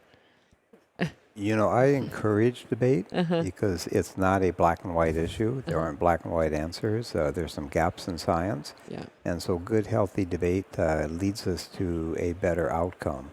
And to kind of paraphrase a saying that I've heard before, we strive for excellence, and along the way we might bump into improvement. That's right. And so we just wanted to improve. That was the expectation. Not to have something that is going to be enduring for the next 100 years, but let's move the ball forward on this and not just make a whole bunch of assumptions about how these patients should be taken care of. Yeah, because I'm looking here at the recommendations, and I can see where a lot of these would be tough to land on something.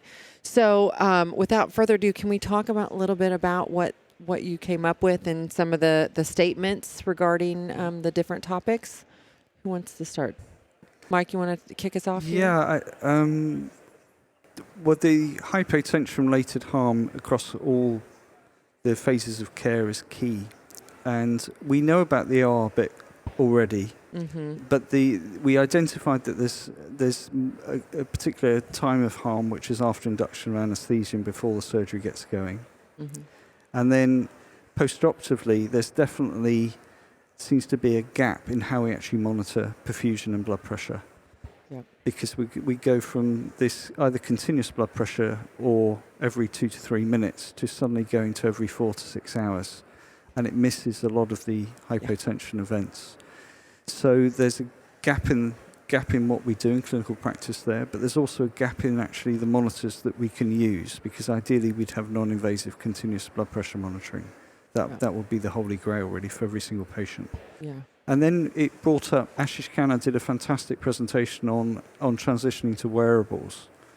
In Wake Forest, they've got huge experience where they use wearables on all their patients, collecting heart rate and respiratory rate, temperature, and all those things. And I think they have portable blood pressure as well.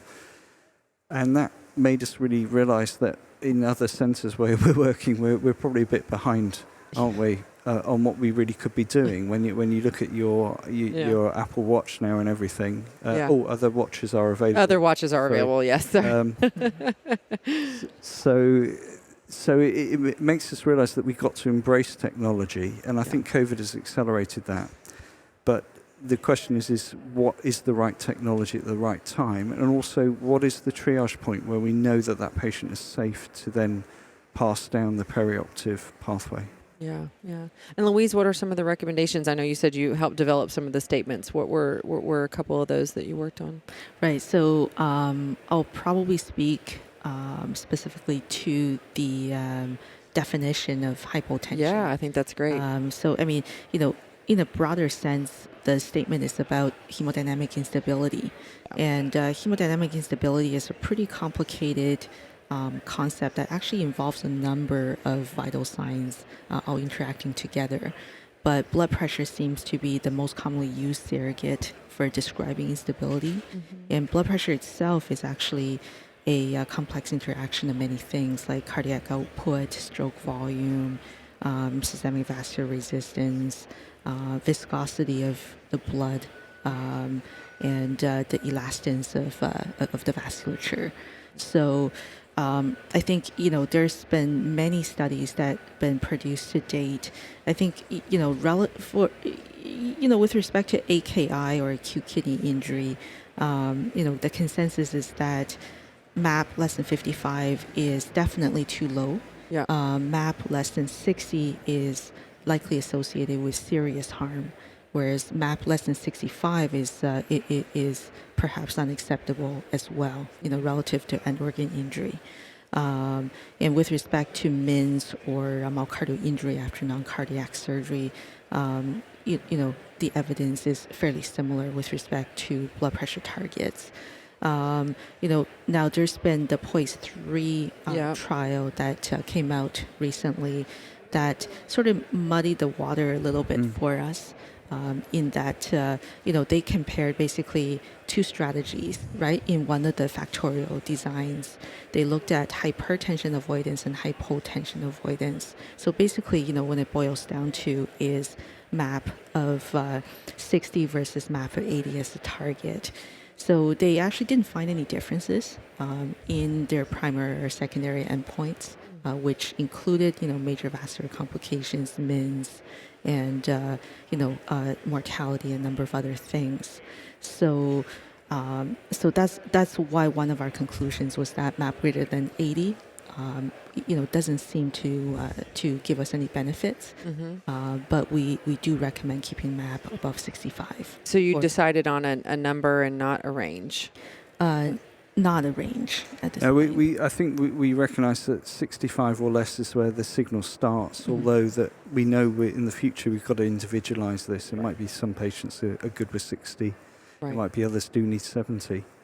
Yeah. And there's a lot of discussion on how you set that, whether is it a nocturnal mean variable that we're going to use? Is it something we use the outpatient variable for rather than the inpatient variable? But I think the work for there to validate that's still yet to be done. Yeah.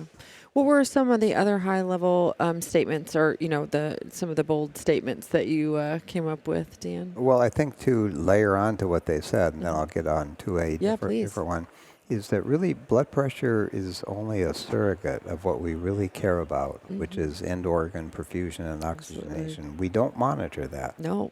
And we do know also that if you're going to use blood pressure as the surrogate, there is a lot of, as Mike said, a lot of interpatient variability on what that number should be.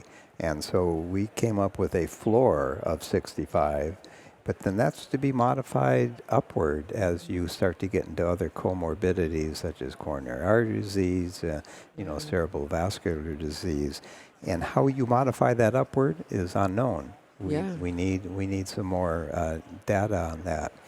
The other statement I think that comes up is what is the proper intervention? Yeah. Right now when the blood pressure falls below a threshold that we're comfortable with, a lot of times the assumption is that is due to vasodilatation, and we give a vasoconstrictor.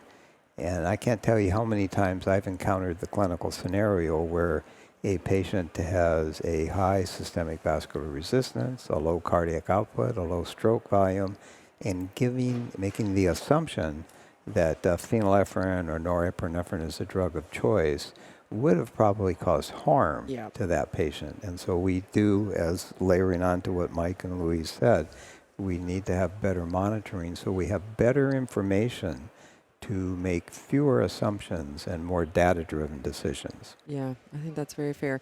Mike, how does this, which group were you in, and were you part of that conversation? No, very much part of the conversation. I mean, I recall all the debate in the room at the time about the various issues.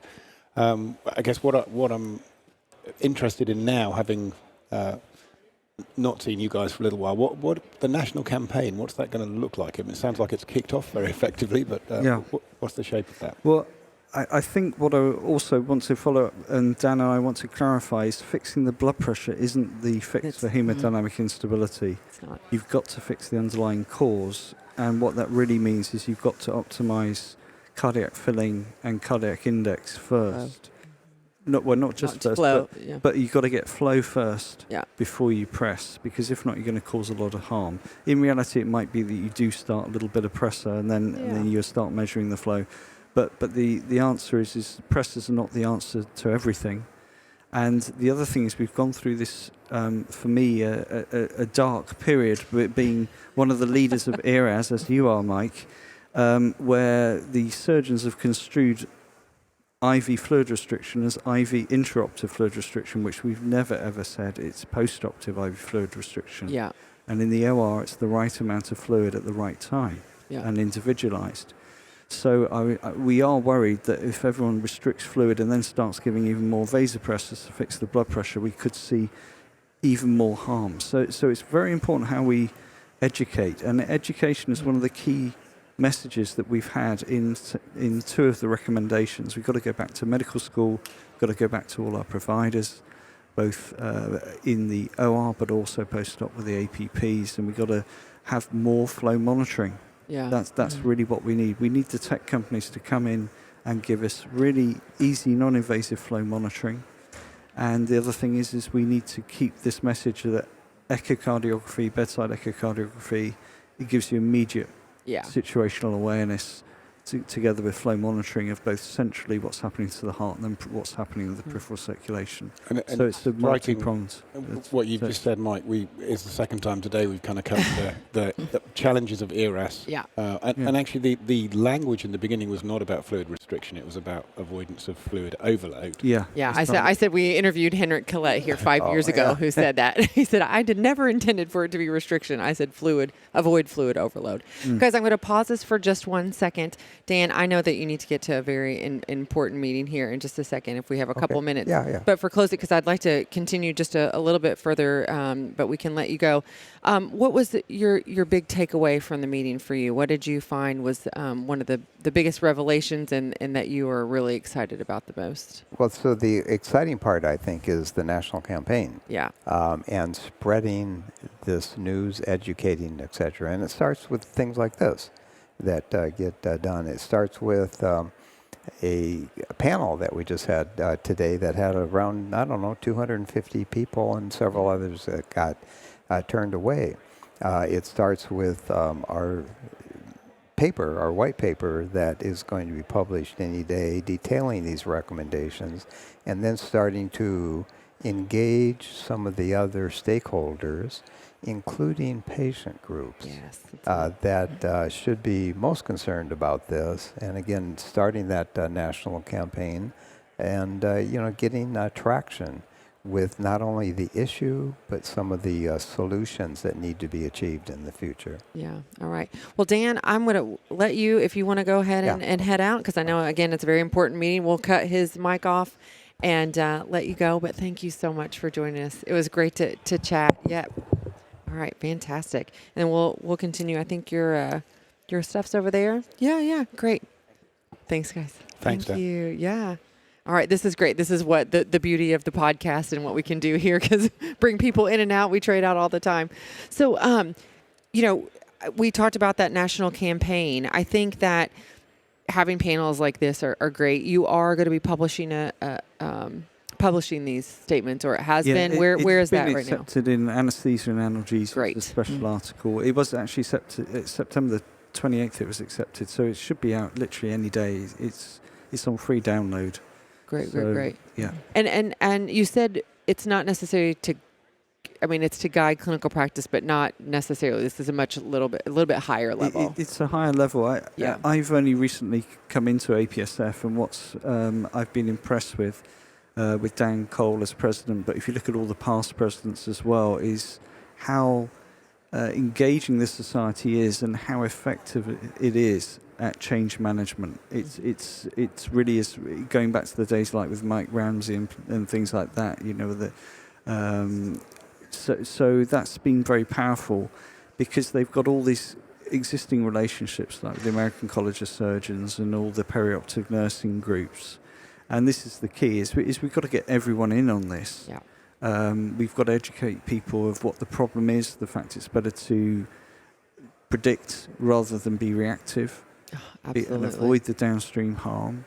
And then, if we also then get everyone on board, then we will change the quality, but also we can start mapping the science a bit more. Yeah. If we can collect them, and obviously we're in a new age of live waveforms, AI, analytics. So we're hoping that might really lead to a brighter future. Because one of the things that why Dan and I did the conference is we've been talking about this a long time now, haven't we? And yet we've had all these big papers that have come out which shown we've just still got the same incidence of hypotension. Rick Dutton just published in general anaesthesia practice a 29% with your group, 29% high, interruptive hypotension, with the definition being longer than 15 minutes.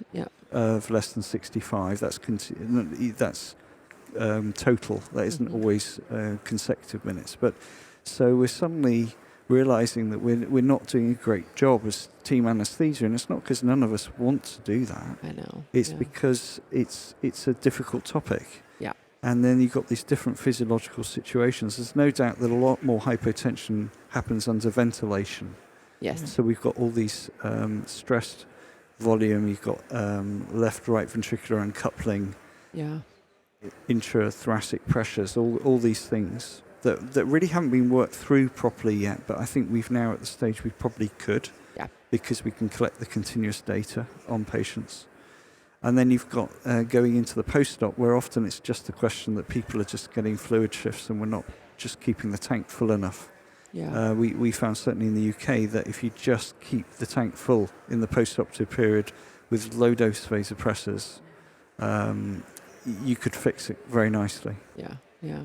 Louise, it's not necessarily to guide everyday clinical practice, but I'm sure there's the big takeaways for us who are clinicians who are, in the OR every day trying to figure out, and you said you were trying to really define all of these things. What would you say is the biggest takeaway for, me going back to the OR tomorrow to use this information?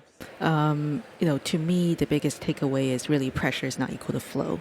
And I think, I think, Mike and Dan have reiterated this several times as well during our talk. So, what I have to say is that there are many factors that dictate flow. Pressure is one of them. But we need to look at individual patients as individualized units.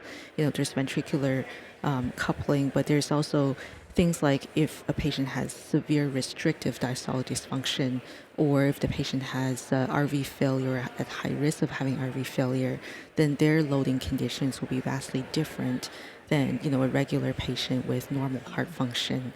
And so I think extra monitoring equipment is useful for different patients. Invasive or non-invasive assessments of flow as well as cardiac function are important considerations. Yeah, for sure. And I think just that, we've all heard hypotension is bad. That's what we've been hearing. But now starting to realize that instead I'm just reaching for the neosynephrine, which is what all of us have, or if you have low-dose norepi, but not many of us do, reaching for that and just automatically giving it, thinking about, well, what is the condition? I need to get more information. Maybe I don't have all the technology, but maybe I have some rudimentary things. I can start thinking outside the box and a little bit beyond where we have just traditionally, robotically reached for something to give that. So I think just that particular awareness, I think, is going to be really important going forward. For sure. And I do have to say that, they're really simple and rudimentary measures of perfusion, such as arterial blood gas, looking at the base deficit on the gas. Lactate will be a later measure of hypoperfusion. And there are also, some clinical assessments that we could do to look at volume status as well, aside from the advanced monitoring. Yeah, that's a very good point. Yeah, that's great. Wonderful work, you guys. Thank you so much for doing this and pulling this together. I think it's going to be really impactful at many different levels to move this conversation and hopefully, start really getting some traction to see if we can, change practice. So congratulations to you all. Anything we can do in TopMedTalk to help continue to promote it, of course, we will. Anything to look forward to in the future? You think there's going to be the second iteration of this maybe in a year or so? Well, I think this is just the first step of the road, isn't it? Yeah. So I think we're going to see a little bit like surviving sepsis. We'll get fixing hemodynamic instability 1, and then we'll be able to modify it as people adjust their practice. Just like in surviving sepsis 1, we just threw lots and lots of fluid at people to increase the cardiac index, didn't we? And then we realised that wasn't good, and we then started dobutamine, and then we realised we were getting more mins, so we stopped that, and then we went to norepinephrine.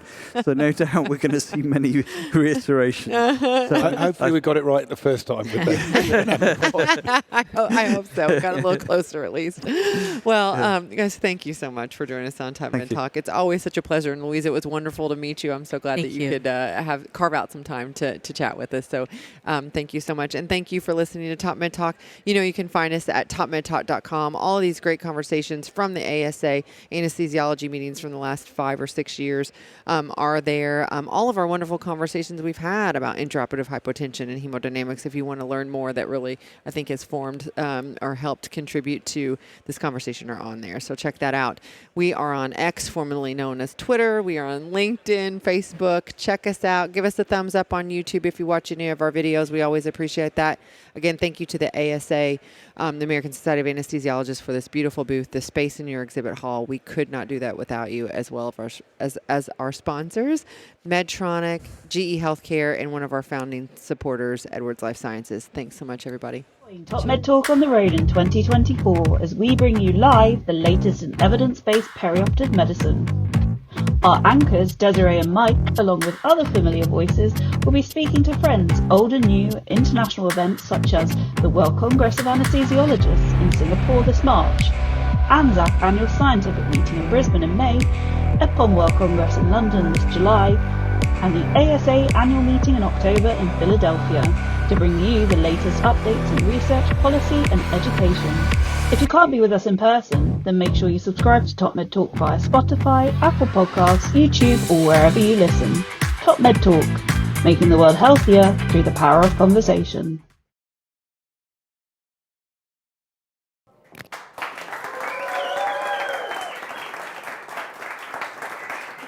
All right, welcome and thank you so much for joining us here at TopMedTalk, our road show.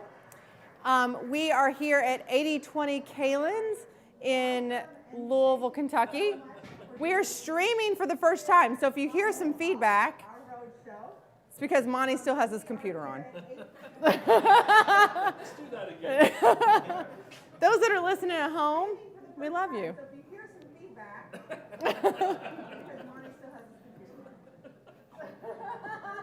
oh. Those that are listening at home.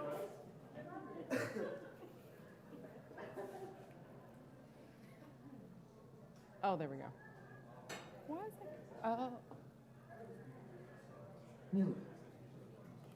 I think that was it. All right. Hey, Mom. Hey, actually, hi, Mom. Everybody else. This is why we're doing this tonight for the first time. So let's get the slides back up and we will have a go. All right, so TopMedTalk Roadshow here in Louisville, Kentucky at 8020 Kalins.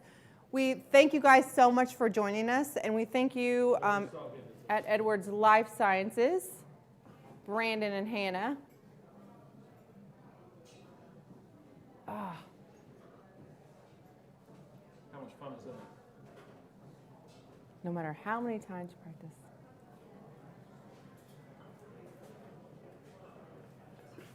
Okay, one more time.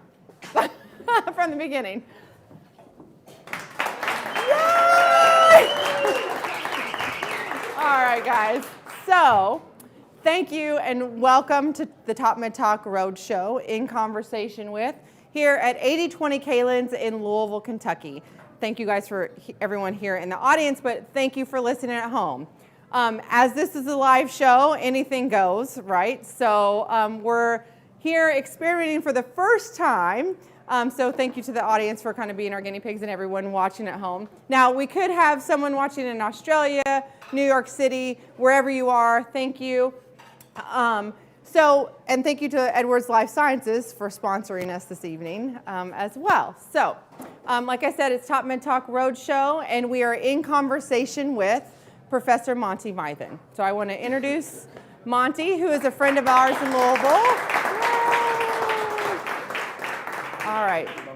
Yeah, fist bump. We're getting it.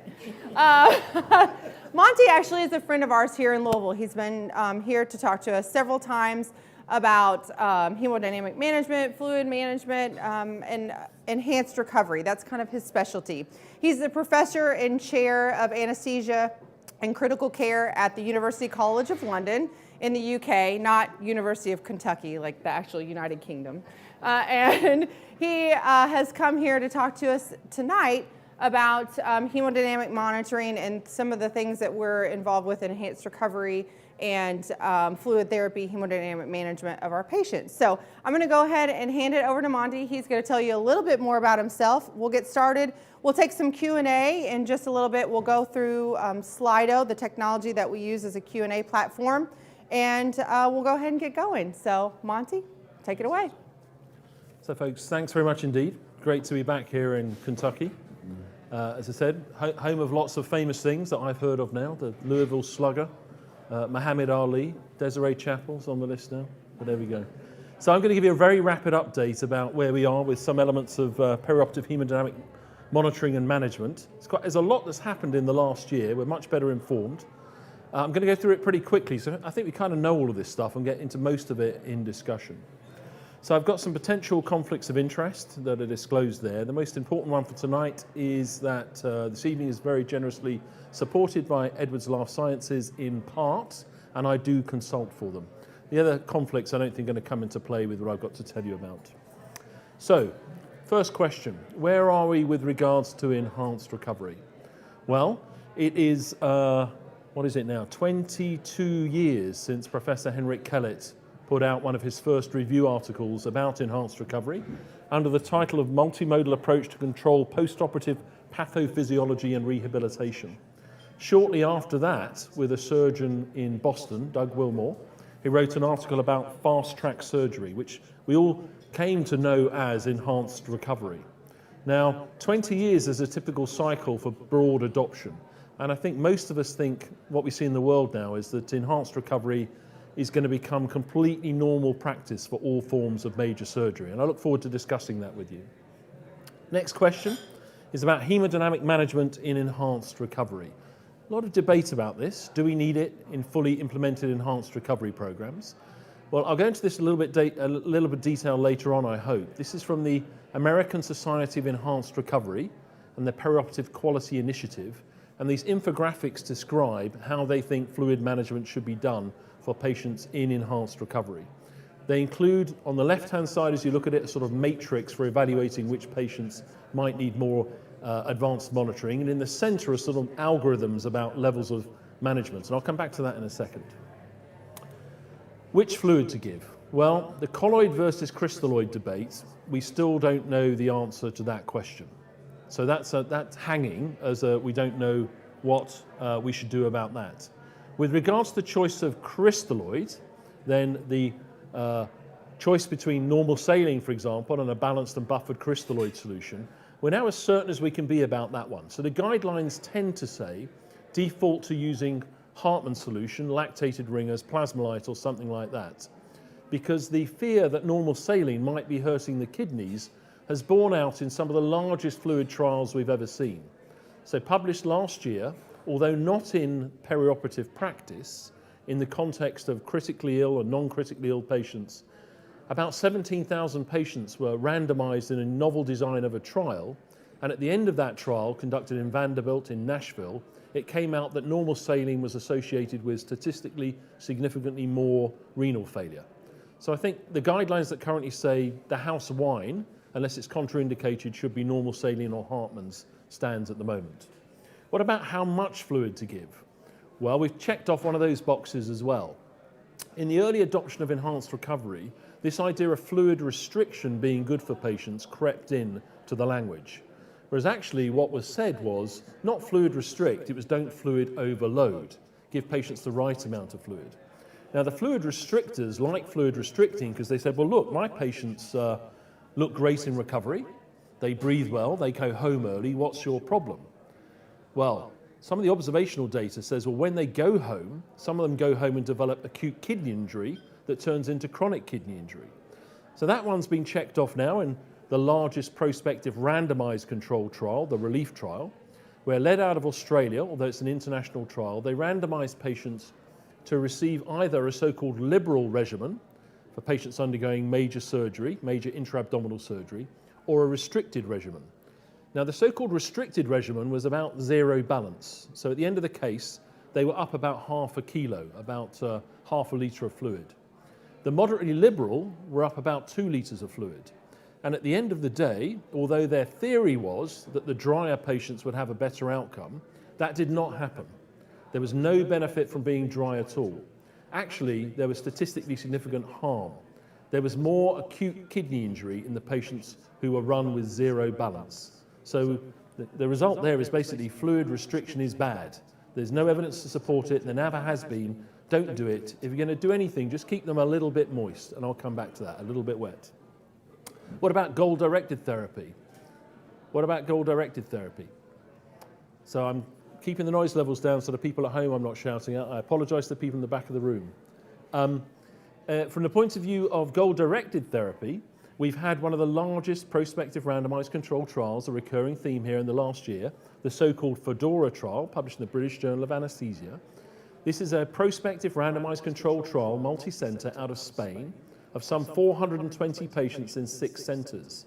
And it reinforced the message from all the meta-analyses beforehand that using a goal-directed approach produces statistically significantly better outcomes.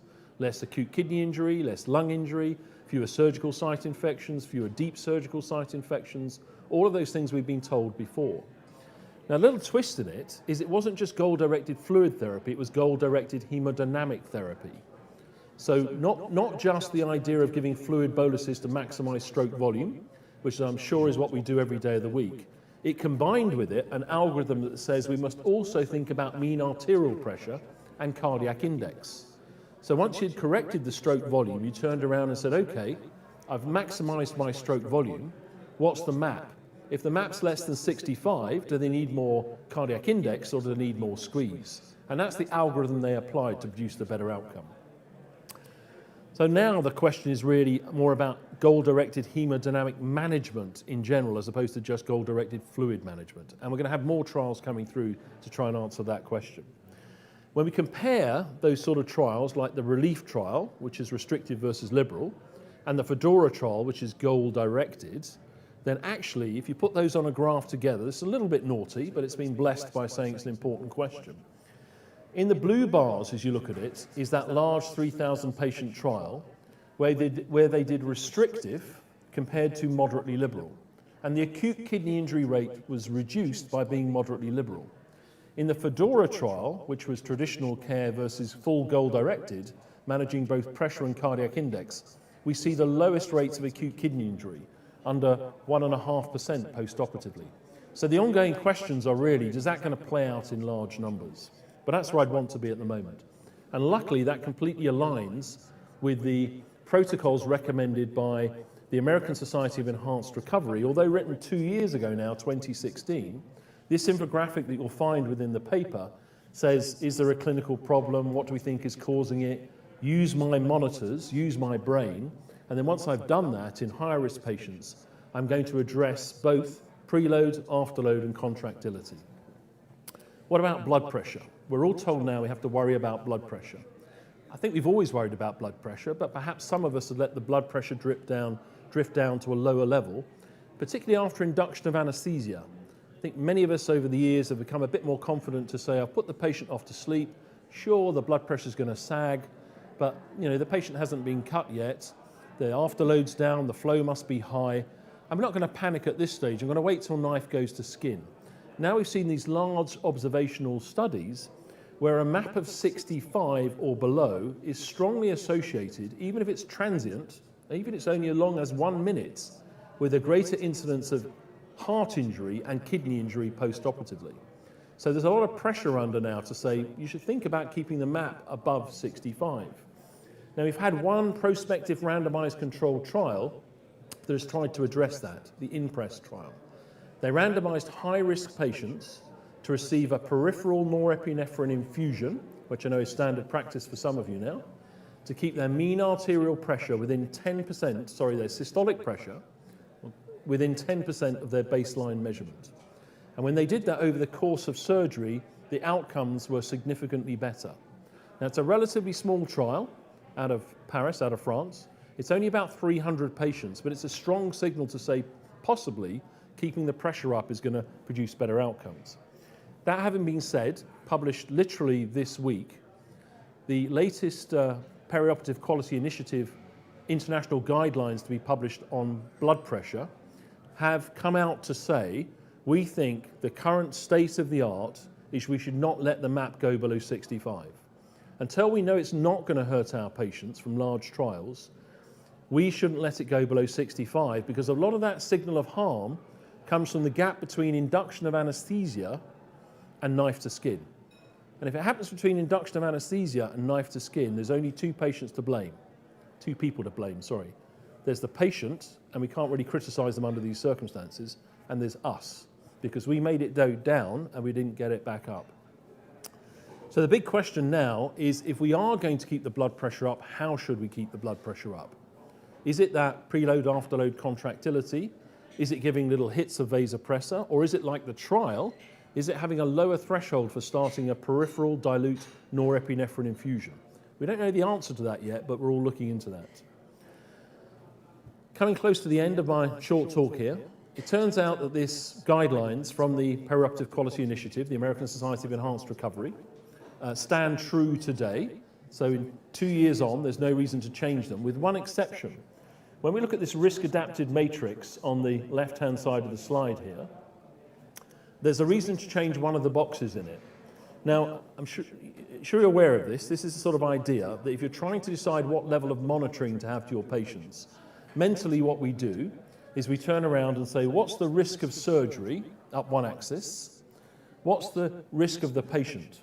So a very high-risk patient having very major surgery, we're going to use fully invasive monitoring, we're going to use goal-directed therapy of some form, and we're probably going to be sending them to post-operative critical care environment.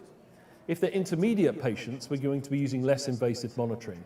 In this original matrix as published in the Canadian Journal, it said in the bottom left-hand corner that goal-directed fluid therapy is not indicated and the patients will probably be best served by zero balance approach, by aiming for sort of close to a little bit dry maybe.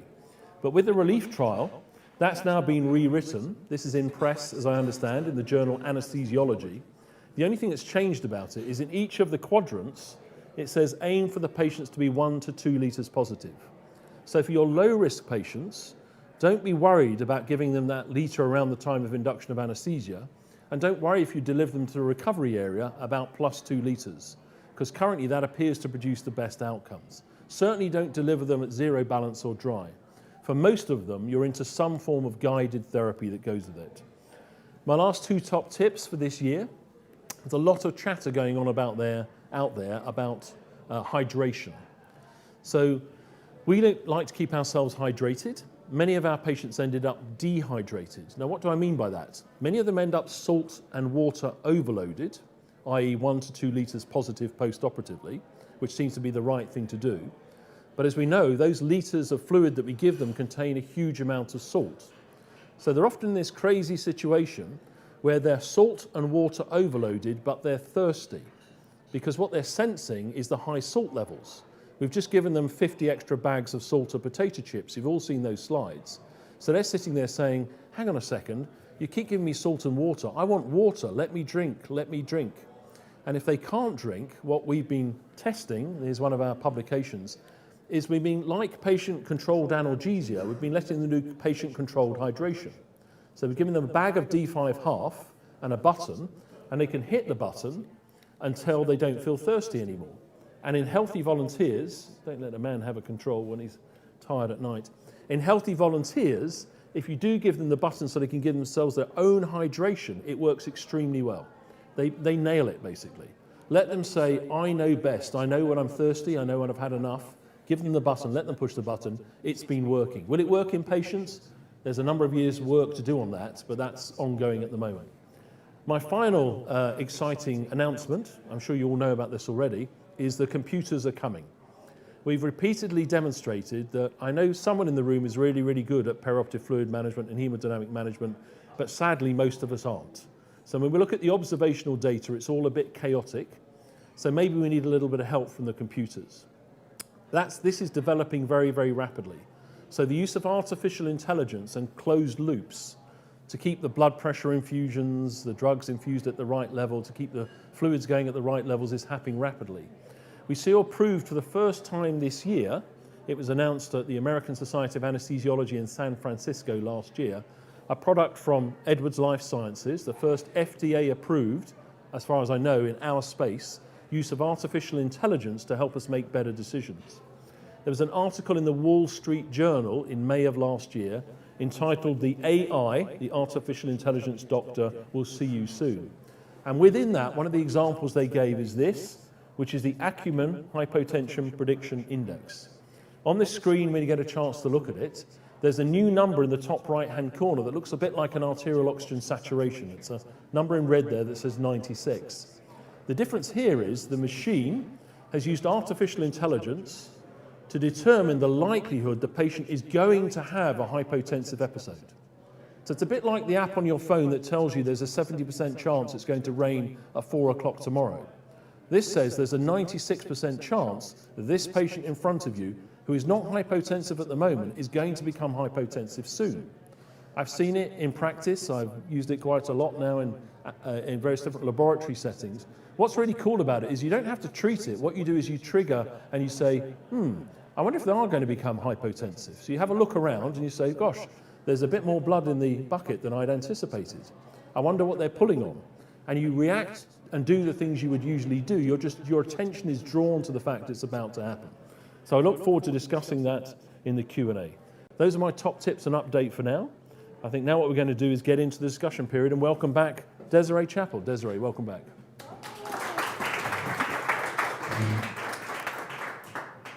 We are going to drop the mic because I think that we're going to be able to get through without it. Most of you guys can hear us. So we're going to go ahead for you guys here and for everyone at home, pull up Slido. If you guys don't care, slido.com. We will obviously take questions from the audience. Again, if you guys have questions, please make sure you have the mic before you ask the questions so everyone at home or wherever they are can hear. I am going to go ahead and load some of these questions here. I know one of the questions we had earlier was, can Monty get his cold beer? Are you okay? It's over there. We'll get it in a minute. Okay, hi, Mom. So please, if you're at home or here, go ahead and vote up some of those questions if you like what's here. If not, go ahead and ask some other ones. It looks like all of them are about the same. So tell us more about TopMedTalk. Let's talk about TopMedTalk. Well, for those of you in the room, we displayed TopMedTalk a little bit earlier. Those listening at home, you know a little bit about TopMedTalk already. It's a free, open source media to share education as cost effectively as possible, democratizing education. We've been doing that for the last year using mainly podcasts. So last year we put out a podcast every day. We're on track for about 150,000 downloads in 130 countries. In the USA, until relatively recently, the only place that we didn't have a listener every single day was a place called South Dakota.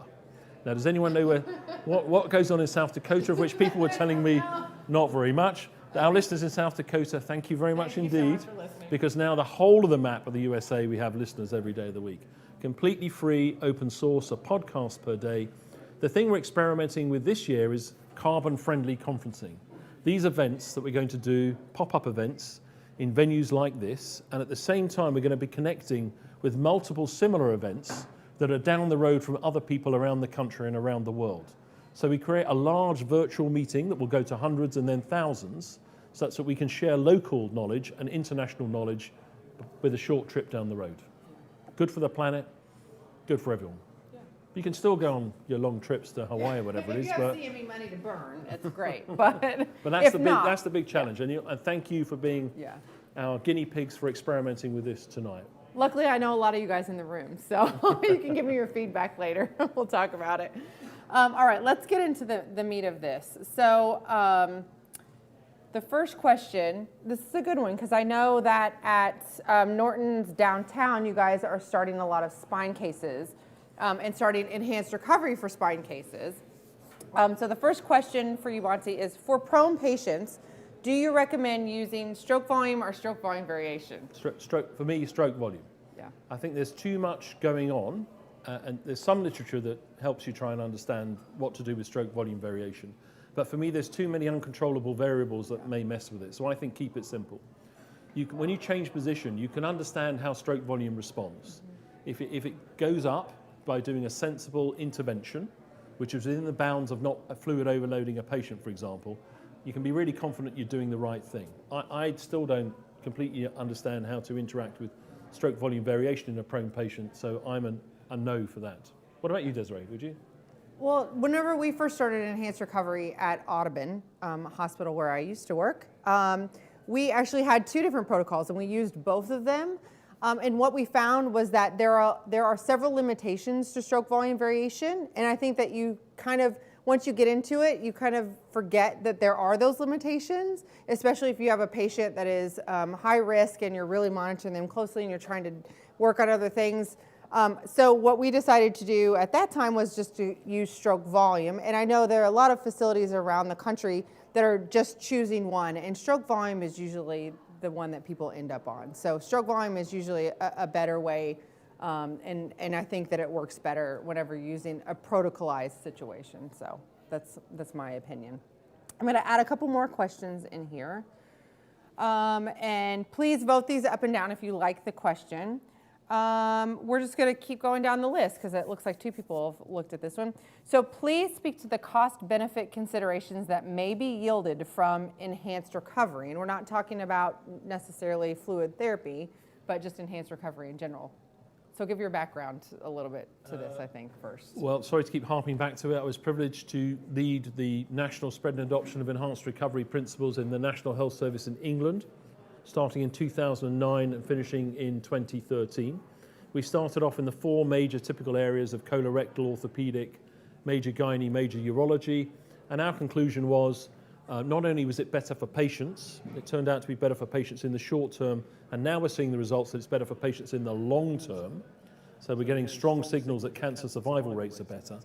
It always seems to be very cost effective. So we saved hundreds of thousands of bed days and tens of millions of UK pounds, and that has persisted to be the signal from it. And it's now spread to all forms of surgery. I haven't seen anyone launch a program anywhere who's reported that if they've done it properly, that they haven't had that return. And I would say the same. And you know, a lot of people are concerned, a lot of surgeons are concerned, I don't want to kick my patients out earlier. I know you're trying to save money on length of stay.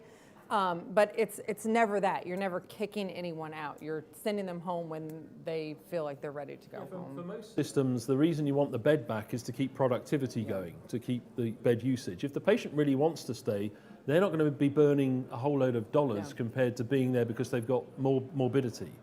The thing that costs a lot of money is if they're getting CT scans, MRIs, antibiotics, additional treatments, intensive care. The hotel costs, their insurer, maybe then they may end up burdened with a cost they didn't need, but actually it's a much smaller number compared to, you know, I had a stroke, I had an MI, I had avoidable complications, I developed acute kidney injury. So. Yeah, that's where that comes from. If you guys have a question in the audience, please raise your hand. We'll get the mic to you. Okay. So but do speak into the mic, or it won't be captured forever. This is a good question, and the next question here: what does enhanced recovery for obstetrics look like? And we've focused a lot on that with the evidence-based perioperative medicine group. Our last conference, we had a whole session dedicated to that, and in March we will as well. Monty, what have you guys done in the UK with obstetrics? Interesting, 2 stages of that. A lot of obstetric practice looks a bit like enhanced recovery anyway. So particularly, you're in a slightly unusual situation here where, as far as I understand it, by some sort of quirk of law, there's a right to stay in hospital for 4 days after a cesarean section, for example, if you want to. We never got round to that in Europe, for example. And many of our mums, the majority actually, want to go home as quickly as possible. Now, I know all mums in the room will know there's a variation of opinion on how quickly you want to get home to the rest of the kids, including the biggest kid, okay, after new kids have been born. But most of them, the most important thing is they want to get going as quickly as possible. They want to be able to look after their new baby as quickly as possible, and they want to be free of the drips and the drains and everything else that looks like it. So traditional obstetrics has looked at quite like enhanced recovery. Now, modern C-section enhanced recovery looks exactly like enhanced recovery. Day case cesarean sections are completely possible. 24-hour stay is common in very many places, including very many places in the United States of America now. Certainly 48 hours is pushing the envelope. Why you need the day 3 and day 4 is hard to fathom. Yeah, I think there are a lot of facilities, East Coast, West Coast, that are adopting enhanced recovery principles. And they actually look a lot like what we're using for enhanced recovery for open abdominal cases. I mean, it's very similar. A lot of recorded convos on TopMedTalk about that subject area. So. Yeah. Pain management, fluid management, all those things look very similar. It's a big ticket item for our countries and our health systems. Yeah. The biggest bed users in our healthcare systems are cesarean sections. So in here right now with everyone, we have our group here from Norton Women and Children's and downtown actually do the majority of obstetric cases here in Louisville. So, and you guys are hoping to start doing some enhanced recovery for that? Yeah. Can we get to the mic?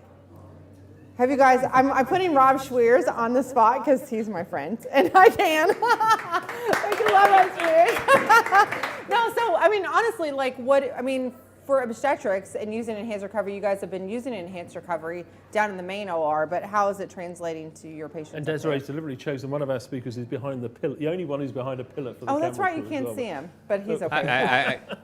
There you go. I did that purposefully.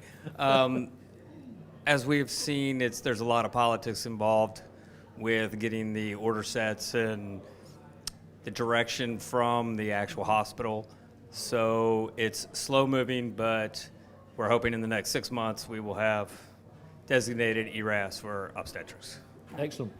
Yeah, that's awesome. And you guys have a lot of experience down in the main OR with those abdominal patients. Correct. You don't have to answer. That's good. No, I think it's good. It's called leading the witness. Yeah, I know. It's fine. I'm not a lawyer, so it's totally fine. I'm going to get Audubon in here in just 1 second. No. Okay, next question. Have enhanced recovery protocols led to decreasing rates of post-op delirium or post-operative cognitive decline? We talk a lot about this on TopMedTalk, actually. There are strong hints of it in the literature. Mm-hmm. Professor Henrik Kellett would say absolutely. And this has been in discussion a lot with the Brain Health Initiative, recorded on TopMedTalk with people like Lee Fleischer. Professor Henrik Kellett says a lot of the secrets to avoiding post-operative cognitive dysfunction, delirium, is just basic enhanced recovery principles. Because you're going to get people off their opiates quickly, you're going to get them mobilized quickly, most importantly, you're going to get them home quickly, which is, I think we all know for our elderly folks, is the most important way to avoid them getting confused in hospital. It should be the secret sauce. Yeah. Has that been proven yet? I don't think so.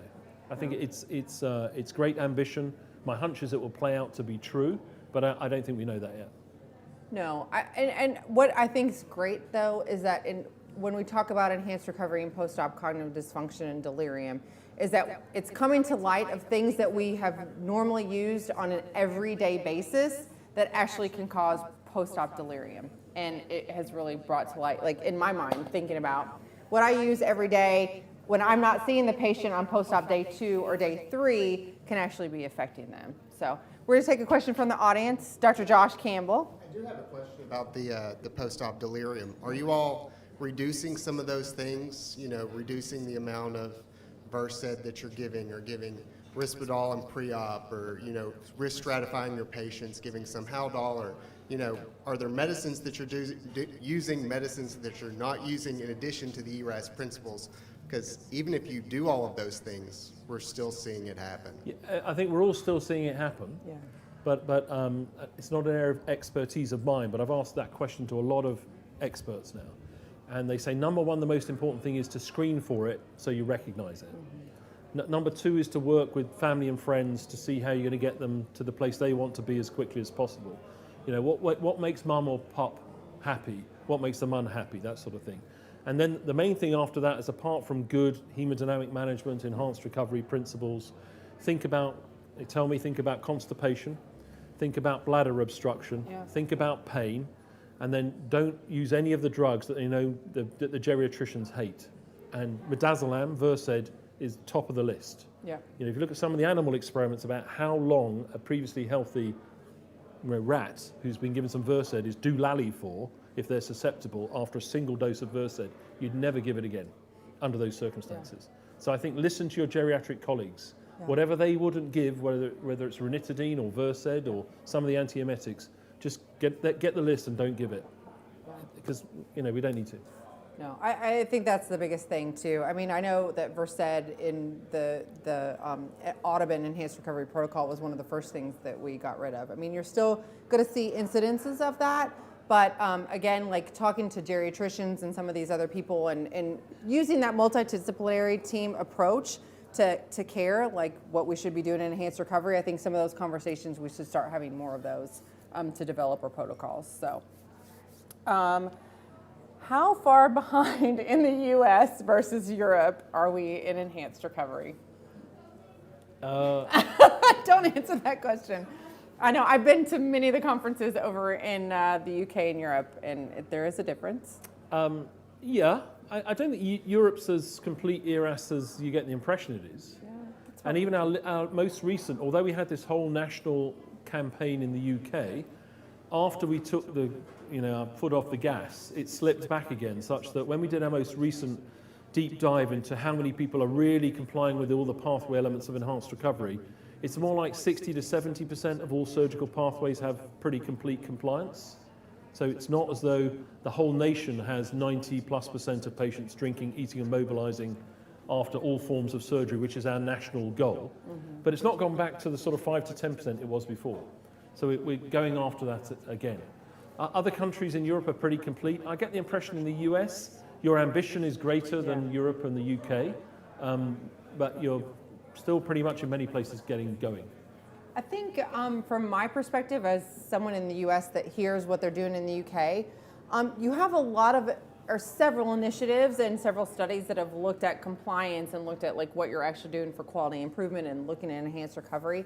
I think for us here in the US, a lot of people want to get going and get started, but and it's great whenever we get started, but we're not really monitoring what the compliance is of enhanced recovery and like what people are actually doing. So you write a protocol and it looks fantastic, and you may be doing it interoperatively, but what are all your other colleagues doing throughout the entire perioperative continuum? Yeah, so that's kind of what I feel like is happening in the US. Like there's some gung-ho people. There might be a pre-op person that's in PAT and really gung-ho about some of that, but the anesthesia team is not involved, or post-operatively. So I think some of those things that we don't look at the continuum of care is different than in the UK. Places have done it best is where their systems allow them to track compliance. Yeah. Compliance is consistently above 80%. Yeah.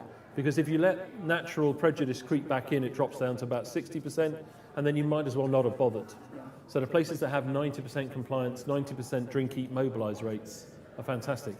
One thing I would say is, you've got pretty nationwide adoption of electronic health records. They need to become the solution, not the problem. Yeah. So as far as I visit so many places that tell me that, I'm not going to mention names, but this EHR or that EHR and the others are the problem, not the solution. They need to become the solution. Yeah. Now they have in some places, but universally they should be the solution. Yeah, I agree. Well, that's going to wrap up our first session. We're going to take a quick break, and for everyone at home, thank you so much for listening, but we're going to take a quick break to reload on drinks, take a bio break. We'll come back in about 10 minutes, so we'll see you back then soon. So. Thanks. Thanks very much. Yeah. So, welcome back to TopMedTalk here at 8020. Kaylin's in Louisville, Kentucky. For everyone listening at home, thank you for joining us, and thank you for Desiree, your audio's down for some going reason. with us. Okay. Are we on? You got me? Okay, great.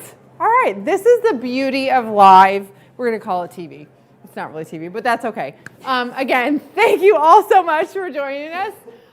We are back here. The rest of the time that we're going to spend here is going to be a Q&A through Slido. So if you're listening at home, please join us on Slido.com.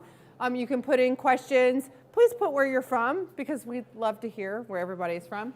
If not, that's okay. Everyone in the audience, if you do have a question that you want to talk and have a conversation with us, just grab the mic before you start talking to us. Cool. All right, great. So I'm going to ask Professor Monty Mythen to come and join us back again. So Monty, woo! All right.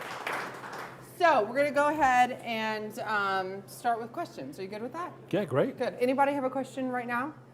No? Okay. We'll go ahead and start with Slido. We've had a couple great questions during the break. Hopefully we can come back to those. But some of the questions have been voted up here. So our first one, what are ideal case timeframes for using enhanced recovery principles? What about MAC anesthesia cases? So Monty, is there a time, like enhanced recovery depends on the time of the case or what? Let's flip that over. I think, again, to refer back to Henrik Kellett, the father of enhanced recovery, he basically says that all surgery should be performed as a day case, so like MAC anesthesia. So the aim is for everyone to go home today.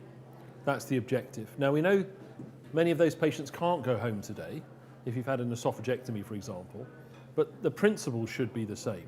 You should be turning around and saying, it would be great if you could have the patient in such a condition that their bag is packed, ready to go home today, and if not today, tomorrow.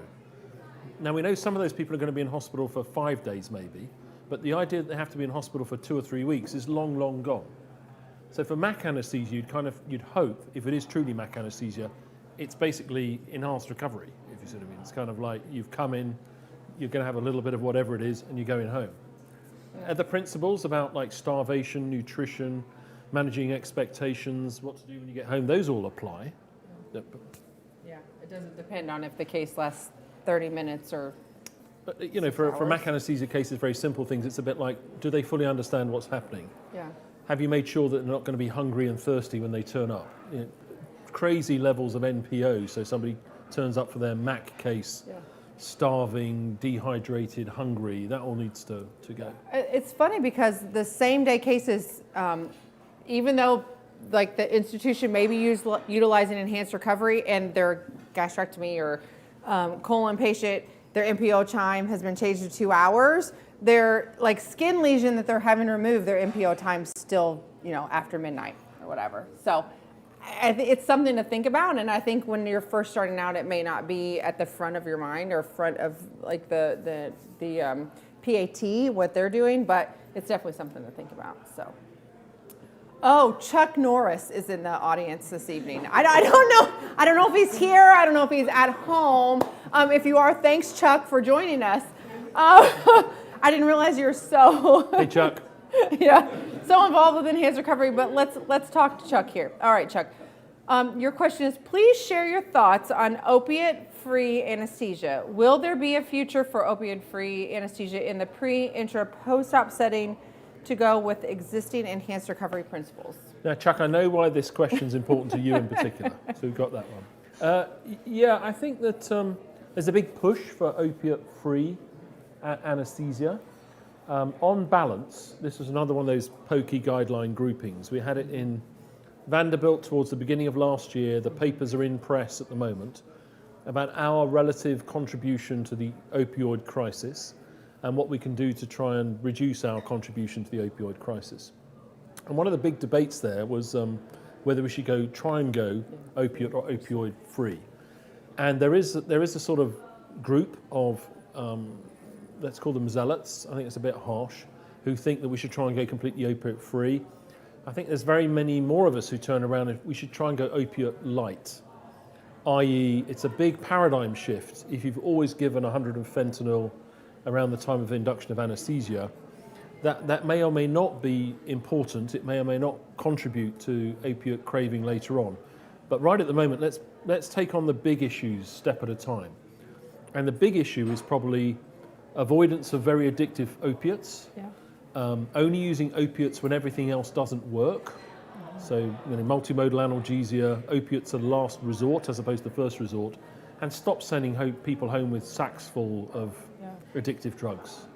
So to get a grip on those things. So most big cases you can do, very many big cases you can do with very little opiate. Opiate free, you can do it, but I think that's phase 2 for me. Yeah. I mean, there's been a lot of conversation about opioid free, and some of the concerns that I have heard is that even though we can make it through surgery without opioids, it doesn't mean that, well, first of all, we don't actually know what that means post-operatively, what they're experiencing on post-op day 1 and 2. So we make it through, they wake up and pack you, they're not in pain, that's fine. Do we not give them opioids the rest of the time, and what does that look like? And then if they need a ton of opioids to get them through because they're in so much pain because we didn't give any opioids and we really didn't cover them any other way, what does that look like for the patient then afterwards? So I think those are a couple questions that we have to look at. I think opioid sparing is kind of where we should start out. And looking at the whole continuum, even though there's anesthesia in the room, we only really focus on intraop, but thinking about what that means throughout the entire continuum of care and if they receive a little bit of opiate or not. I think also is having the conversation with everyone involved, post-op nurses, what the surgeon's going to be sending home, because those are things that are often a second thought for a lot of people. So there's a very challenging presentation done by Matt McAvoy, who's a physician, one of the leaders at Vanderbilt, that was recorded at the last Chicago meeting, EBPOM meeting, and we asked him to do a short talk about can we, the anesthesia providers, kick the habit. So it would appear that from the point of view of our contribution to the opioid crisis, of which the conclusion is we are not insignificant contributors to it, so 5 to 10% of people in the United States of America who are opioid naive, who go for major surgery, end up addicted. That's, just to reiterate that, 5 to 10% end up addicted, and the first opioid they got was from one of us. Now, maybe they would have gone that route anyway, but possibly not. So the real challenge is, if anyone's got to kick the habit first, can we kick the habit? I.e., our habit is to give opioid, here's a sack full of opioids to go home, don't phone me. Now, I know other people are involved in that, but the big challenge to us is let's tidy our act up first. Yeah. And I think it's actually a pretty easy conversation with the surgeon as well, because we all know every day in practice, I do whatever I do intraoperatively, but the surgeon may be writing those scripts home. And if I've done everything I can to reduce the amount of opioids, we should be working with them to reduce the amount of opioids that they get afterwards too. So next question, which I think is good, and switching kind of to fluid, is what guidance do you have for utilizing GDFT or goal-directed fluid therapy on patients that have had spinals and epidurals? It's a good question. Great question. So I think if they got an A-line in, then you can use technologies to take the A-line signal and decide when you should step in with your vasoactive agents, because we know that's always the challenge. Yeah. We're inducing hypotension. We don't want to give vasoconstrictive agents to people who are relatively hypovolemic, but we don't want to fill the whole tank with nothing but fluid. So when is it the right point to step in? So you can use your A-line signals. Now, having an A-line in many of those cases was not what you were planning to do. So now there are technologies that are non-invasive, including finger squeezing devices, etc., whereby you can turn around and say, well, in this case here, who's a little bit more frail, I do want to know cardiac output stroke volume. I'm going to start with a little bit of fluid management, but my vasoactive agents, and particularly my vasopressors, are going to be available soon. I'm going to do that balance between, I'm going to all right to be +1 up to +2 litres, but if I've gone +1 and it's not happening, I'm stepping in early with my vasoactive agent, increasingly as an infused agent as opposed to a bolus agent. So I think the principles are fundamentally the same. What you can't use reliably is stroke volume variation, pulse pressure variation, because they're usually spontaneously breathing. So it's stroke volume variables, cardiac index variables, but same principles, preload, afterload, contractility. I think whenever we first started utilizing stroke volume variation to guide fluid therapy, we all know that we were using multimodal, and so utilizing spinals a lot in the practice that we were doing, that there was the question of like, well, I know I'm having a sympathectomy, so I know that they're vasodilated. So do I give them fluid? Because whenever that wears off, what if they end up, a couple liters positive, or, if I'm treating to that? So. That's still one of the known unknowns, but the idea that they came in perfectly euvolemic and perfectly hydrated seems on balance to be unlikely. Being +1 to +2 liters is an area of safety. What you don't want to be is +3. Yeah. So the way to use for more complicated patients with multiple comorbidities to move up to your advanced hemodynamic monitoring is to rationalize the point at which you use a vasopressor. Yeah, agreed. That's a good question. All right, next question. TIVA enhanced recovery versus gas enhanced recovery. Any big differences seen in the length of stay or recovery in the results? I think there are some strong, like big picture. If you want to do enhanced recovery, you can do it with either. Okay, so I would say it would be not a sensible move to try and make everyone switch to one or the other to try and deliver your enhanced recovery program. There's quite a recurring theme in many of the observational studies of large databases that outcomes look as though they may be even better using TIVA compared to gas. Now, I don't give many anesthetics, you could argue any anesthetics anymore, as a professor who mainly does intensive care. But I was always reluctant to switch to pure TIVA. I'm under increasing pressure, I would argue, to consider it, particularly with some of the cancer literature that's coming through about cancer recurrence rates. So I'd keep an eye on that. Do you need TIVA to do enhanced recovery? I think no is the answer. You can do it perfectly well with whatever anesthetic you're giving at the moment. From the anesthesia per se, you can make it work. Yeah, so nothing's really come out to say one versus No, but if you look at some of the big observational studies, the TIVA being associated with even better outcomes is a recurring theme. Yeah. So that may change. And there are a lot of protocols now that are kind of switching over, especially with multimodal and using regional anesthesia and doing TIVA only kind of stuff. So we probably should. But if you're going to do TIVA, you've got to do it well. What does that mean?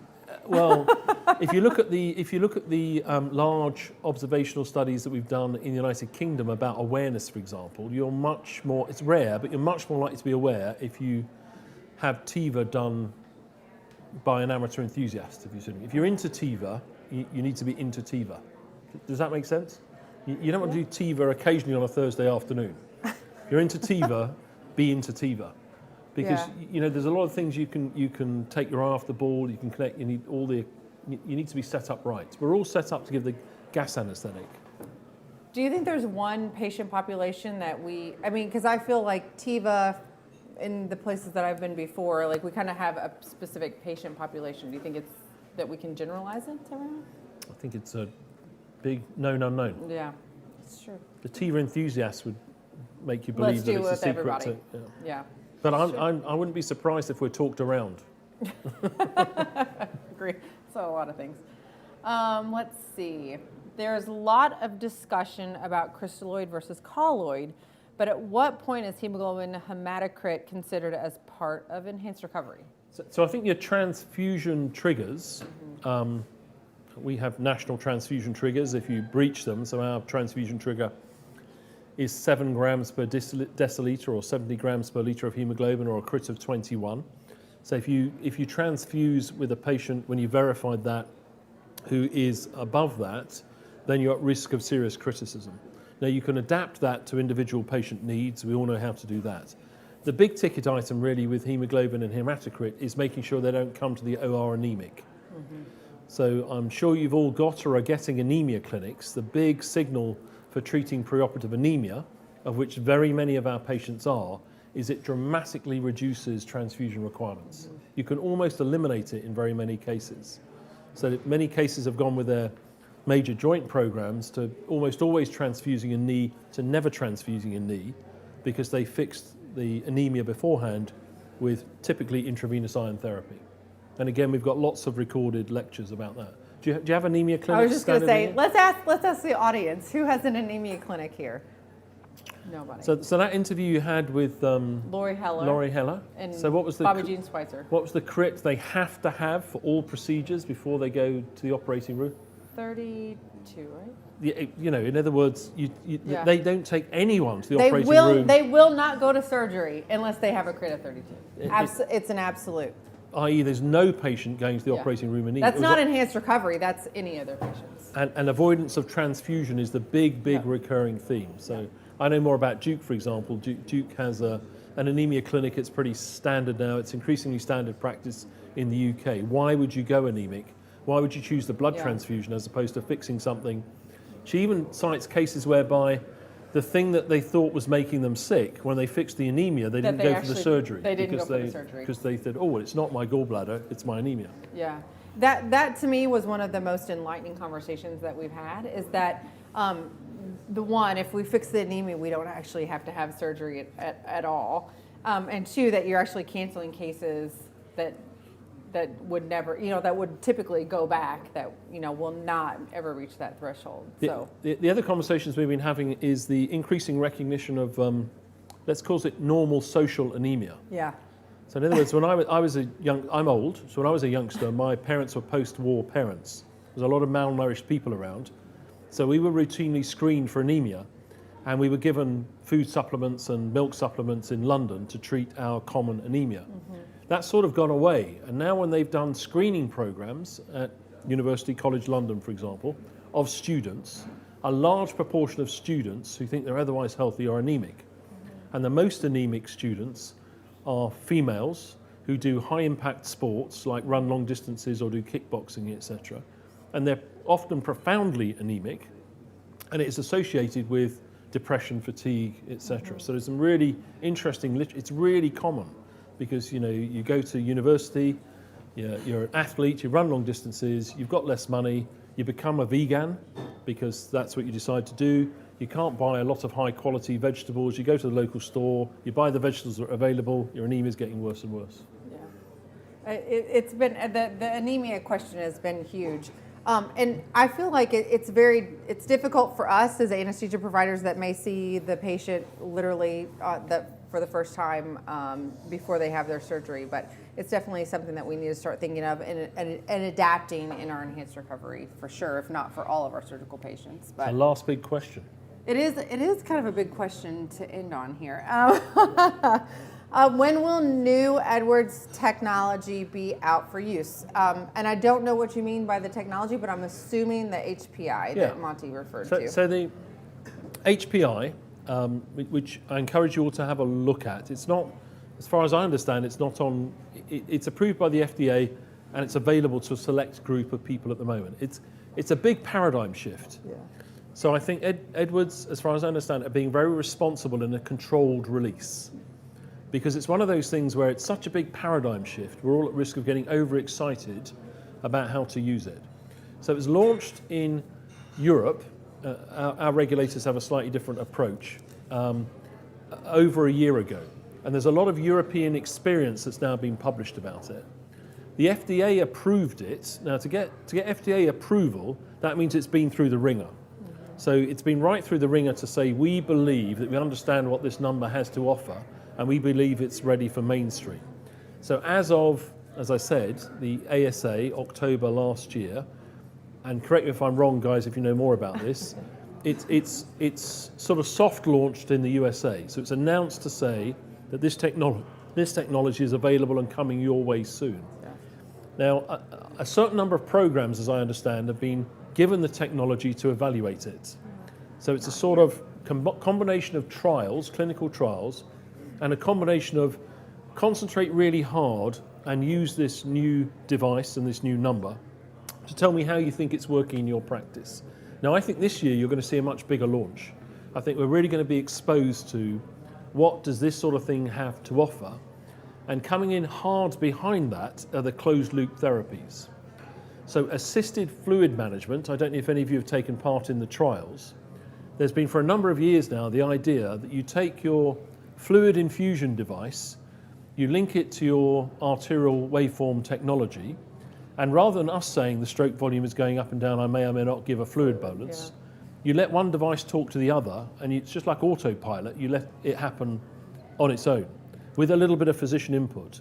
Now that's been happening for a number of years now in laboratories and in humans, and is now in clinical trials in the USA. So soon, you may have a situation where either the device says, by the way, it looks like you should give a fluid bolus, do you agree, provider? And you go, oh yeah, sure, I've had a look at it, great. Or beyond that, it will just give the fluid boluses to keep everything on track. And coming in hard behind that is your vasoactive agents will be given things on track as well. Now, initially we're thinking, oh, that's crazy, that will all go horribly wrong. The disturbing thing is, like many things that happen in life, it would appear as though the machines are better at this than we are. It's a bit like the self-driving car analogy. We all think, no, the self-driving cars are going to bump into each other. Is that a good analogy? I know one has. Well, all right, one, as a result probably of human error from an extraneous, has been involved in a car crash. True. We have car crashes we nearly had about 5 this week, not when you were driving. You know, so we've seen plenty this week. That's true. You know, so it's highly likely, not to take our jobs away, but it's highly likely that computers are coming to help in the same way as we've let them help lots of other places already. Yeah, your iPhone does everything for you now. It's good. So it's an exciting year. Keep on. There's going to be lots of other AI, machine learning stuff. It's happening really rapidly. In X-ray diagnosis, for example, we'll be there very soon. You know, the computers are much better at looking at the patterns on the X-rays than humans are, particularly at 3 o'clock in the morning. And they have a look at it and they make the diagnosis. That's all written up and it's happening rapidly. So, on that happy note. Yeah. No. Any other questions from the group? Any burgeoning questions about how do I get out of here and how do I get home as quickly as possible? I know. We're close.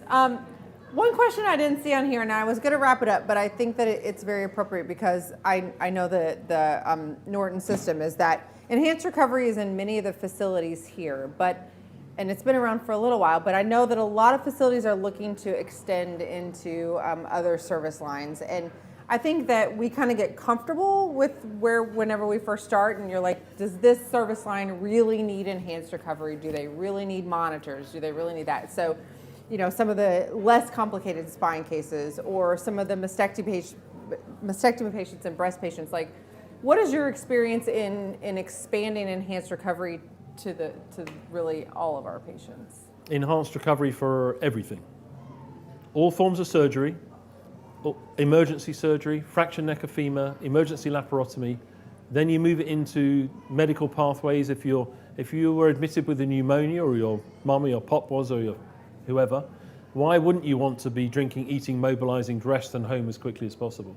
The principles are fundamentally sound, and some of the large healthcare systems in the USA have a stated ambition to be total enhanced recovery systems, i.e., why wouldn't you do that for everyone? It has a huge, if you get people dressed we've all experienced this, even if we've had a bad flu or something like that. The moment you get redressed in your clothes, even if it's a pair of stretchy pants and a t-shirt as opposed to the normal prisoner's kit that we give people, and you get out of the bed and into a normal chair, you're recovering. So, you know, let's do that for everyone. And then let's address anemia, diabetes, fitness, mobility, smoking cessation, snoring. Let's address all of those issues and just total enhanced recovery. And we're going to get that done not next week, not next year. We're going to get that done in the next few decades. Hopefully it's sooner than that. We'll crack on with it soon. Yeah, we're going good. Well, guys, thank you so much for everyone here in Louisville and everyone at home. Thank you so much for our very first exploration into video live streaming with TopMedTalk. We want to thank, again, Edwards Life Sciences for helping us with this and sponsoring this event tonight. And our fantastic crew. Yeah, and our crew from Little Giant Media. Thank you guys so much.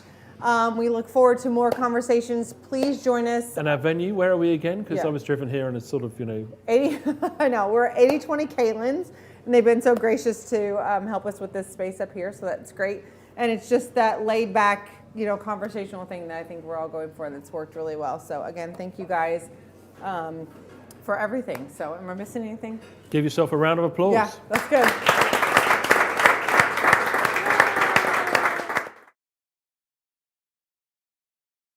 Well, hello and welcome back to Top Med Talk here at Anesthesiology 2023. It's the annual meeting of the American Society of Anesthesiologists.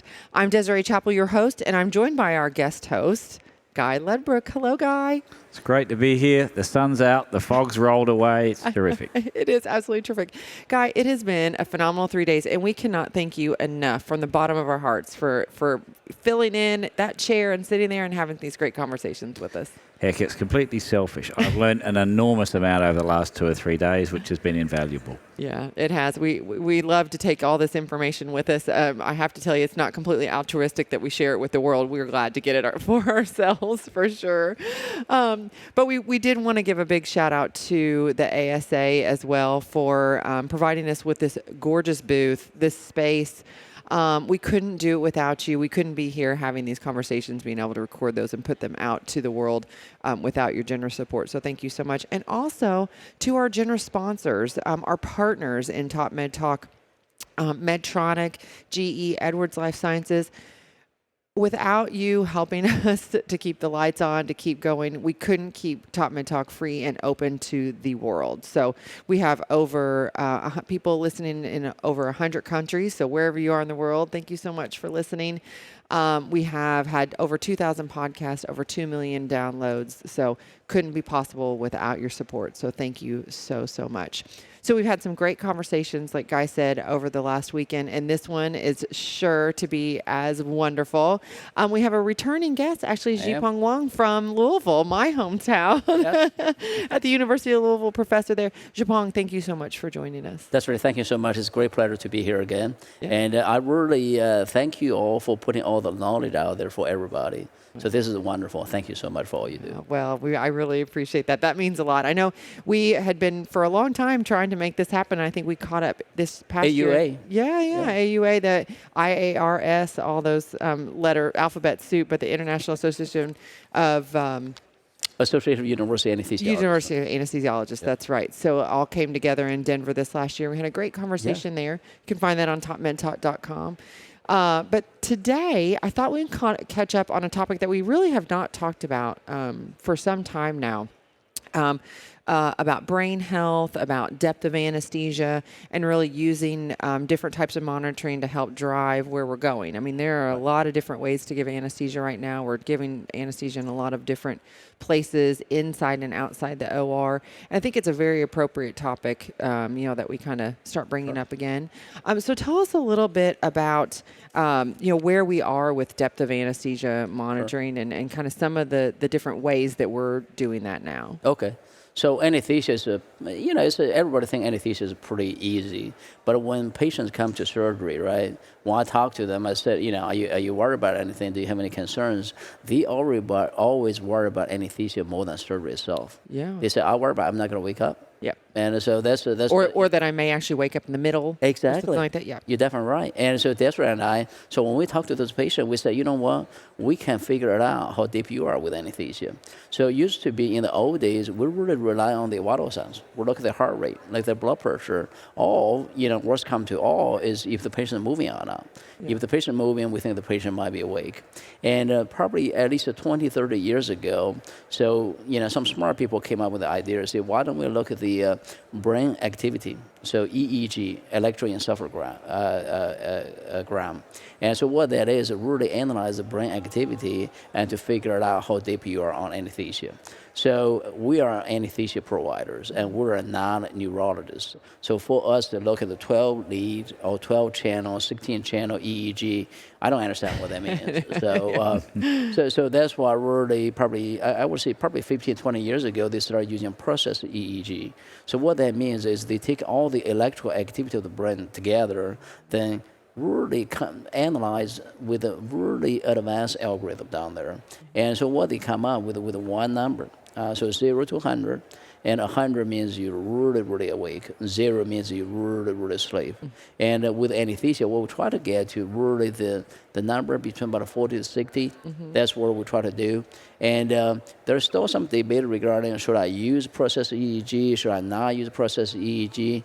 And one of the things I would see though, I teach residents all the time and teach students, and I see some of the younger residents, and they say, well, I can figure it out how deep the anesthesia is by just looking at the patient, check their heart rate, blood pressure.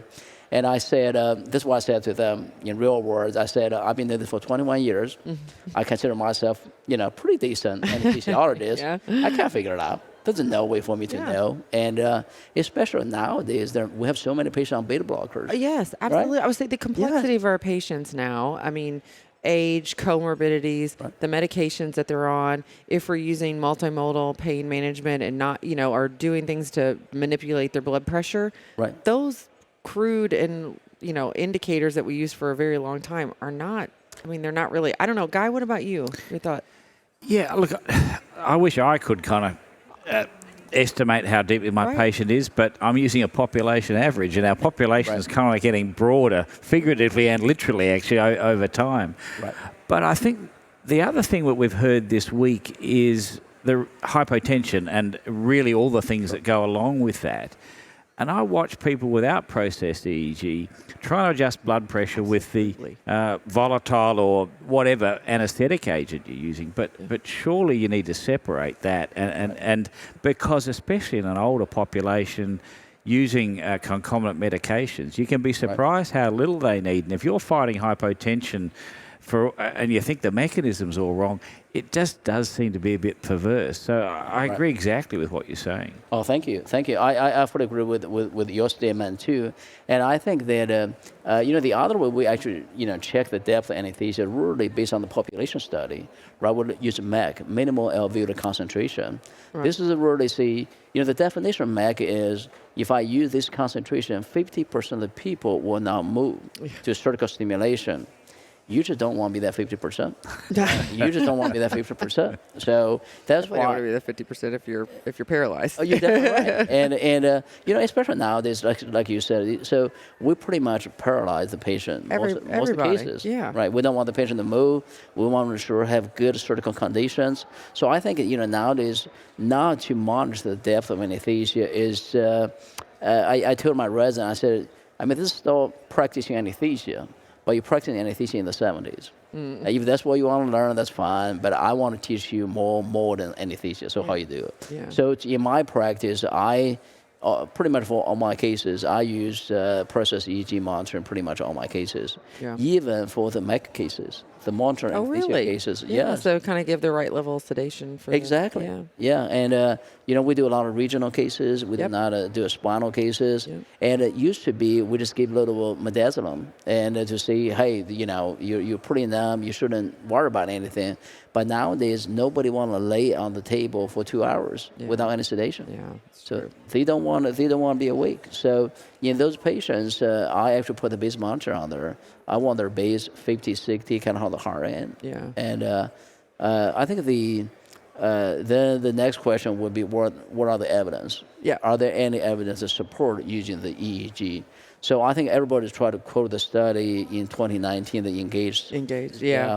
And their study actually showed there's no differences if you use the EEG versus not process EEG versus not using that. And what was the outcome that they were post-op delirium? Yeah, delirium was what they were looking at. Right. Yes. They look at the post-op delirium, but if you dig into that study, so in their control group is you still put the base monitor on there, but you cover the number up, so you don't know. In the intervention group, they actually let the anesthesiologist decide. So it's not so you're going to keep the base at a 40 to 60. If you actually dig into that study, many people in the intervention group actually have the base below 40. So it's to me, it's a little bit biased. It's not a fair comparison because you did not achieve your goal to keep the base 40, 60 in the intervention group. There are several meta-analysis, cochlear analysis out there right now to see it will decrease your post-op delirium. but there's really no difference in the post-op cognitive dysfunction. Mm-hmm. And I think that's another thing that's really becoming a significant issue for many people. Oh yeah, Right. for sure, for Yeah, sure. yeah. And I mean, whether or not we're looking at post-op brain, brain function, cognitive dysfunction, and I mean other benefits of using processed EEG, I think is getting the depth right and making Right. sure it's right for the level of patients that we're taking. Because I know I have plenty of colleagues that don't use processed EEG. I am actually a user myself, and I have been surprised so many times when you have an 80-year-old little lady who is there, and she actually is on a ton of medications, and she is taking a ton of anesthetic, and her vital signs are just fine. And then I have a 50-year-old guy who is strong and robust, and it takes very little to keep them asleep. And I've been trying to fight a blood pressure because he's on ACE inhibitors and all these other medications, and it's really tough. And so I think that we lose by just saying that we're only looking at this one thing for this particular monitoring. To me, at least that's my opinion. And also in an era where we're increasingly focused on the use of regional anesthesia and common blocks. Yeah. So you often don't need as much, and there's no MAC number on the machine will account for that. Right. So regional anesthesia potentially great for pain relief, but the risk is we're overdoing it, and without measuring it, it's kind of pretty hard to know, isn't it? Right, definitely. And just like Desiree was saying, though, everybody is so different. Yeah. I had a patient, I was running gas, I running 0.2 MAC. I would never do that if I don't have the processed EEG. I'm like, that patient's going to wake up. Yeah. And I had patient that I thought that patient going to need a lot, really not much at all. know, yeah. Vice versa. Some of them, you're like, okay, this 80-year-old, 0.5 MAC will get that patient. Oh, no, they won't. So or TIVA right now. I mean, we do it a lot of TIVA, and that, I mean, you have no idea. I feel like that's, where are we on this? And vital signs, late indicator, sometimes of where you are on that. Yeah, and I think too, the consequences of anesthesia, whether it be the agents or the whole context, is a little scary. There was that observational study out of Taiwan, I think in the Lancet relatively recently, looking at the delayed downstream effects on cognitive function and Alzheimer's or dementia, suggesting this was regional anesthesia versus general anesthesia, with a pretty strong signal, very big database. Right. And you're not going to measure that for 10 or 15 years. Right. So that was regional anesthesia versus general anesthesia, but it raises the issue of whether grades of general anesthesia actually might feed into that as well. So, that was in the Lancet. I think it's kind of sobering when it's not just maybe the cognitive function in subsequent days or weeks, but maybe in years downstream. In years to come. And I actually had a patient a few weeks ago. That patient came to me and said, I'm happy that you're doing anesthesia for me, but last time I had anesthesia for a small procedure, I was not the same for 6 months. Yes. So had a significant cognitive decline after the anesthesia. And that patient was not that old, in the 50, 60 years old. So I think that, I think we have, when we do anesthesia, we have several goals. One, make sure the patient is comfortable. Two, make sure we do no harm. And I think that's something that really, to me, that's really important. And every time when I walk into the room when the patient's hypotensive, and many times when I see the gas was on 2 MAC, the propofol was a 300. I said maybe we should come down on those first. And so it's really I think it's really the right dose for the right patient at the right time. And you have to have tools to help you, refine that and really be able to get, to individualize care and not just as a population. I think as you said. We talked about neuromuscular blockade the other day, yesterday, I think, wasn't it? In fact, if you're flying blind, you really could be kind of anywhere. Right. And we have the technology and the recommendations and often leave it in the drawer. Right. And, I think EEG is a bit like that too, or a lot like that as well. We're living in the 21st century, isn't it? Yeah. So let's use it. Let's use the benefits of that. Yeah. Right. Yeah, absolutely. Exactly. And, there are several comments I hear from my colleagues. One is I can do this without. And so my question to them is also, and don't, when we do cases, right, when we take care of patients, I think the first thing is you got to put your ego aside. It doesn't matter how good you think you are. It's really what good or harm can you do to the patient? Yeah. And to me is, if this is something that can help me to protect my patient from myself, I'm going to use it. From yourself. and so I think that's really, the first thing. The second thing is really... hold on one sec. They're making an announcement. This is live, you guys. I don't understand what they're saying, but right, go ahead, Siobhan. I couldn't hear. And I think the other thing is really when there's the other thing that people talk about is, well, it's such old technology. It's such an old algorithm. So I actually study that. So this algorithm was developed in 1998, and they still using the same algorithm. And my counter argument on that is, this is actually the best studied monitor ever, the brain monitor. Yeah. So there are so many studies coming out to show this actually works pretty well. And there's a saying is, if it ain't broke, don't fix it, right? And then I did talk to people from Medtronic. They actually are working on to refine those, to update the algorithm. Okay. So that was going to be my next question. Kind of in closing, what do you think the future of process EEG and its place in in operating rooms and outside of operating rooms where we're doing other type of anesthesia? What do you think the future really holds for that?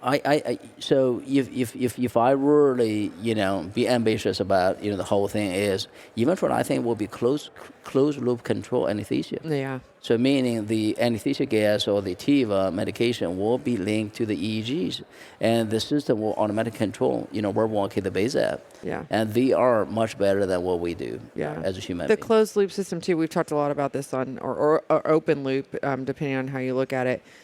Instead of, and we all as clinicians know this, you give a medicine, the blood pressure shoots up or goes way down. And you give bolus doses. Right. These are, or even with infusions, it's hard to kind of stick your finger on where you're going to actually land. This is taking all that information and doing microdosing of all the medications, whether it be anesthetic gas or vasopressors, and keeping it all where it's just straight, and a smooth line of how our patients do. So I think that's really exciting. I think it'll be really interesting. We actually been working with a professor from UC San Diego. Mhm. So what he developed was pretty nice. So he used a closed loop to control the blood pressure.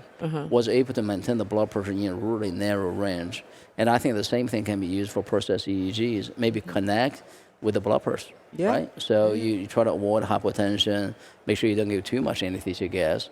And I think that most likely will be able to help the patient. And whether, I think that, to be honest with you, I think the technology is there. And I think United States, we're always lack regarding innovations.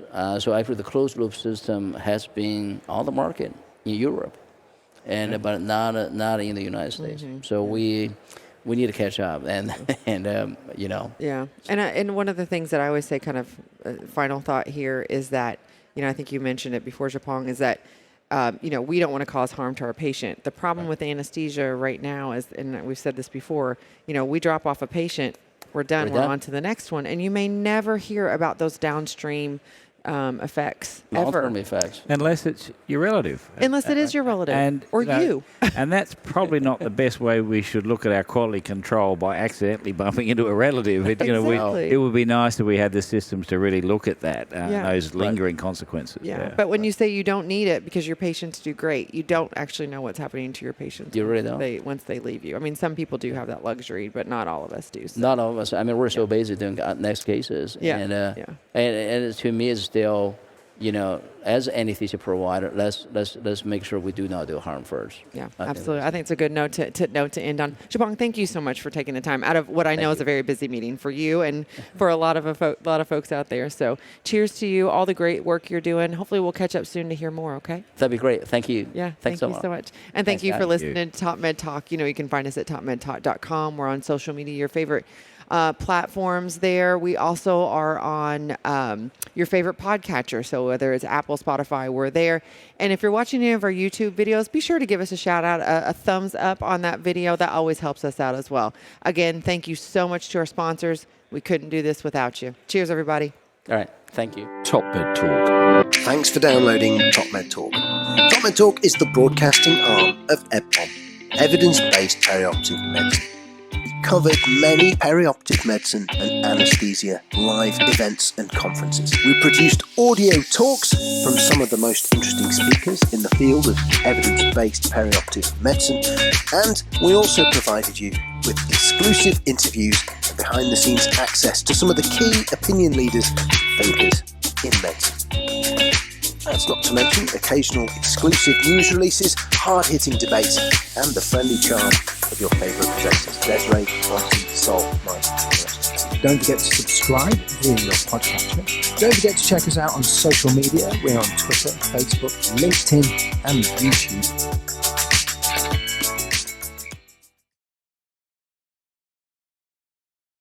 Well, hello and welcome back to Top Med Talk. It is our final interview here at Anesthesiology 2023, the annual meeting of the American Society of Anesthesiologists. It has been a fabulous 3 days here in the exhibit hall and in San Francisco. Thank you so much to the ASA for providing this beautiful booth here, this space. We have had a fantastic time. Wonderful conversations that you can find at topmedtalk.com. I'm Desiree Chappell. I'm your host, and I'm joined by my guest co-host, Guy Ledbrook. Guy, it's been a great 3 days, hasn't it? It's been fantastic. It's sad to see it coming to an end, but in fact it lingers on X and YouTube and all those things. So that's right. Yeah, it'll be there for us for a while. For actually forever, because we're talking about the internet here, so you'll never be able to get rid of us. Guy, for our listeners that may not know you, tell us a little bit about yourself.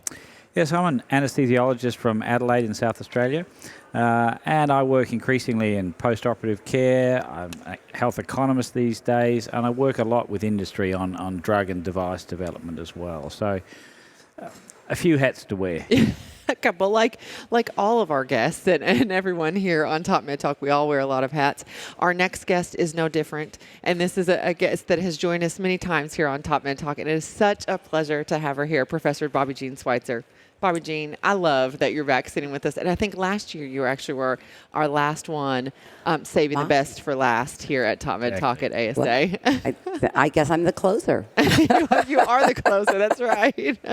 Well, have you had a good meeting this year? I have, and it's great to see you again, Desiree. It's always a pleasure. And it hasn't been too long, has it? No, it hasn't been. We've had some fun times. We went to Ireland for the Dingle Conference, which is fantastic. Actually, all three of us were there this year. Terribly hard work it was too. My first trip to Ireland, and I had to sample the gin, and I had to sample the Guinness. I think you became a fan of Guinness, didn't you? I love Guinness. I don't even like beer, but I tell everybody Guinness is not really beer. It's not carbonated. And I love gin, and I never liked gin before. Really? Especially that Dingle local gin. Yeah, I know, the Dingle gin. You should look for it. It's good. Although we shouldn't probably be talking about that. That's true. No. And, It was a lot of water we drank, too. All types of it. We said we sampled it. We did, adult beverages. We sampled. So, switching gears back to the ASA, great meeting so far, yeah. You've been busy. It is a great meeting. I mean, I think that, San Francisco has turned out nicely. Yes. There were some concerns around San Francisco. Yeah. But I think that they've done a good job with the signage outside, directing us to the center, the Moscone Center. The weather's been lovely. Oh, beautiful. Yeah. One morning it was foggy and my hair got frizzy. But that's why my hair's up today, because it was so bad. Mine's fine. Guy, I know. Yeah, Guy. I'm sure you worked really hard on that hairdo this morning. Yeah, that's great. So you have been involved with the ASA and in lots of programs within and adjacent to the program every year. Is that correct? Yes. So, I don't know. I keep, at the time, when I start to agree to do a panel or put in a, lecture, or I agree to be in a committee, it kind of happens one at a time. And then all of a sudden it's like it's all come together. And I'm like, I don't have time to sleep. Your schedule's like booked out every hour on the hour. But it's fun because I get to do a lot. I get to see a lot of people. I get to connect again. And I always learn so much. Yeah. And it's one of the reasons I keep coming back to learn something. Well, Barbara Jean, if someone out there who they don't know you, which I find that hard to believe, especially as Top Med Talk listeners, can you tell us a little bit more about your background, maybe even some of the organizations that you're involved in? Because you too wear very many hats. Yeah, I don't like to get bored.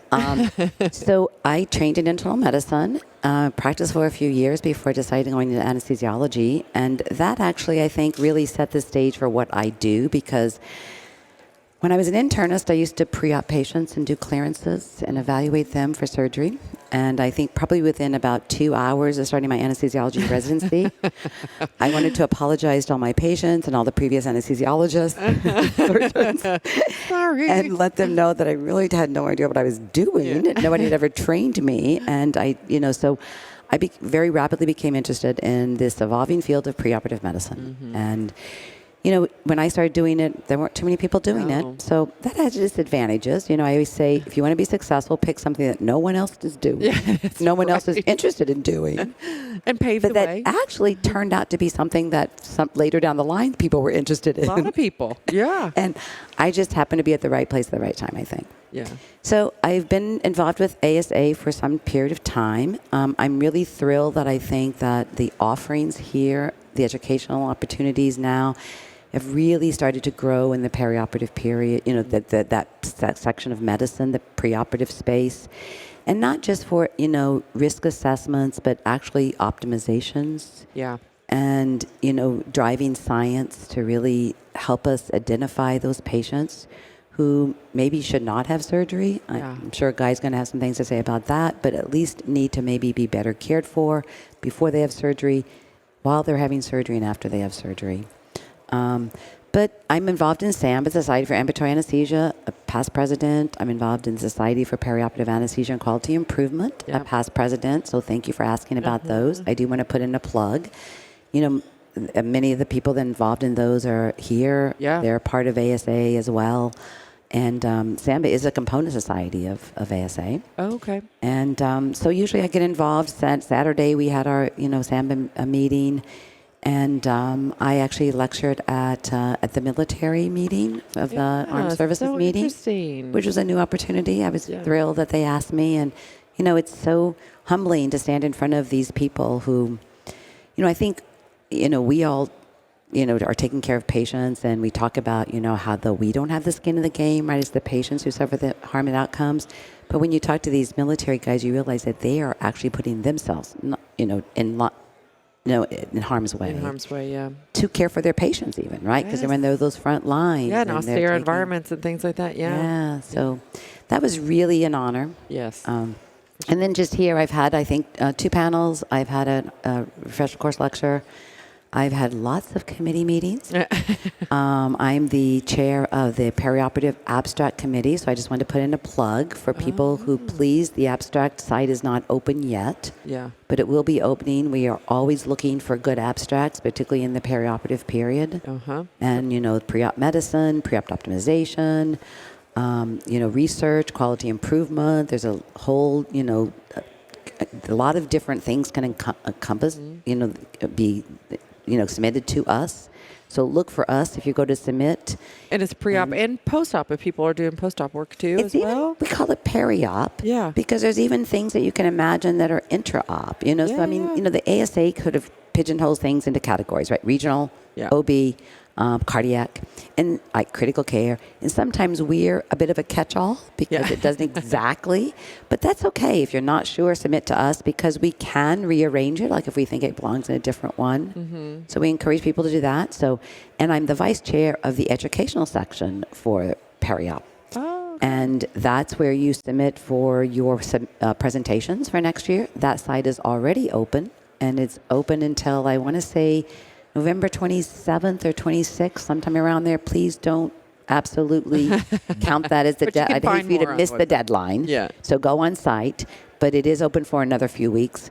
And there's panels, there's workshops, there's PBLDs, there's refresher course lectures, there's snap talks, there's a whole variety of things. Cool. So please look at that, and reach out to me individually if you have any questions about either of those, either the abstract submissions or the educational submission. Always looking for real world experiences and people out there doing it that may not have considered it before, but this is a great platform.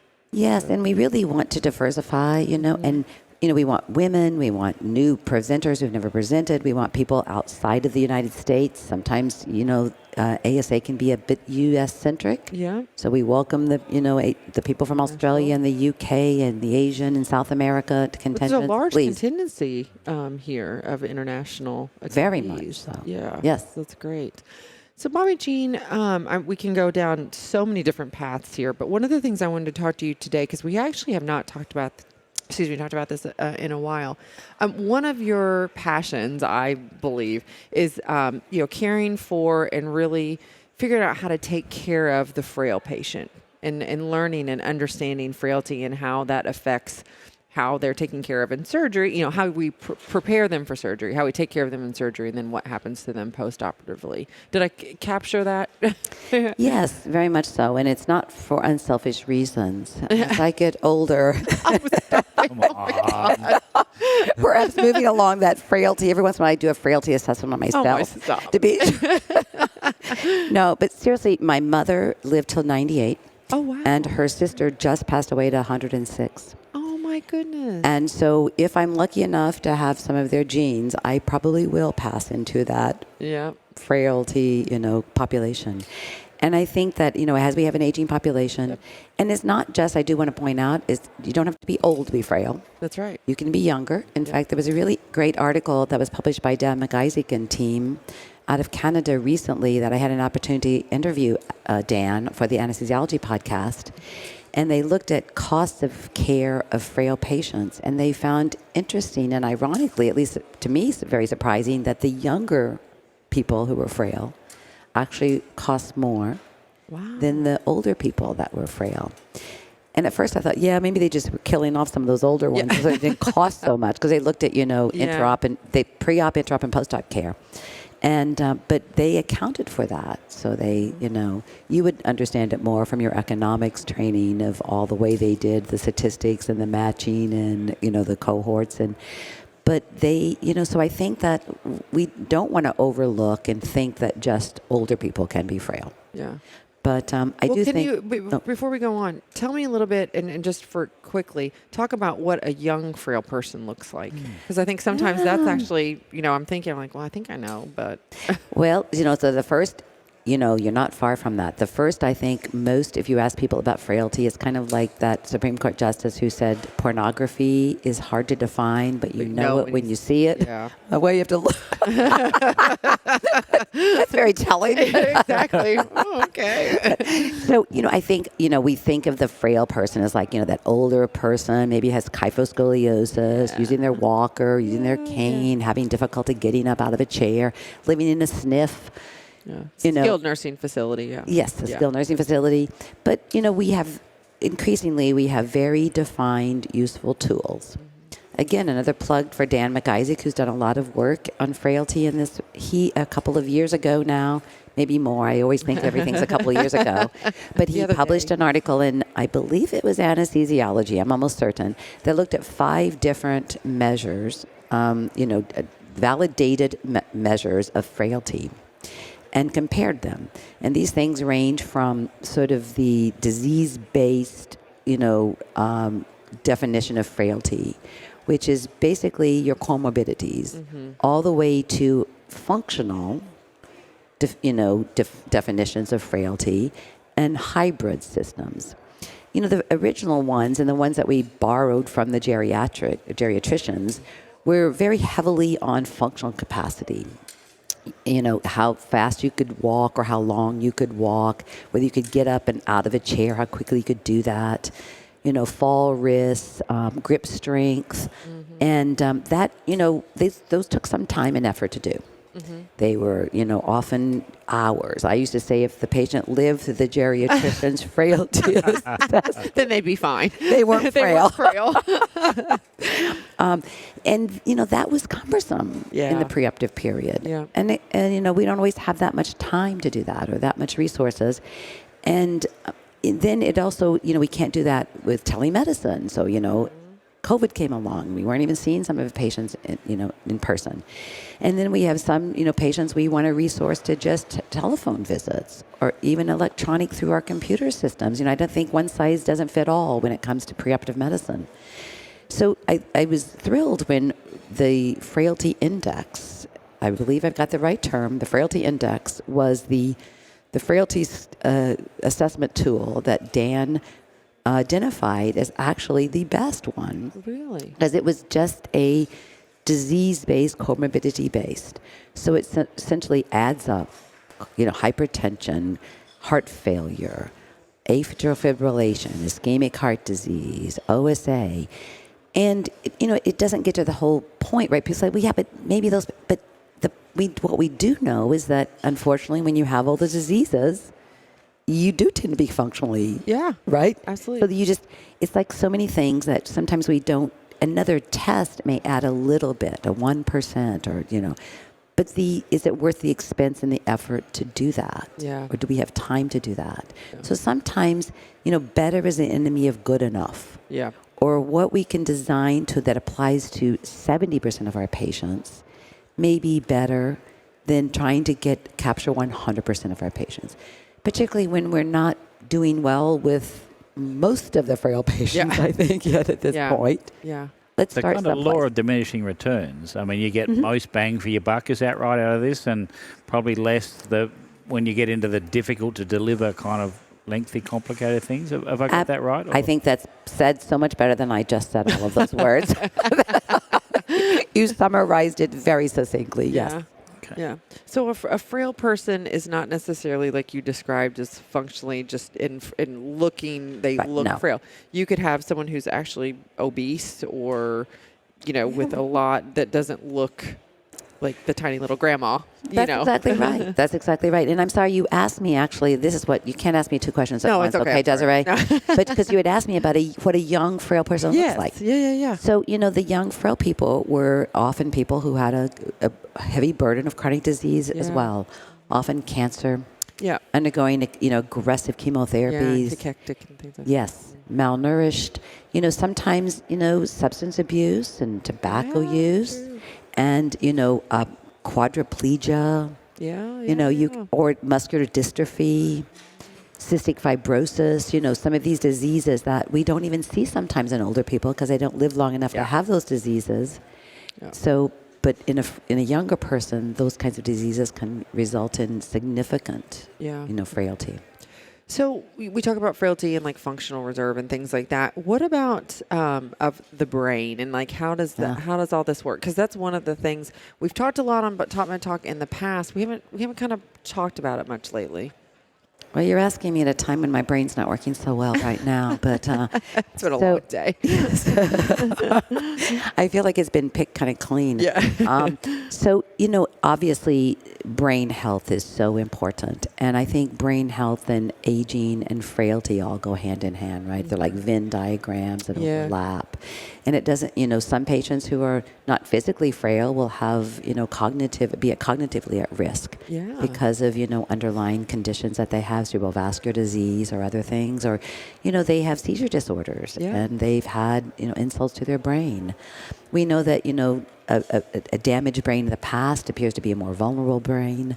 But then, yes, the aging brain, I'd like to think that it doesn't matter, if you stay healthy. I do my crosswords. I do, what is Wordle? I mean, Wordle every day. Wordle. I do that other spelling thing that the New York Times, I feel like at the end of the day, before I can go to bed, I have a whole other hour I have to run through my little games. For your brain health. I love it. I don't know if missing out on the sleep is like countering all that. No, it's just because I think, not getting enough sleep sometimes can contribute to that. But, I know there are a lot of really good presentations here. Some of them I didn't have a chance to get to because I was too busy doing other things. But I do really, really think that that's so important. And it's so key to what we do as anesthesia providers, right? Like, we are so fixated on the effects of our anesthetic practices on the lungs and the kidneys and the heart. But we forget that really the target organ is the brain. Yeah. But I think it's that we've missed, we haven't understood the brain nearly as well as we have these other organs. We can't test things as well. We don't have the data, the randomized controlled trials. But, we know that it's two extremes of age, both very young, the older patients probably are at risk. I think the problem is that it looks like that still the overwhelming, population of relatively healthy older adults will still do well with most well-conducted anesthetics, but not all of them. So there's a slice of even those healthy ones will have post-op cognitive dysfunction, delirium, or loss of what we talk about executive functioning. Yes. And I think that's what's been sort of so hard for us to also appreciate that, after an anesthetic, you all feel a little bit woozy and a little bit fuzzy around the edges, and we tell them not to drive and make important decisions. And I've stopped telling people to stop operating heavy equipment because most of us in the U.S. Now, Guy, you're an exception. You have this farm and you have heavy equipment. Exactly. So you'd have to keep telling you to stop operating heavy equipment. But I'm not sure it's wise for me to use that whether I've had an anesthetic or not. But anyway, that's a separate issue. Yeah. I grew up on a farm. I can operate a little bit of heavy equipment. I used to think I could, but I don't do it routinely anymore. Yeah. But then, we think we recover after that period of time, right? But we recover to, pay our bills, do our basic kind of functioning. But when you talk to people who function at a really high level, and I remember I first had this aha moment when I was actually a resident back in Boston, and I had an opportunity to take care of some professors from MIT and Harvard who were these, Nobel Prize winning people and functioning on a really high level. Yeah. And to a person, when I would see them, usually it was in the pre-op clinic when I'd be interviewing them, they would say, I'm not sure I was ever the same after I had. Or it took me literally weeks, if not months. And they're like, I could do basic stuff. Sure, I could teach the course that I taught all along. But when I was trying to talk to my postdocs, or I was trying to really delve into some really, complicated, sophisticated mathematical or economic question. Yeah. I didn't feel like I was holding my own the way I used to. So, those were anecdotes. Yep. But when I heard them over and over again, and this was way before people were talking about this thing, I started thinking, there may be something to this. Again, listen to our patients sometimes. Absolutely. So, obviously they're very well attuned to the fact that they're just off a bit. Have we got, or are we getting tools to be able to better measure that and better judge that? Or is that still a sort of bit of a stretch goal? I don't think so. I think it gets to that, they call it executive functioning of testing, in this little higher level. I think that when patients are tested with those kinds of nascent tools, I believe that this is not my real specialty, so I don't want to overspeak. I think we're getting into recognizing that is generally when we're seeing the people who are having effects, that by all other accounts, they're not sitting there drooling, or they can't get their, dressed in the morning. Yeah. So they, by all, they don't appear to be. So they're fine. Yeah, they're fine.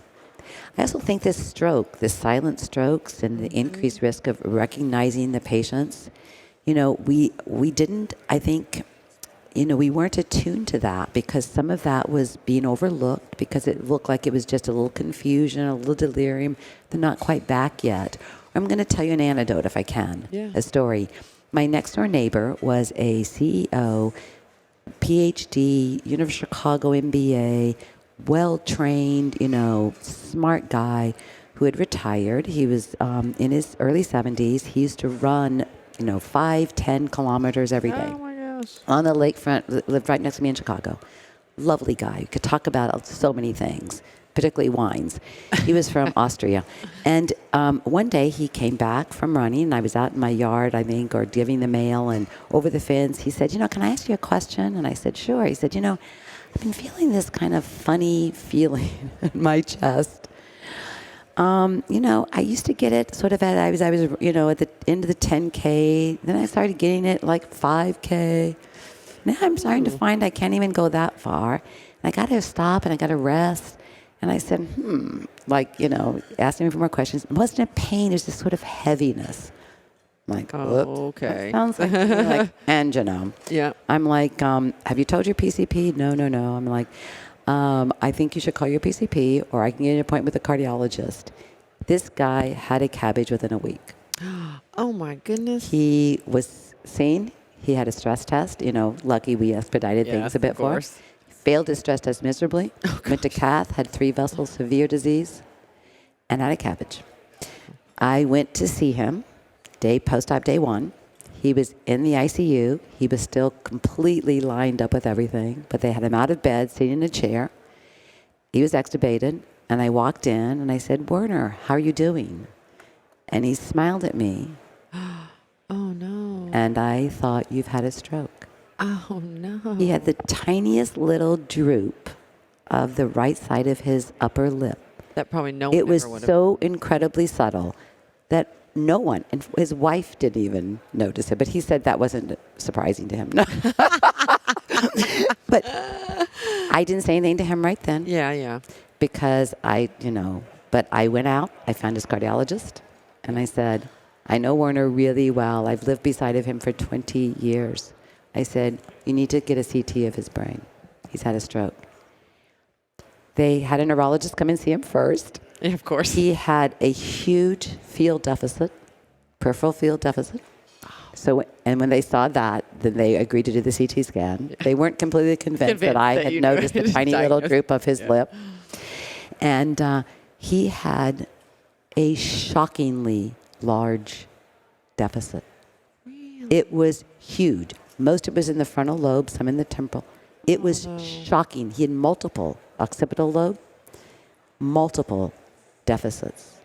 Oh, man. Probably showered some emboli with, Mm-hmm. And he, to this day, doesn't think he has any vision problems because he's, most people ignore the thing. Yeah. And other than his vision problems and this little droop, and interestingly enough, his wife particularly says, and I've noticed a bit of it myself even, that he has a personality change. She said he used to be, incredibly patient with her and whatever, and now he loses his temper in a shorter, I think he doesn't show that so much in public. Yeah. But I think that, as some of these studies have done just, routine CT scans and imaging and MRIs after, surgeries just for other reasons. Yeah. We've been seeing a lot of strokes. Yeah. And so now I think it's tuned people into this. Yeah. And I think we're seeing that there's a lot more strokes after surgery. Huh. And even low risk. There was that 2014, study out of, I think, the Netherlands, right?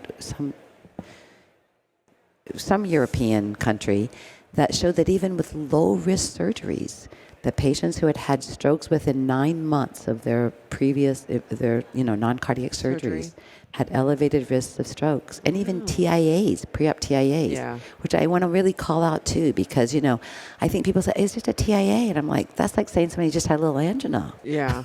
Like, you want to wait till they have a myocardial infarction to say that they're at risk? Yeah. Like, in fact, maybe the people who have an angina are more at risk because they have myocardium at risk. Yeah. Yeah. They haven't already had their event and survived. Yeah. And so those people who had those TIAs. Same, yeah. So I think that's another thing that, we just need to be really cognizant of, like protecting people's brains. Yeah. So we have these patients, that are frail, that are much higher risk, that are really more apt to have post-op cognitive dysfunction. What are some of the ways that we as team anesthesists, particularly intra-op, can we take care of them? I know we've had discussion about like process EEG and things like that. So walk us through some of those things that we may be able to, really avoid harm later on. I don't know that we have all the answers yet. But again, I think that we have some signals that are telling us that at least these should be warning signs. That we know that, hypotension intra-op is associated with major adverse cardiovascular events. Whether avoiding hypotension lowers those risks is still not TBD. Yes.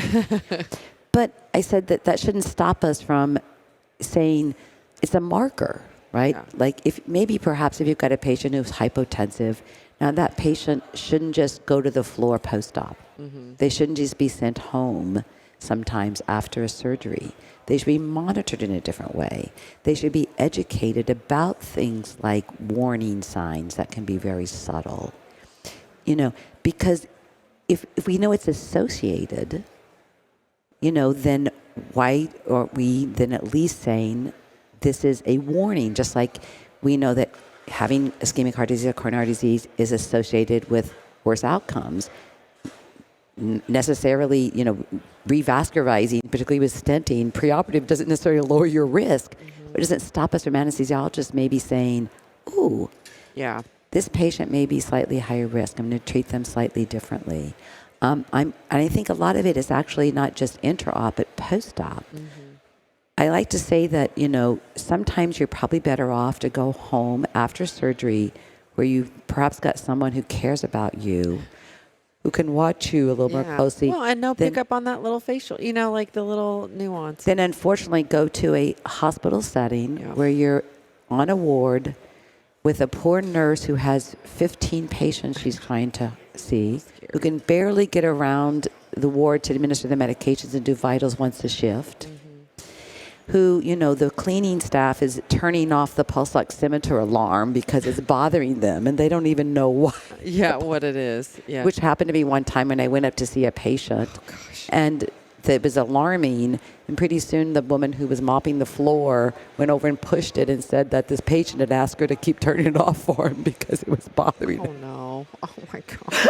It was also waking them up whenever they... Exactly. And Desiree, we've already heard today from the ASA, haven't we, Yes. about this post-operative care issue. We have, yeah. In terms of that focus and that continuity from being in the operating room to post-operative care and the very issues that you're talking about, because you can be on a ward, you could be on the moon just about, because and as you say, perhaps ironically, sometimes at home the observations and attentions you'll get will be more. So a lot happening in this space, isn't there? Yes, there is.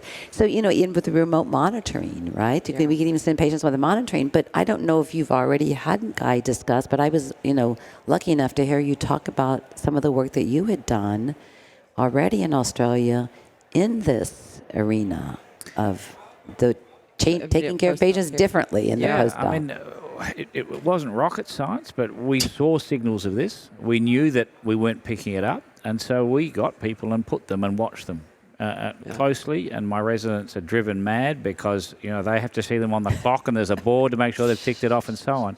And it works, and it really does. And what's kind of interesting is that we've got good data saying it works, but it works for a long time. And we're seeing signals on improved recovery, less complications out for months, and quite possibly mortality out to a year and a half. So, what's going on mechanistically, as you say, what's actually happening? Yeah. Are there inflammatory mediators that are going on here? I mean, that's a really unanswered question. So, I think it's a really fertile area. And look, it's one we're familiar with, isn't it? I mean, that's our space. That's what we do. Just because the surgeon's no longer operating and we haven't got the gases flowing, they're the same issues kicking around. And I think we're terribly well placed to deal with that. Yeah. It's interesting you said it, because, we have known for some time that just having a perioperative complication, right? Even if you survive it, increases your risk for some time after that. So, one episode of post-op delirium should not just be viewed as, okay, done and over now. Yeah. The patient recovered from that. They're fine, yeah. We know that up to a year out that is a marker of, worse outcomes. I think there's at least 3 big observational studies correlating quite closely that early post-operative complications and quite delayed mortality out to a year, 2, maybe even 3. So, I mean, it may be association. It might be you're more vulnerable to complications, more vulnerable to mortality downstream, or there is a causative effect there and there's a preventative possibility. And I'm kind of getting a sense it's the latter, that there is stuff that we can do. And of course, it's the frail ones that are and so identifying those is incredibly important. So in your institution and in your experience of what's happening around those, who's doing that sort of frailty assessment? And I guess who's funding that too? Is it recognised enough for people to kind of put the money out there to have it done, or is that something we need to work on? Oh, we always get down to the almighty dollar, right? It's not about the cost. Especially in the United States, right? And, there's a couple things. So we do a frailty assessment on 100% of our patients 65 and over, or those that the provider who's seeing the patient deems worthy of that. And we educate them around these kinds of things, certain disease states, particularly decreased functional capacity in someone younger than that. And we use the frailty index, so we have lots and lots of data, and we are identifying. I want to also impress that I think that when we are evaluating these patients, we can do several other things too that can make a difference. It's a nutrition assessment. It's a cognitive, mini cog, baseline. Social supports. We know that social determinants of health are so important. And now, with most I would say most centers in the United States having electronic records. It's a shame that we don't have better, sourcing of, registries to pull this. And I know Epic, I'm not, trying to plug into Epic, but I just have that in my institution. I've worked in the three previous institutions. They are developing some tools to help us get this data to better look at things like these outcomes for things. Yeah. And I think, and you were both in Dingle, but, and correct me if I'm wrong, but I'm pretty sure we heard from Danny Levitt that in fact the NHS is mandating by the early part of next year that there will be a formal risk assessment and kind of triaging process that has to happen all the time. I think I had that right? Yeah. And I mean, that's what's going to drive change, isn't it? If the recognition and the basic mandation and the rules around that to get this sort of change, is that going to help, do you think? I think it will. I think a lot of actually preoperative medicine and medicine in the perioperative space outside of the immediate OR is being driven much more by countries outside of the United States than it is in the U.S. We're still very, particularly I think in the anesthesiology world, focused way too much on the intraoperative care of patients to the exclusion of everything else. We do have anesthesiologists practicing pain management and, ICU care. We are in charge of those patients in the PACU. But surgeons still really drive most postoperative care of patients, and hospitalists do. And I'm not,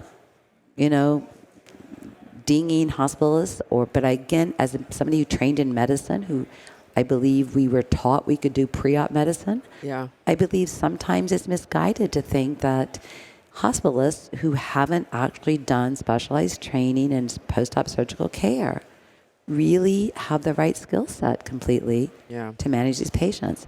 And then I think a lot of the problem, at least in the U.S., is this failure with transitions of care. Yeah. We're very isolated and siloed. Right.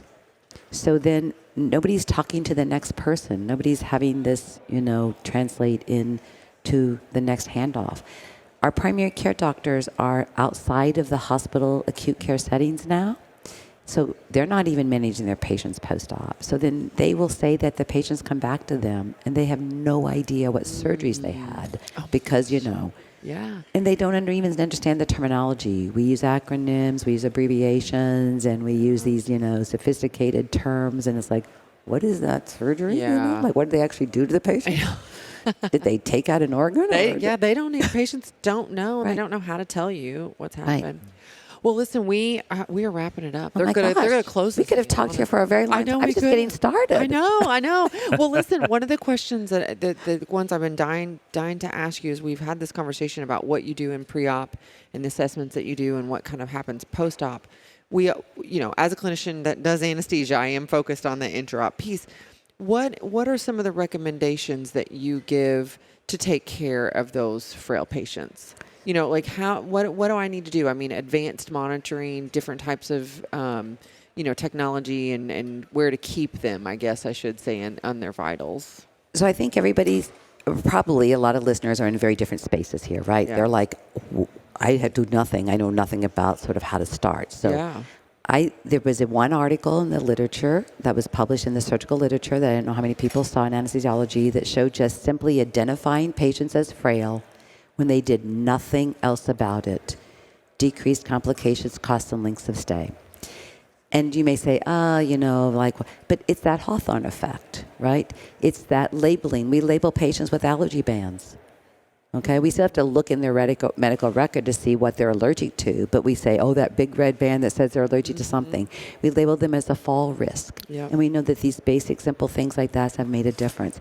Putting something up on the patient's, room that says they're hard of hearing or they cannot see well or whatever, right? So I think just start by having an assessment. And, if you have an electronic record, it's generally already available to you. Assessment tool that can pull information from your electronic record. Labeling patients as frail. Start to educate people that frail patients need cared for differently. Educating the patient and the family. Is this patient capable of going home and taking care of themselves? A lot of people now don't live close to their family members. They don't have family members to take care of them. we tell people they all have to have a ride home, but then we drop the ball. We just get them home. Yeah. We don't tell them what else to do. Yeah. So I think, basic things. If you don't have access to a frailty assessment tool, there's 2 quick and easy ways to sort of identify a group of frail patients. Any patient who's had 3 or more falls in the 6 months prior to surgery have a 100% risk of a complication in the perioperative period. Of course, falling is a marker of frailty and not doing well. Activities of daily living. There was a very good study out of the VA that looked at activities of daily living, those who were fully functional, those who were either fully dependent on someone else or even just partially dependent on someone else to take care of themselves, bathing, feeding, dressing themselves. These were community dwelling people, not SNF patients. Yeah. And they showed that those who were even just partially dependent on someone else had higher risk. It was like moving them in. They looked at the ASA physical status scoring, and it moved them into the higher ASA physical status score. So a 2 independent person was like that 2 who was partially dependent was like a 3 independent person. So, I think just looking at some really basic assessments and then making sure that, you hopefully have some, geriatricians and primary care doctors who can help facilitate in those transitions of care back. And then trying to engage your patients in shared decision making about their goals of care, and your surgeons about really engaging these patients about goals of care, because many of them, it's not about how long they live, it's whether they can continue to live independently, whether they continue to drive if they're driving, if they're going to make it to their, great granddaughter's graduation. Yeah, and that's what's important to them. Yeah, and so many of them don't understand. We really don't spend time telling them how long it's going to take them to recover from this total joint. So even sometimes the timing of surgery is not ideal. Yeah. Because they think they're going to, be home in 2 weeks and back to it'll be doing fine. whatever. Back to business. Right. So, I could go on and on, but I think that, depends on where you're at. But a lot of geriatricians are very interested in helping us in this space. Yeah. So try to find a geriatrician, try to find a champion surgeon who's, willing to work with you. And you can start small. Again, identifying patients, getting you nutritionists involved in these patients. Just simply giving a patient like 3 weeks of Ensure pre-op who's nutritionally, deficient. Thank you. Has been shown to lower risk and complications. And some of these older patients live alone and they don't eat so well, right? Yeah. They don't taste as well. They don't have good teeth. They don't like to cook for themselves. Yeah. And I'm guilty of that. I know. I do. And it's the same. But too, as someone who's giving the medications, monitoring all these things, we have to make sure we're not, over medicating or giving medications that actually cause issues, right? Or, monitoring their brain. If I do have a moment to say something else, and thank you. And I think you asked me this at the very beginning, and then you came back, especially speaking to the intra-op. I think this idea that, it's okay to give everybody a general anesthetic, or that we give sedation that is really a general anesthetic, but we call it sedation. Is very problematic. We do know that, using midazolam, for example, increases the risk of falls. Yeah. Not just whether it increases delirium or not, because I think it's still out to, debate whether one dose of midazolam increases the risk of post-op delirium. But one dose of midazolam has been shown to increase the risk of patients who fall and break a hip. Do they really need midazolam? A lot of these, patients are happy to sit and talk to you. They're lonely and a little TLC. Yeah. And I do think with brain monitoring, we should consider using it, because I think there's some evidence in the literature that if you don't keep these people at very deep levels of anesthesia, they have lower risks of post-op delirium and cognitive dysfunction, and even for sedation. Some of the studies that looked at sedation showed no difference with general anesthesia, but it's because those patients were essentially given general anesthetic or a deep sedation. And do they really need that? They go to their dentist and they don't get sedated. They go and have these lengthy geriatrician evaluations. Yeah. And, I always think for cataract surgery, patients have told me that the evaluations our ophthalmologists do before they come for their cataract surgery is lengthier. Way worse. And more stressful. Right. And way worse than the cataract surgery. Yeah, true. Barbara Jean, it is, so you hear everybody, we're live, so you're hearing us, they're kicking us out. We could talk for ages about all of this. I mean, it's so fascinating. I love hearing from you. You're so passionate about the topic, and that's what we need to keep pushing these messages for us to understand what we need to do to take care of this very special patient population. So, especially as Guy and I are getting closer to that. We need you, Desiree. We need you. Okay. In Australia, you know what the definition of old age is? No. Someone 5 years older than your boss. So, it's a moving field. It's a moving target. It's going to stay above me for a while, I think. I like it. There you go. Thank you so much. We really appreciate you coming back here on TopMedTalk. It's always such a pleasure. And Guy, thank you for sitting in this weekend with us. Quite wonderful. It's been so much fun. It's been an absolute honor, actually. Yep. Yeah. Thank you guys so much for hanging with us here at Anesthesiology 2023. We can't tell you how much we appreciate you. You keep us going. Listeners all over the world, keep us doing this because it is a lot of fun, but it's wonderful to know that we can share all these wonderful conversations with you wherever you are. So thank you. And again, thank you so much to our sponsors, G Healthcare, Edwards Life Sciences, Medtronic. We can't do it without you, so thank you so much for that. Everyone have a great day, and we'll catch you on the next one. Cheers, everybody. Bye, everyone. Hello, TopMedTalk listeners. Welcome to TopMedTalk here at Anesthesiology 2023 in San Francisco on the first morning of this great conference. I'm Mike Grocott, and I have with me my co-host for this conversation, Professor Guy Ludbrook from Adelaide in Australia. Guy, how are you this morning? Fantastic. It's terrific to be here and back in the US after having been not able to travel for some years. So brilliant to be here. It's good to be at the ASA. So lots to discuss today, some great guests.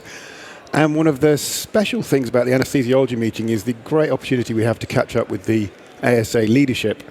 And this morning we're kicking off with Dr. Michael Beck, who serves on the ASA Committee on Governmental Affairs and is chair of the Task Force on State Advocacy. I think that's correct? That's correct. So, Michael, great to have you with us today. How are you? I'm doing well. Thank you for having me. Good. And just before we start, we like to get a bit of background colour. So can you tell us a little bit about where you're from, where you work, what sort of practice you have? Absolutely. So I grew up in Oklahoma, but I've called Utah, the state of Utah, my home for the last 20 plus years, and that's where I currently practice. My training extended from Utah into Nashville and back again to Utah.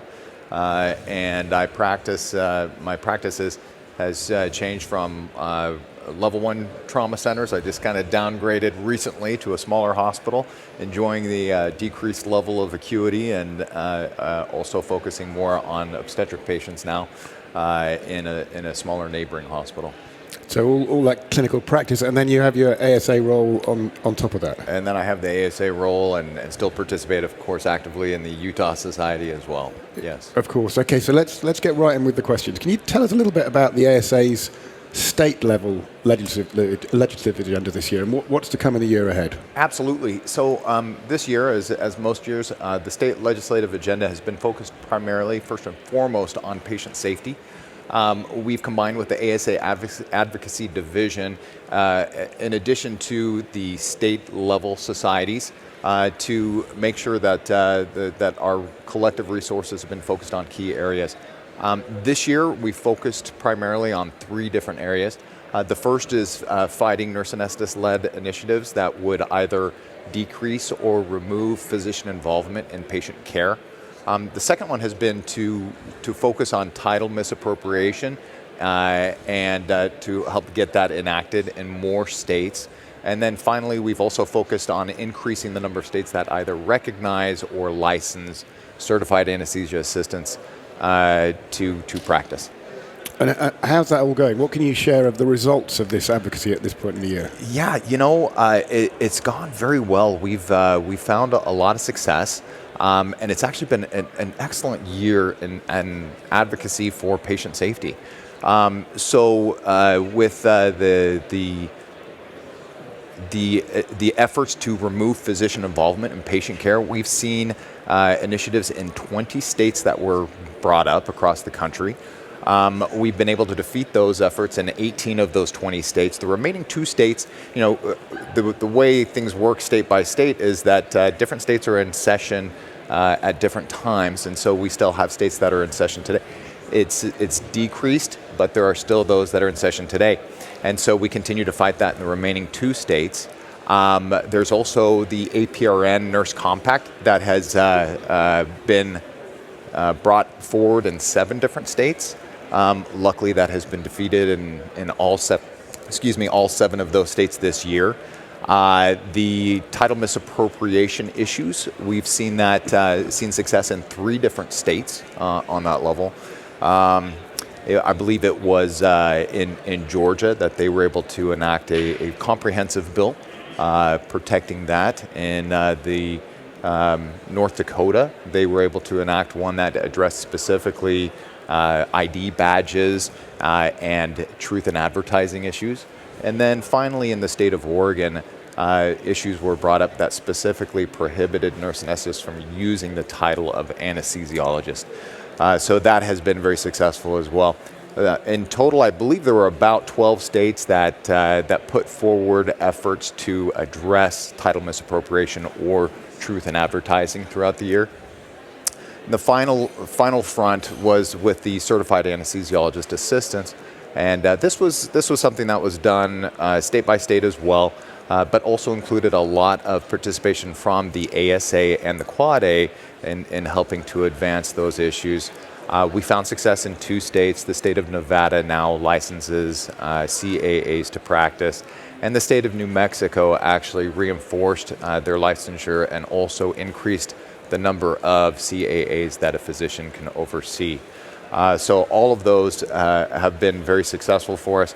I believe in total there were about 13 states that advanced CAA issues, and currently there are now 21 jurisdictions that do allow AAs to practice. Right, so you have challenges on multiple fronts. I can't imagine how complicated your job is. Yeah, absolutely. I remember when I first started being politically involved, it seemed that we would have one issue every 2 or 3 years, and now it's got to be 5 or 6 issues every single year, and so it is certainly a growing challenge. And what are the factors for this state level advocacy? What do you see as the factors that drive success?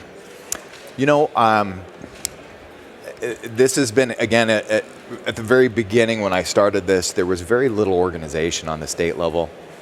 They would have a society, but not often participating too actively.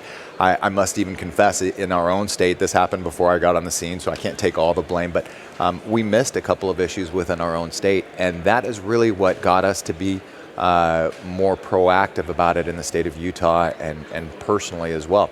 And so what we've noticed is I think this success has been tied to a couple of issues that we continue to promote today. One is the importance of teamwork. I think in the past it would often be one physician that really caught the fire and would try to do everything on a state level.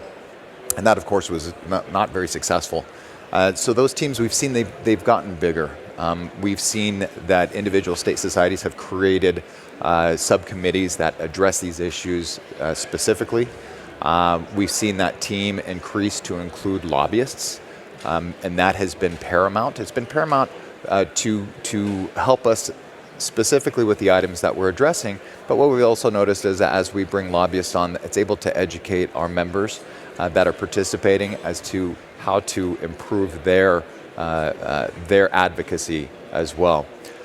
We've also seen an increase in teamwork up and down the chain, meaning that the ASA and the state components now communicate much better and much more quickly among themselves. And so when an issue comes forward, we're able to very quickly address that issue because of that, again, teamwork.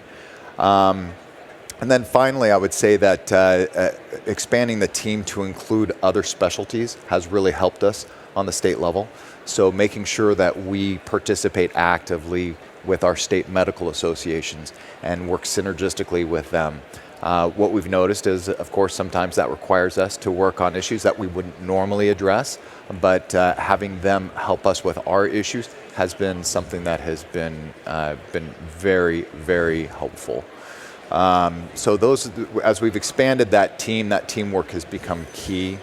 I think the other thing is that has really improved is the importance of relationships. Relationships among those team members that I talked about, but also fostering individual relationships with lawmakers. So one of the things we learn from lobbyists is if it's a good lobbyist, they'll let you know that they are only so powerful and that even their power dwarfs in comparison to a good relationship between a lawmaker and their constituent. And so we have really worked hard to make sure that those relationships are fostered, that we identify key lawmakers in committees and key lawmakers in leadership positions that can make a big difference. And what we've also noticed as we've done this is, it used to be we would just fight against these issues, but as you develop that relationship and the lawmakers understand the process, it becomes almost second nature to them to want to support it. And so those relationships have really been key for us. I think the other really big thing has been kind of the grassroots level that's occurred with this. So I did talk about the teams that we've created, and that's much more of a concentrated effort. And grassroots, you mean patients, people, or you mean practitioners? That's a great idea. Maybe on the patient side, we'll need to do that a little bit more. Maybe add that for next year. I'll pass that one up the line. But more so, just involving our membership on a broad basis. The ASA has developed multiple tools that have allowed us to communicate these issues quickly to our membership and invite them to send letters to their legislators or governors or other political leaders. And I think in the past, that used to be kind of more of a form letter format. And those form letters have kind of lost their efficacy. And so part of this grassroots level now that we found a lot of success in is educating our members, even on that grassroots level, to make sure that they personalize it when they send it off to their legislators and really share their unique experiences with the issue at hand. I get it. So we were chatting a little bit before we started recording this conversation. Guy, I think you had some intriguing questions about the communication of all this. Yeah, look, it's fascinating, and clearly you've got a great deal of traction. You're interacting with a whole lot of different people whose insight into the issue may not be perfect, of course. The messaging, the language that you need to use, what have you found successful? Are there areas that have been less successful? How has that kind of evolved over time? I think that what's evolved over time is we've been able to learn from our mistakes, and unfortunately, sometimes those mistakes have been at the cost of patient safety. And what we've also noticed because of that is, we were also talking earlier about kind of where we focus all of this, and that focus truly is on patient safety. Our specialty, luckily, was one of the very first specialties to focus on patient safety. I'm really happy that all the other specialties, or most of the other specialties, have kind of followed suit and are focusing on patient safety. That was a focus initially, not for political reasons. That was a focus just to make sure that we were taking optimal care of our patients. And what we've done is we've made sure that focus has been the center of our advocacy efforts as well, that we've been able to really hone in on that as our key focus. What we've also noticed with that is as we're moving forward, if there is an issue or an item that we are addressing that we cannot tie back to patient safety, we essentially identify that as either an item we shouldn't be addressing or that we're not addressing it in the right way. So I think you're absolutely right, because it's the heart of everything that we do. It's intrinsic to our specialty, so a better appreciation by anyone, from our lawmakers to even lobbyists perhaps, is really going to help the cause. Yes. And it's been interesting as we do that. That is something that I think lobbyists, in my experience, have not experienced before. Okay. So they address the issue, and oftentimes they'll say, well, we could address it over here as well. And we always redirect them and we say, it's about patient safety. It's about patient safety. It's about patient safety.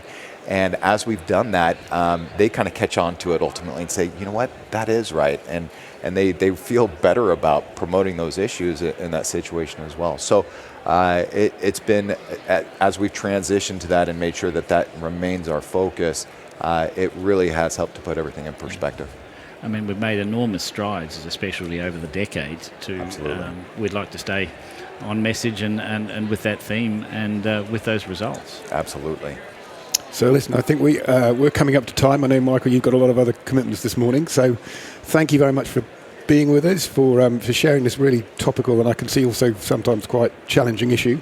Yes. Thank you everyone for listening to TopMedTalk, making the world healthier through the power of conversation.